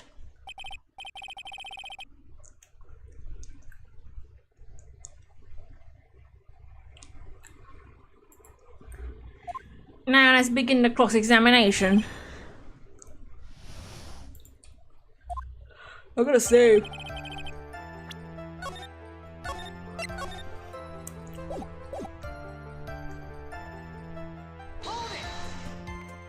But didn't you just say you always meet your clients? yes, I suppose I did say that. However, there are some clients whom a meeting is simply not possible. Didn't you meet your client this time? No, I did not. Oh, come on. Use your silkiest voice, is not gonna work on me, bitch. Ah. Alright then, cover it up and confess. Mr. Wright, come on! You're a lawyer! Shut the hell up! No. Oh, I see. Oh, I thought you were gonna take my health. What are the 2 or 3 things? 2 or 3 other things? Yes. What were these other things? A few other things have nothing to do with this case. It's the bear, right? Whether or not they're related to this case is for the court to decide. Mr. Attorney, Yes? everything I've said from the beginning is nothing but beneficial to your client. Which is why I wonder what is you pushing to continue with this cross-examination? Huh? Could it be that you are planning to betray your own client? Nah? I smell the stench of a backstabber. And should you turn out to be one, Wait! Uh-oh, this is looking real bad. I shouldn't press my luck. Just do it, man. Witness, this is a very important matter. Please cooperate and tell us what these other jobs your client requested were. don't. If it's truly that important, then I suppose I don't have much of a choice. The bear figurine. The bear figurine? After the assassination of the target, I was to find the figurine. I was told that this job was just as important as the actual killing. And what was where was the figurine? It was inside Mr. Carino's suitcase. And what did you do next? I handed it over to my client right away. You gave it to your client? Interesting. This information sounds important. Witness, please include what you said in your testimony.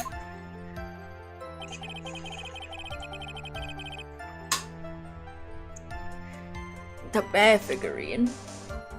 and give it to Adrian Andrews, but Adrian Andrews doesn't have the bear. She tried to find the bear, but she couldn't find, but she didn't know the. Okay. Shelly the killer. If you're really giving the bear to Miss Andrews, then this item should not have been inside it. Or she was gonna burn it. This item. I see where you're going. Yep, that's where I'm going. Where's everyone going? Do I need to pack a suitcase?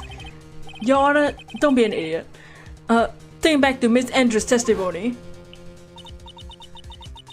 And I was going to burn it for her sake. If even for a single minute, this bear had actually been in Miss Andrews' hands, I'm sure she would have taken the out of it and burned it. Water! So this is where you two were going. So by the very fact that the stone was still inside the bear, tells us that your client didn't know how to disassemble the puzzle. Which means, Your Honor, that it's impossible for Adrian Andrews to beat the client. Ooh. Ooh. Alright, the courtroom. Mr. Phoenix Wright. I'm sure I mentioned this before. How I hate traitors above all else. I think your cross-examination has clearly demonstrated something to me. You must wish to break your end of our agreement. No! Wait, that's enough. That's your intention. There's only one thing for me to do. Wait, please! Gentlemen, ladies, please excuse me. I have a matter that I must attend to. I said, wait! Please! Not that, please wait! Mr. Attorney, bring me this trial to a speedy, and I may stay my hand, otherwise... I will break you. What in the... Mr. Roy, you? Mr. Edgeworth? Yes, Your Honor? I didn't understand this witness outburst just now. Do you think there's a need to hear more testimony, or is this enough? Well, we should. Edgeworth, we can't do this. If we keep this up, Maya, she'll... The prosecution...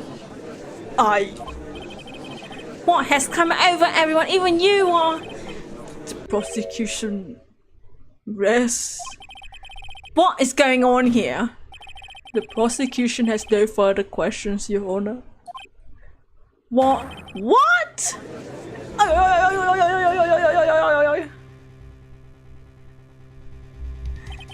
Well, I never thought I'd see the day. This is a most unusual situation. The prosecution rests with no further questions. Then, the prosecution has failed to uphold its stance. Dots.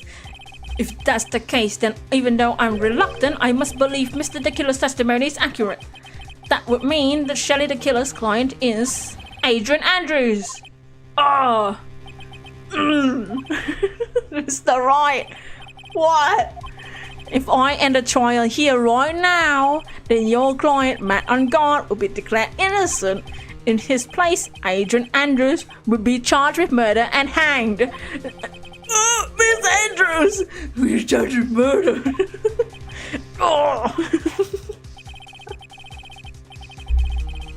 The prosecution has no further questions. We'll now hear the defense's final remarks. Bailiff, bring the defendant, Matt Ungard, to the stand. Oh my god. The items from the killer didn't make it in time. We had tried as hard as we could, but it looks like our time has run out. I can't believe it. The outcome now lies in your hands.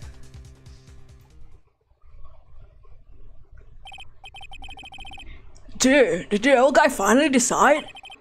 To be honest, I can't think of you as truly innocent or a good person. You've done enough evil to drive a woman to death.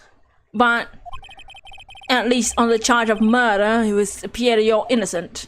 Dots, huh? Yeah, I'm so evil now. So I guess even the old funny daddy. What? Figure me out. What, Mr. Ungod? Not another Sayori.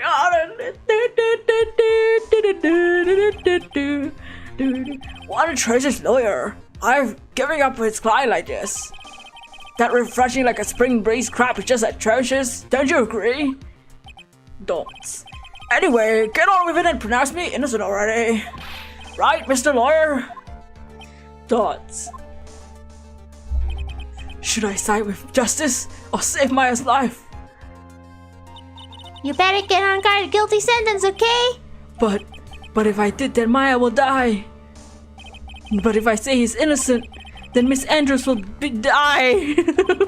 Do I say he's guilty or not guilty? Guilty. Maya! If either choice to make someone's life is gonna end. It all hinges on what I choose. Bro, Maya's gonna haunt me if I don't choose guilty. Let's hear what the defense's final statements on this matter. Oh shit. Maya will haunt me first. Dots. If the person who hired the assassin was Adrian Andrews, then your client, Matt Ungod, is innocent. Look at that face. Huh, there's no need to ask, old man. After all, my lawyer's gonna say what I want, aren't you? Right. I can't do this. But I had to decide something. I can't have evidence to help me anymore. I had to listen to my heart. My coca rose. My client, Matt Ungod, is...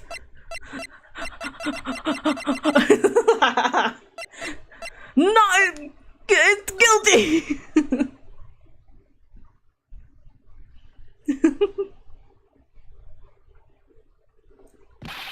We're waiting for your answer, Mr. Wright. Matt Ungod, your client deserves an answer. Dots. Maya, I'm sorry. Matt Ungod is... Yeah!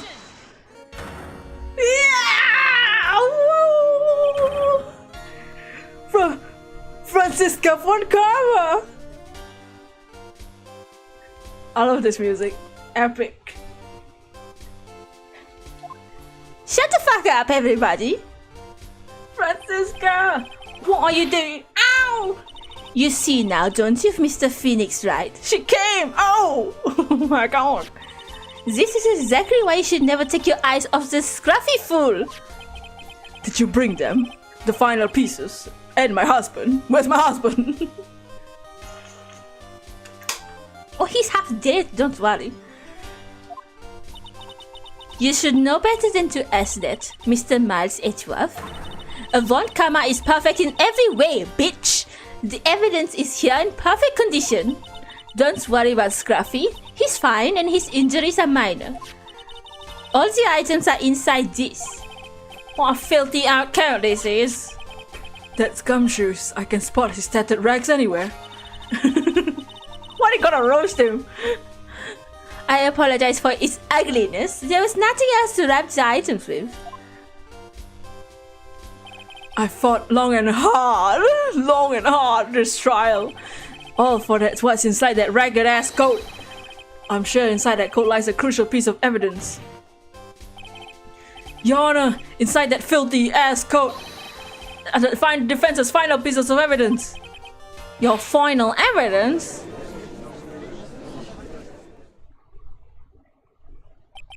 Don't. This trial's already over. All that remains is for me to hand down my verdict. I do not believe that any presented evidence now would change the outcome of the trial. What? Your Honor, it is our duty to examine every piece of evidence down to the last. I request that Miss Von Karma be allowed to present these pieces of evidence. I suppose you're right. I grant permission to do so, however this one real obvious. If these items do not bring any new points, they will not be accepted in this court. Santa Gumshoe. Now, Miss Von Karma, please, if you would. This piece of evidence are items left by the killer during his escape from the police.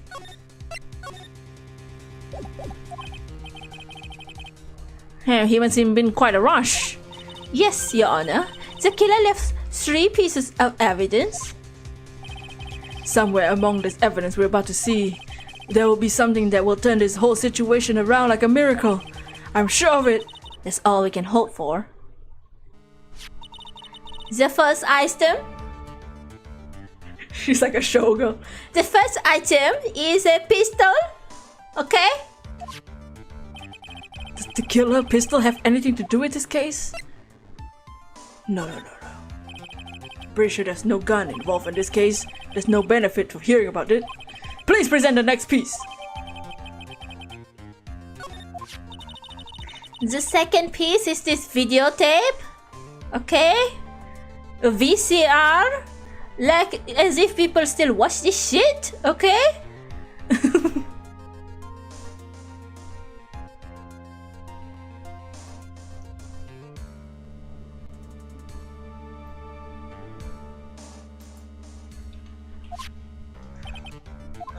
Yeah, question for more details. Have you checked the contents of the tape? Are you gonna go for the bad end? Or do I need to ask for all of them? Well, I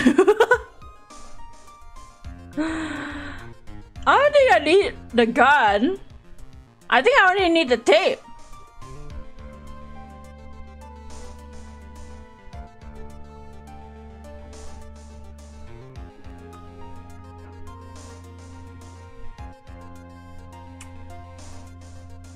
Right?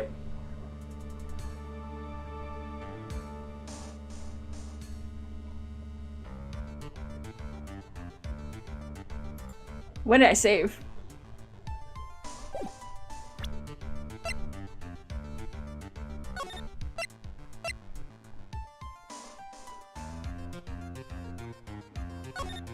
Fine. Let me ask for more details. Now I'm scared. See, now I'm scared. I need all the evidence. Okay, fine. Okay, here's a pistol. Okay. We have yet to perform a ballistics test, so I can't say anything for certain. However, I believe it's something to do with this case, at least with me. Okay, if she thinks that. That's the pistol he used to shoot you, isn't it? That's what I believe, yes. Oh! I kept the bullet they removed from my shoulder as sort of a memento. I'm sure it would be an excellent sample for the next test.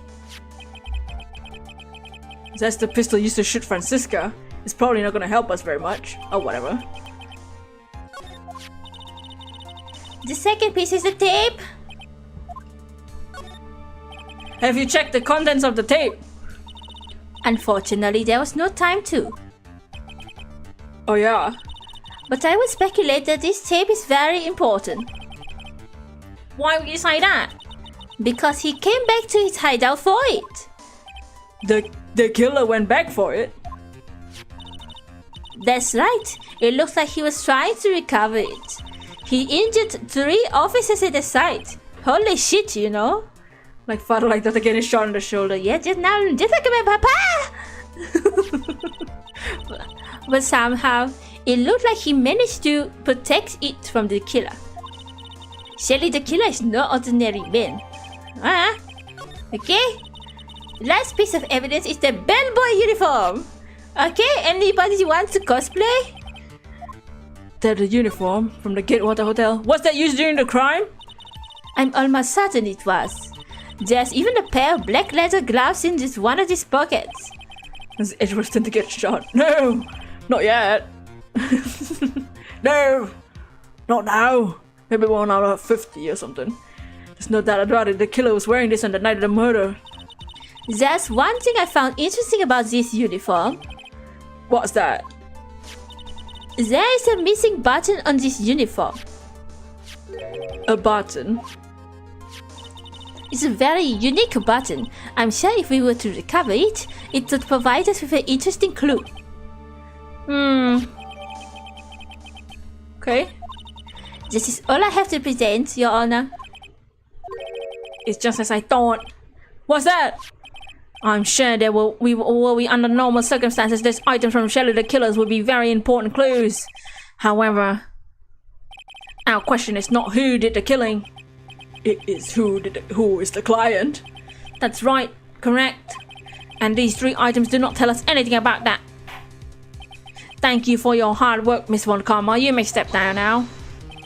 Wait, Your Honor! Please allow me to examine this new evidence.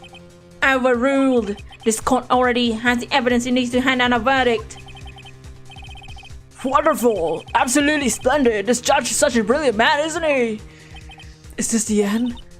Phoenix? I knew it. There's no such thing as a miracle in this world. I think you're wrong. I think they do exist. Yeah, the tape was missing from the guy from the house. You've come this far. You can't give up now. But no matter what you think about it, it's... Try for my sake. Just think about it for like a second, man. There are 2 ways out of this situation for us. 2? First, make Ungard wish from the bottom of his soul for a guilty verdict. Huh? The killer will always place his client's wishes first. If Ungard himself wishes to be convicted, then he'll let his hostage go. That may be true, but that's asking me to do the impossible. The second way, force the killer to end his contract with Ungard. If the killer will no longer think of Ungard as his client, then he will let Maya go. Mia! That's even more impossible! He's a man who values his duty towards his clients and above all else. Dots, I know both of these seem impossible feats at first, but if you could make either of one happen, it would be truly a miracle. The bigger problem is the judge already said he doesn't need more evidence. The pieces he was shown, he's not accepting them. Phoenix, think things through from the other side. Isn't that what always works for us? Oh, the other side. Wait, does she mean... You mean to turn things around? Phoenix, the judge says he doesn't need evidence. If that's the case, then who does he need? The person who needs evidence. Both situations happen in one moment. The judge, the prosecution, the defense, we've all seen the pieces of evidence. And that's how we all came to know the truth. But there's one person who has yet to see them all, and that person doesn't know the truth. That truth, it may be what will bring the miracle to an end, in the end. Now, no objections this time, correct? Now then I'll pronounce my verdict. Why don't you all respectfully sit back and listen, kids?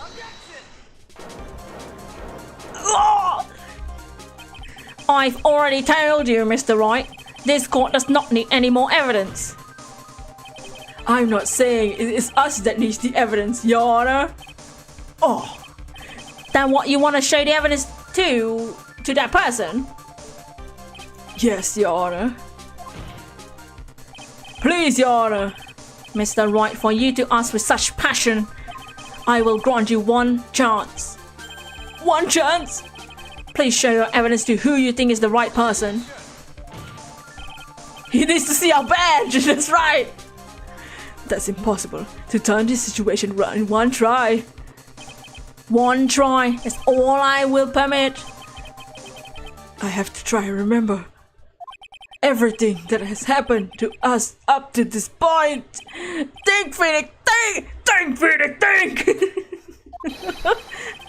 There must be a way to save Maya while taking Ungard down at the same time. Now then, Mr. Wright, let's not waste any more time. Oh shit.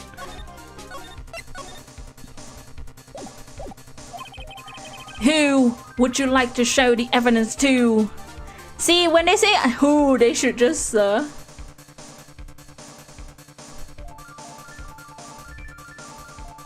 they should just oh shit, this is so scary. They should just show profiles. I see. And now, tell this court what one piece of evidence you want to show this person. The tape! Thoughts? Well, what do you think, Mr. Edgeworth? I think there's some merit in showing this evidence to that witness. Bailiff, please bring the transceiver from earlier. Show the badge to your badge! Looks like I managed to convince him! Maya, she's okay, right? Didn't I tell you to concern yourself to bring this speedy end to the trial? Now, if I understand correctly, you wish to show me one piece of evidence. I nod my head. Yes! One is all I need, bitch! I have here a videotape. It was found at your hideout. Dots. I heard you injured more than 3 officers in your attempt to get this back. That was most regrettable. However, it was an order from my client. I was told to protect the videotape. I thought so. I'm afraid I seem to have failed in that regard. Do you know the contents of this tape? I was sternly told by my client not to watch it. I have absolutely no idea. Actually, you are on this tape. Me. There was a video camera hidden in the crime scene. Your actions were being recorded. What? Is that true, Mr. Wright? Who was it that planted that camera?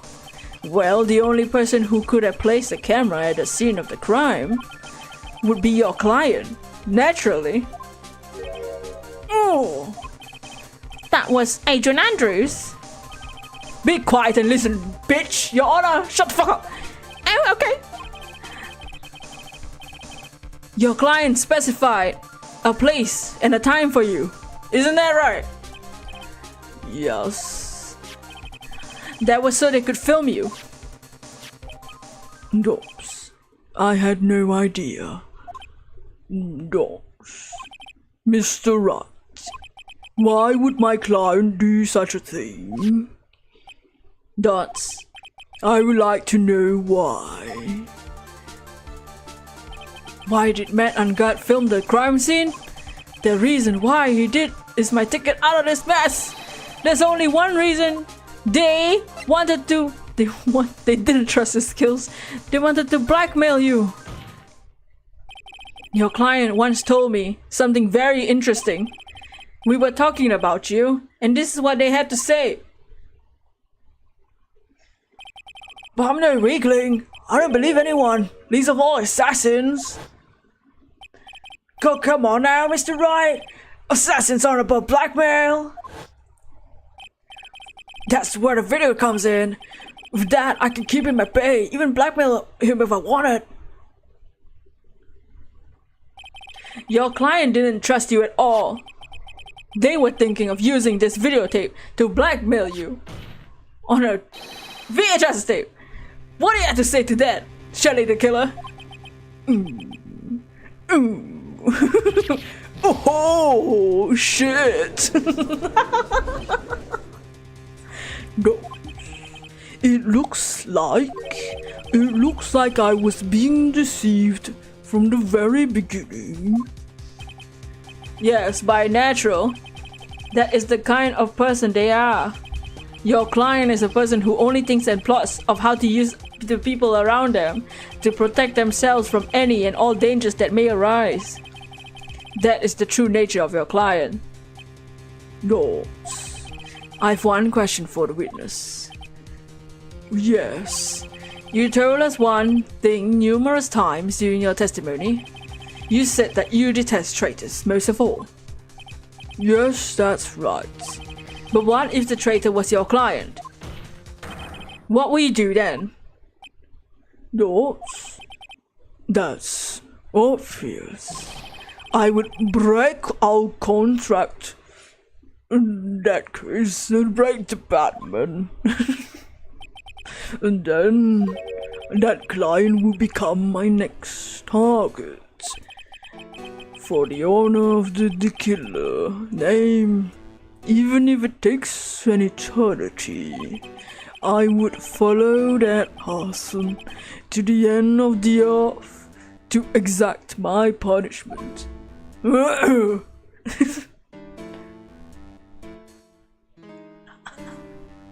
Achoo choo choo! I see! That's all I wanted to know. So the traitor becomes the killer's next target. Ah, I get it. This is how we'll turn this case around. Mr. Wright, Yes? my contract with my client is over as of now. I seem to have a new job on my hands. I will now return you your precious item. What the hell? I'm not an item, bitch! Hey! Maya, I thought I'd never see you again. Oh, thank goodness.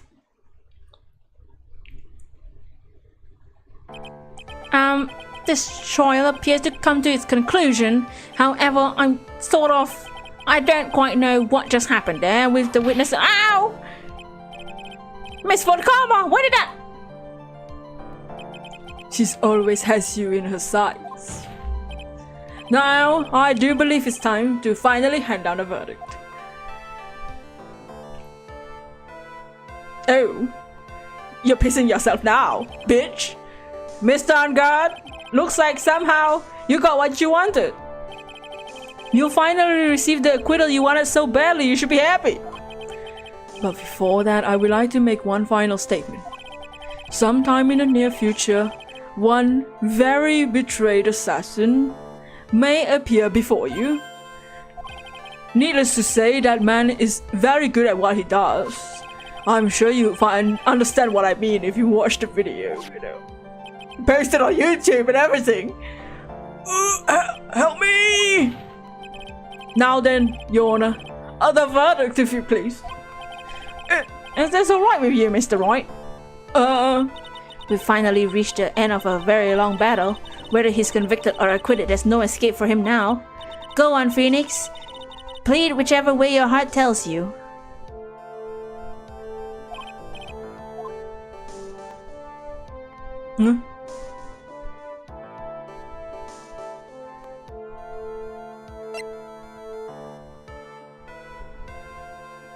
Oh shit. Matt Ungard, keep your perfect win record now! Even though I'm a lawyer, I cannot make your crime disappear. I think a guilty verdict is appropriate here. My wonderful self guilty? Even if you got an acquittal, the instant you set foot out of the detention center, your life would be in danger, man.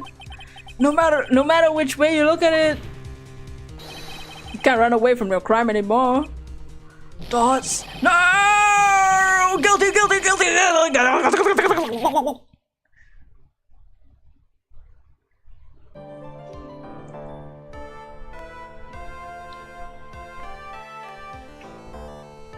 Oh no.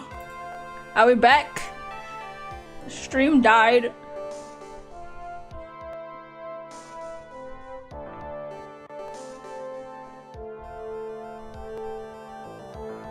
Are we back? The killer's gonna visit him in disguise and kill him anyway, probably. Matt Ungard broke the stream! How's Matt Ungard? I've left Miss Von Karma in charge of his incarceration. I'm sure he's getting a full course meal with letter right now.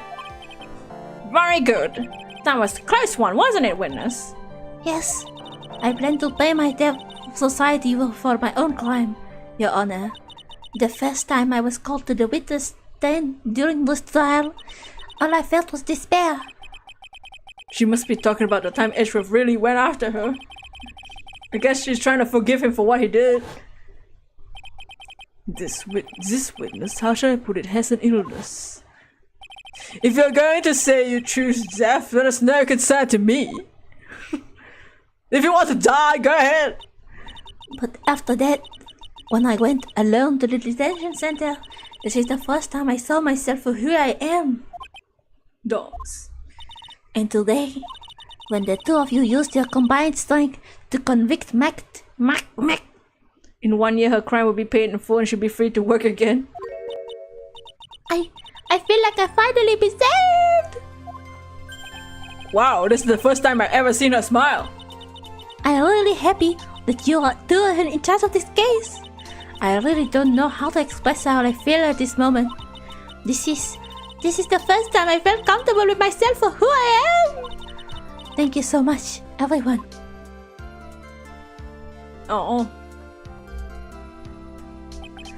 It looks like we finally resolved everything at last. As for myself, there's still a few things I'm confused about, but everyone seems to be in good spirits, and that's good enough for me. That's all. The court is adjourned.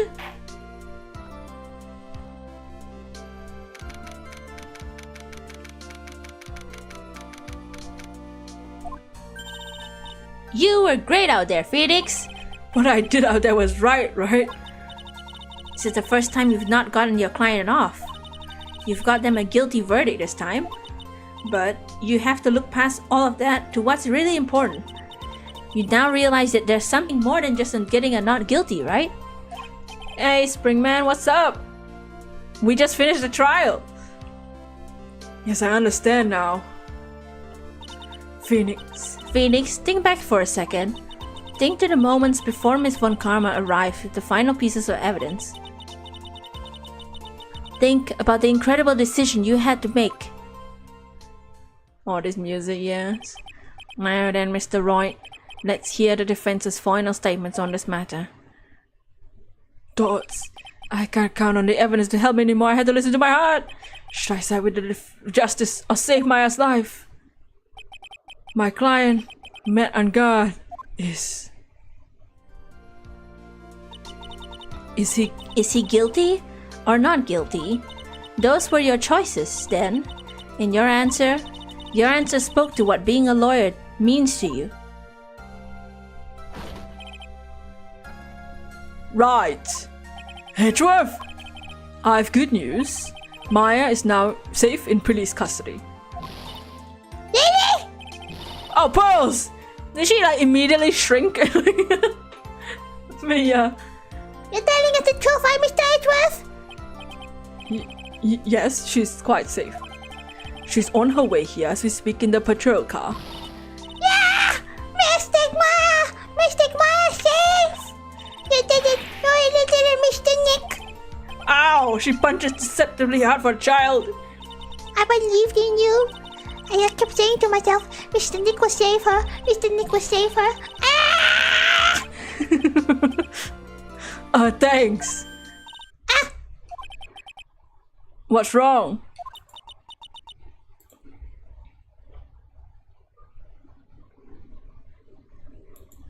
Miss Von Karma! Dots? About earlier. Thanks. Ow! Why are you still smiling, Mr. Phoenix Wright? You lost! Your perfect win record has now been crushed. And yet, you're still happy? Dots, I don't think you'll ever understand Miss Von Karma. How dare you, bitch!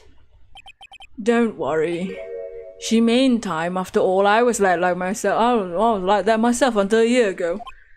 Edgeworth, for my own personal victories and for guilty verdicts, I used every dirty trick in the book, and so my win record remained spotless. But a man appeared and stood fast against that selfish me. I fought him in my usual manner and tasted my first defeat. I felt like an idiot, and I had lost everything because of that. And then it was my turn to sit in the defendant's chair. I was saved by that person I called my enemy. Its original theme is so depressing. Now it's epic. What the hell? I couldn't forgive myself for all that happened, so I left the prosecutor's office. I left that note. Prosecutor Miles Edgeworth chooses death. As well you should have. A prosecutor who has shamed himself with defeat should crawl in a hole and die. But that was not what happened. After I left the prosecutor's office, I finally came to realize something.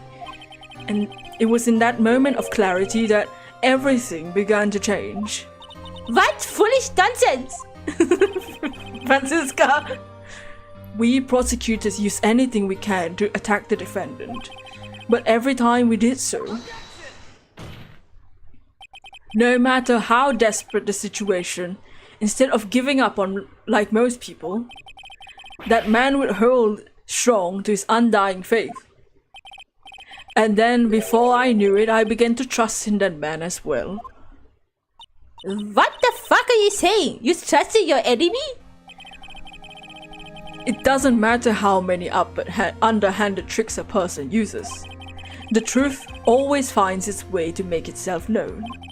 The only thing we can do is to fight with the knowledge we hold and everything we have, erasing the paradoxes one by one.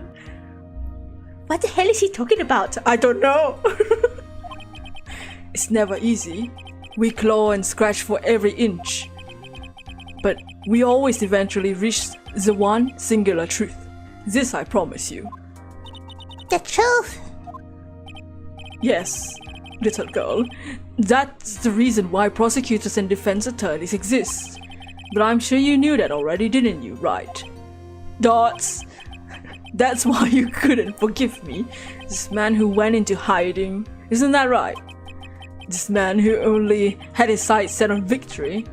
Who ran away into the night. Keep your friends close, your enemies closer comes to mind here. Is Mr. Edward right, Mr. Nick? You really let me down. When you disappeared, I felt betrayed. The reason I decided to become a lawyer to begin with was because I believe in the things you said to me.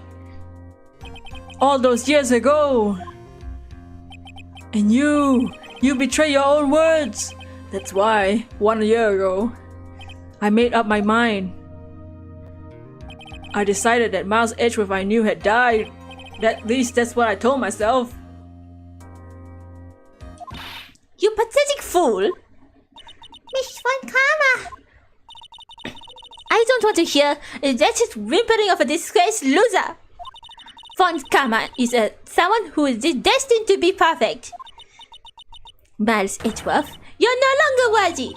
You're no longer worthy of being a Von Karma. Yeah, because I'm an Edgeworth, dumbass. Damn. What's the Mars Von Karma? Neither am I. It's over. It's all over. Francisca threw something on the ground. This is an electromagnetic receiver. Isn't that the thing she used to track Gumshoe? I'll return this to the precinct later. There's something else. Isn't that Miss Von Karma's whip? I'll never set foot in another courtroom again. Sounds familiar. I'm sure that's what she's saying by this action. You should keep this, right? Okay. Nick! Maya! Mystic Maya! Mystic Maya!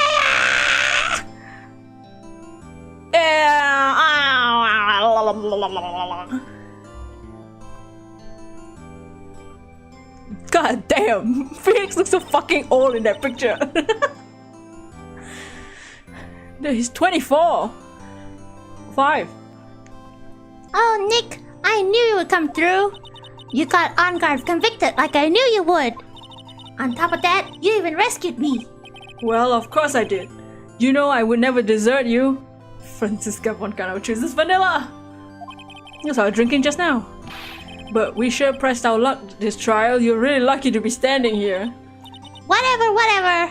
Look, it's over, okay? Besides, if I did croak, I would just come back and haunt you like a bad ghost through Pearly. Dots. Is it really that easy to do something like that? Dots. Thanks a lot, Nick. Don't mention it. The picture from the books.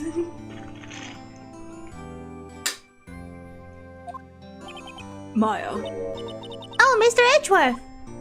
I'm relieved you're alright. Hey, looks like you made some real progress, Mr. Edgeworth. Ugh. God.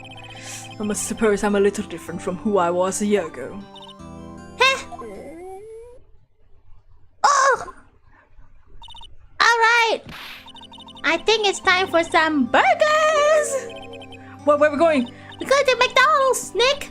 McDonald's! I'm hungry. Like, even you look like a nice juicy burger bun to me. What? I look like a burger? I'm a prime rib at least. Can we like Mr. H-Wolf, please? If you insist.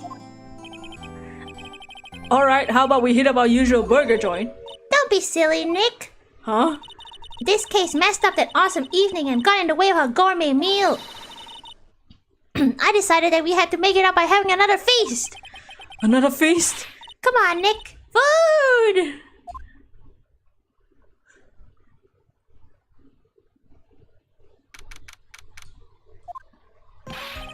Oh shit! Hey bro! Oh my god! Without the jacket! Holy shit! Whoa! Oh my god! Calm yourself, Ashworth! Oh, holy shit! Oh, Detective Gumshoe! Oh my god! I forget the injuries, man! What the hell? You were hiding these under your jacket? Bro, boy, take the coat off!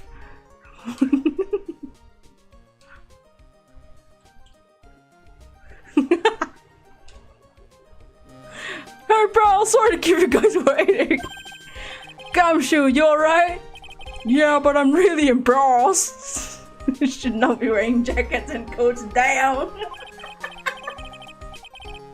I didn't think I would hit a telephone pole of all things. A telephone pole? And it wasn't a red light that got him? Y'all did it again, city boy. Why are you here? Felt like my dear old heart was gonna give out of me. And I ain't joking. Yeah, it's more exciting than the last episode of the Steel Samurai. Thanks.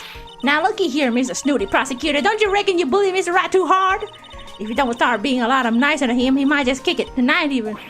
Huh? I'll keep that in mind. Well, come on now, everybody get around. Y'all gonna get your picture taken by a genuine professional photographer. Looks like Lotta bought herself a new camera. Well, pal, at least we can put this messy case behind us now. Gumshoe must be treasured. Yes! Come back! Come back! Come on, tonight's all about eating, so let's shout out, pal! Amen to that! Amen! Hell yeah! You know, when you think about it, you were the one that saved that day, detective. Huh, me? You really think so? He's right. If it wasn't for the 3 items you took, I think this trial would have been a very different ending. Well, you know, it's ho ho ho. Huh? Wait, that's odd. When I ran off with the things from the killer's hideout, I was sure I took 4 things in total, sir. Huh? Fly? Yeah, I'm sure I put one of the items in my coat pocket. There's a 4th item? Oh, come on, y'all, it's over. Woo boy, I tell you, there's something else. Between getting accused of murder and getting kidnapped, never a dull moment with you, huh? Huh? You think so? Why does she look so happy about that? But being shut away for 2 whole days. Weren't you scared? Yeah, it was really scary. I felt so hopeless. So to keep my mind off of things, I drew a picture. Sounds like you had it rough on that gal. Where's this picture of yours? Yeah, I wanna see Mystic Maya's picture. That's, you know, I don't know where it went. Ah, man, the hell. Well, it's alright. It wasn't anything important anyway. I'm sure it's nice to finally see them both smiling again. What? What is it, Edgeworth? This thing is picking up something. Ah, that's Miss Von Karma's receiver. Thanks to her, I had the most awful experience of my life, sir. I can't believe she stuck a tracking device on me. That's odd. Even though you're standing right here, the tracking device seems to be in a different location. Oh, it's probably busted or something, sir. Dots. Well, it doesn't matter. I'm afraid it's about time for me to excuse myself. I still have some work to do. Huh? But Mr. Edgeworth, you haven't eaten anything yet. And you've eaten way too much, you glutton! You glutton! I had fun tonight, standing here for 5 minutes. Now if you'll excuse me. Goodbye. Wait! What? Dots, I just want to say, thanks, Edgeworth. You saved me out there. If anyone would be saying that, it should be me, right? I feel like words alone aren't enough here. I wonder if there's anything I can give him to express how I feel. What?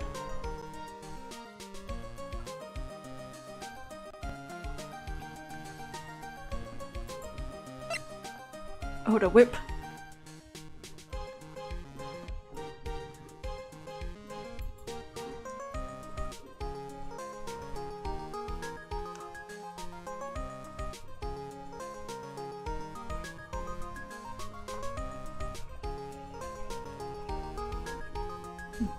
What?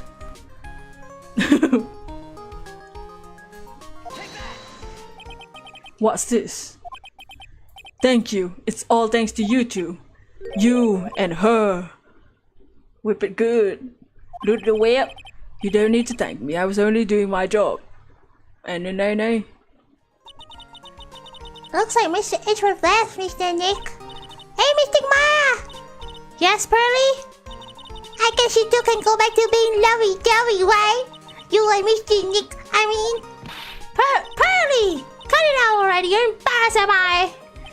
Anyway, so who's paying for this lovely dinner party? As if you need to ask. Everyone say thank you to Nick! Huh? Oh yeah, I'm kinda at the point where I can't even buy instant noodles, pal. So I kinda already put your name on the bill. What?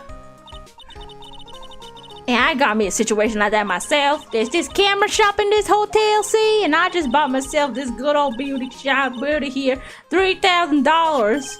Huh? I reckon you bought it for me since it's on your tab and all. What? Huh? Isn't this great, Mr. Nick? Yeah, Nick. Dots, why do I suddenly feel like screaming? Ah, you don't need to hold back now, you hear? Yeah, pal, time to let it all out.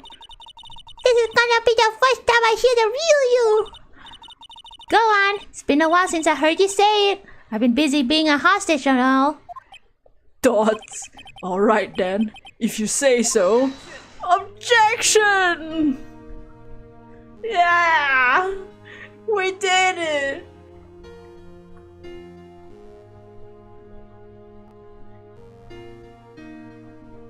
You really came through for me, Nick. I had to hide that letter, but I knew you'd find it. I really feel like I've been living on the edge lately. I mean, I've escaped death 3 times now. Pretty cool, huh? Like a pro! Just wait for the 4th time and the 5th.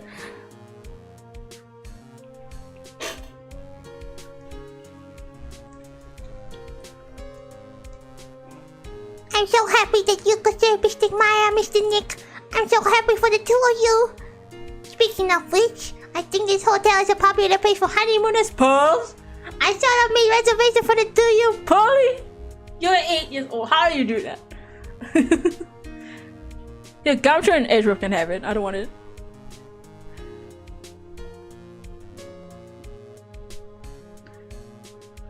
Well, pal, looks like I'm on the back on the force again. Mr. Edgeworth had a long talk with the chief and he got me reinstated for my sake. We heard he said things like letting that one go is bad for all of society. I knew it. Crashing headlong into everything is the only way to live, pal.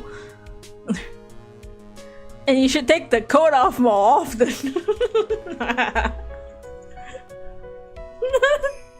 Keep it off. I almost forgot she existed. I am Maggie Bird. I'm retiring this uniform today. I'm gonna be a waitress from now on. Oh no. Bring smiles and joys to the people who come by to this restaurant. I hope you can stop by, Mr. Wright. Oh, please don't do this. Don't do this. Don't cuss me. Triggered.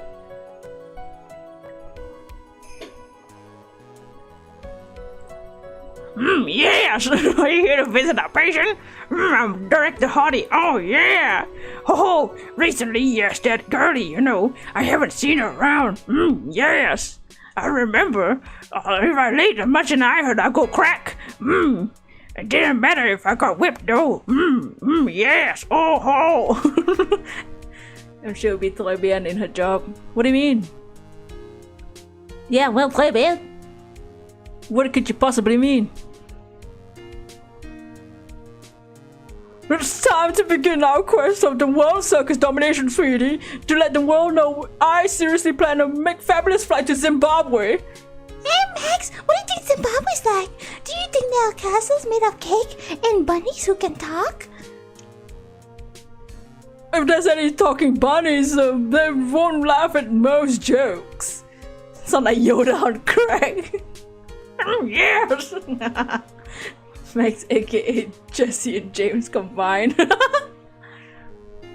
I'm ready. There's no way these jokes are gonna fall on deaf ears. I'm gonna be more contemporary with my humor. More girls are represent. We're gonna do work out the Hallelujah chorus. Thoughts? Say something, will you? You're supposed to start this off. Get on with it.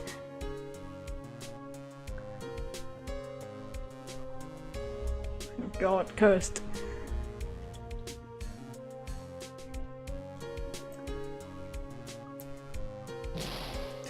Hey, where's this? Dread is an ordinary electric razor recharging on a stand. I can't believe this, really. How long did they plan to make me do this?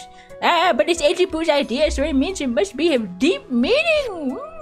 But why do I get the feeling they wouldn't forget about me, would they? It was never like this in the old days. Everyone thought of the beauty of me. They used to call me Queen Wendy with the treatment of royalty. Hasn't heard about the pain of the heel and the feel of burning in the warehouse scenery because of burning hair.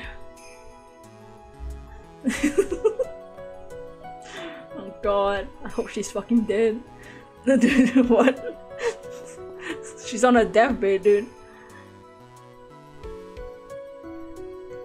I appreciate everything you and Mr. Edgeworth did for me from the bottom of my heart. On this night, I received a letter from Miss Von Karma. She said that after I get off, I should free my to consult her about anything at all. I really feel thankful for her to have met everyone. And that's why people ship them. That line. That's the one line.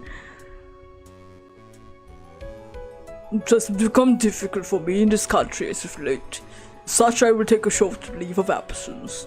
If you like to request my services, please visit my homepage. May be blessed with longevity. Goodbye. www.Shelly the Killer.com. At least she's thankful. Ako?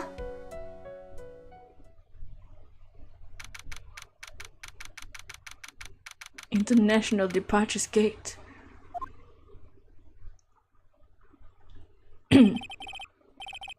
Where are you going, Francisca?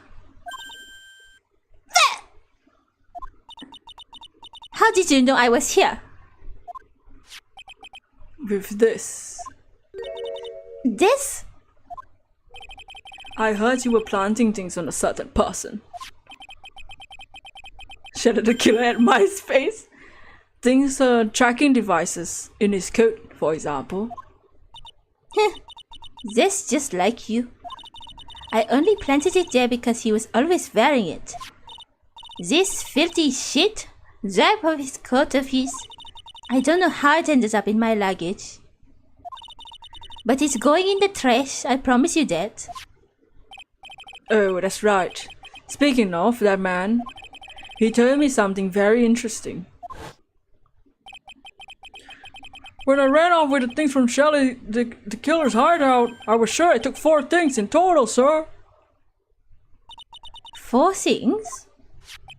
It seems he put the last one in his coat pocket. He put it in here. Fuck. Dots? It doesn't matter anymore. The case is already over. Dots. What are you going to do now? Dots? That's none of your business. Are you running away? Shut up! You don't understand a thing! You can't possibly understand what it means to be a Manfred von Kammer's daughter! Franziska. So many expectations from everyone around me! Expectations I must fulfill! I'm expected to win no matter what, and failure? Such a thing is not an option for me! My father was a genius. There's no doubt about that, but me? I'm no genius! I've always done that! Dots. But I had to be one. I had to! Baka! Dots. You may not be a genius like your father, but you are a prosecutor. You have been and always will be. No, I'm not. Not anymore. I even thrown my whip away. Speaking of that, Wright gave me this to hold on to. Right. You knew something like this would happen, didn't you? Dots. I'm going to say this again. We prosecutors do not fight for personal honor or pride. I hope you will think deeply about what you should be striking down with that whip. Dots. You haven't changed a bit. You've always left me alone and walked ahead without me. Miles Edgeworth, I always hated you. Dots. And then, finally, my chance to take revenge on you arrived. If I could win against that man, if I could make Phoenix Wright bow down in defeat, then this girl you left behind would have risen higher than you. This was all that was supposed to be my revenge. Fight for honor, but for you. I see. You know, I can't do it. I can't change who I am. I can't throw away everything I've been until today. I believe you can, just like how Adrian Andrews did. Adrian Andrews?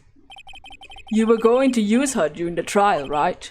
But you depended on your father by using his tactics, isn't that right? Huh! Today you chased after me. After I left you behind all these years. And that's why we're standing here now side by side. There. But I've no intention of stopping. If you say you're going to quit your walk down the prosecutor's path, insert game name here, then this is where we part ways, Franziska von Kammer. Dots. Aww. I'm Franziska von Kammer. I don't think I'm going to walk in your shadow forever. Our battle begins now.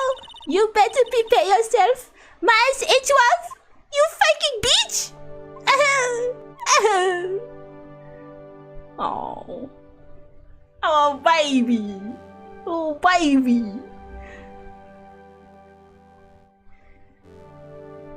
One day, someday, Who's talking? I'm sure we'll meet again in battle. I don't know who's talking. Until then, this last piece of evidence that never made it to you, I'll take good care of this fourth piece, so I can give it to you when at last we meet again. I don't know who's talking. Shit, her, is it her? Big softy deep inside Sundere. Oh, it's the drawing.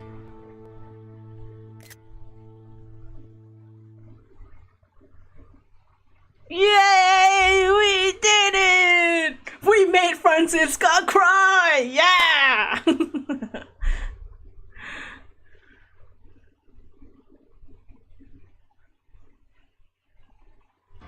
Oh, yay! It's done! Ace Attorney Justice for All is now complete. What do y'all think of that case?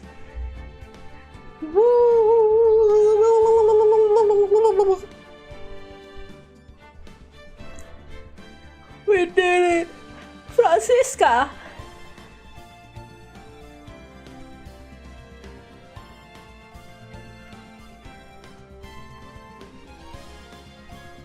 GG's, yeah. We might do a couple art streams before, maybe 1 or 2 art streams before the next game. But the next game won't be Ace Attorney 3 yet. Because it's October. We have to play a game for Halloween. One of the best cases for a finale, yes. So I wanted to play Paranormal Sights 7 Mysteries of Honjo. It's a visual novel, kind of like puzzle story thingy. Just games like that we played before, but like it's spooky. It's a spooky edition. Spooky edition mystery game. Will you scream? Probably not. Unless the characters scream. But it looks cool. And if you go to the Steam page, the first comment says, if you love old men and MILFs, this is the game for you. So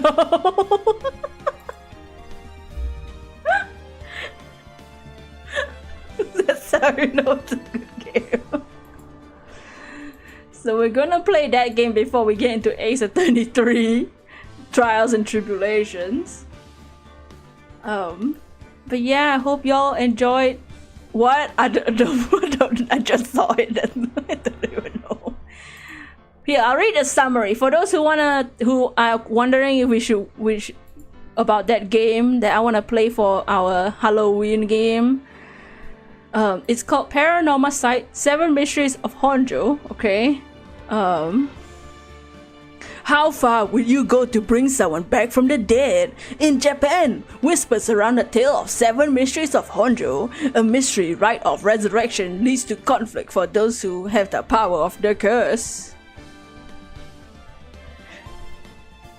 But yeah, it's a lot of people say that if you like AI Somnium Files, Zero Escape, and all this type of mystery visual novel games, you will like this one. So I need to buy it. But we'll play it. I don't see any rules saying that we can't show the ending of the game, so we'll be able to play it. That may be quite promising, yeah. So I'll see y'all. That's the next game we're gonna play. I'll probably do an art stream or 2 in between this and that. But yeah, after that game will be Ace Attorney Trials and Tribulations. I hope y'all join me for the oh no! We got a Toshiro raid! Toshiro, if you wanna bring back the dead, use the Dragon Balls. Toshiro, thank you for the raid! Oh no! It's gonna end! Hello! Thank you for the raid! How was your stream? A straight a hole. Oh! Thank you for the raid. Yeah, we just finished the game. We finished the trial. We finished the whole game. Well, not the whole game. We got one more game, but you know. We finished the second game. For anyone new, PokeJ, thank you for the raid. I'm Grim. We play games. You did some Overwatch. Oh, nice. We'll be doing an art stream next. I don't know what we'll add, but we'll do an art stream in between this and the next game. Which I was just saying, it's Paranormal Sights. It's a spooky game. Spooky mystery visual novel game. Story game. That will be in like a couple of days. But yeah. Oh, also, wait, since y'all are here, I wanted to ask y'all. So Twitter's dying, right? Before we end, let's have one more question. So Twitter's dying. Okay. Where do we go? If I make a social media account for the purposes of advertising my VTuber and for posting random shit, where do y'all want me to do it? I mean, we have our Discord, but Twitter's kind of dying at the moment. It's getting worse every day, and I think X got X. Yeah, X got X, and it's getting to a point where it's gonna be almost impossible for me to use it because they're testing out some weird bot payment thing. So I'm like guaranteed it's going down the pathway of like Twitter's gonna be paid to pay to play. I mean X. Yeah, sorry, X. I mean X. Okay, and I know there was a rumor about it being not a, like Elon Musk wanted to make it not available to EU, and he says this. He didn't say it's not true. Okay, when you go to a tweet about an article saying that he wants to block EU from using it, you know how the X has like the thing where it says like if it's a true or not.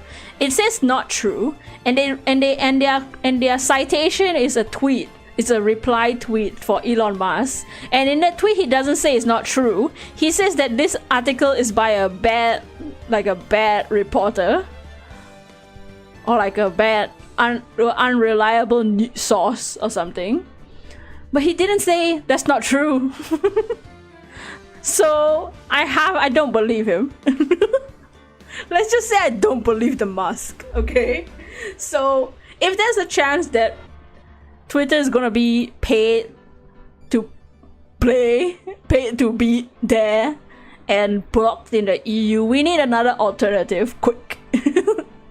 So if not Twitter, what will y'all use the most? Because I don't want to use. A lot of people are going to Blue Sky, okay, but Blue Sky is invite only, which would suck for both me and everybody else. So the question is, where do we go then?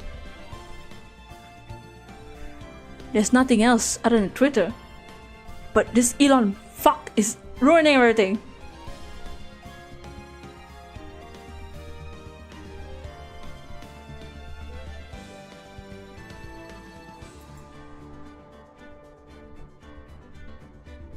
Besides Twitter, I don't use anything else other than Discord. Yeah, neither do I. I use Instagram for my Pokemon shit. But other than that, I barely use Twitter. But then I want to post my VTuber shit. I just made my design update.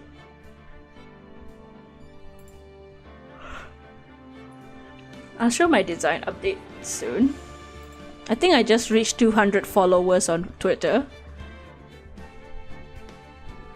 And I'm also over 200 on Instagram for the Pokemon thing. Ugh. But yeah. I don't know about that. I don't know what else is there outside of Twitter. You're waiting for the next Twitter. Technically they can use Twitter now that the website is called X.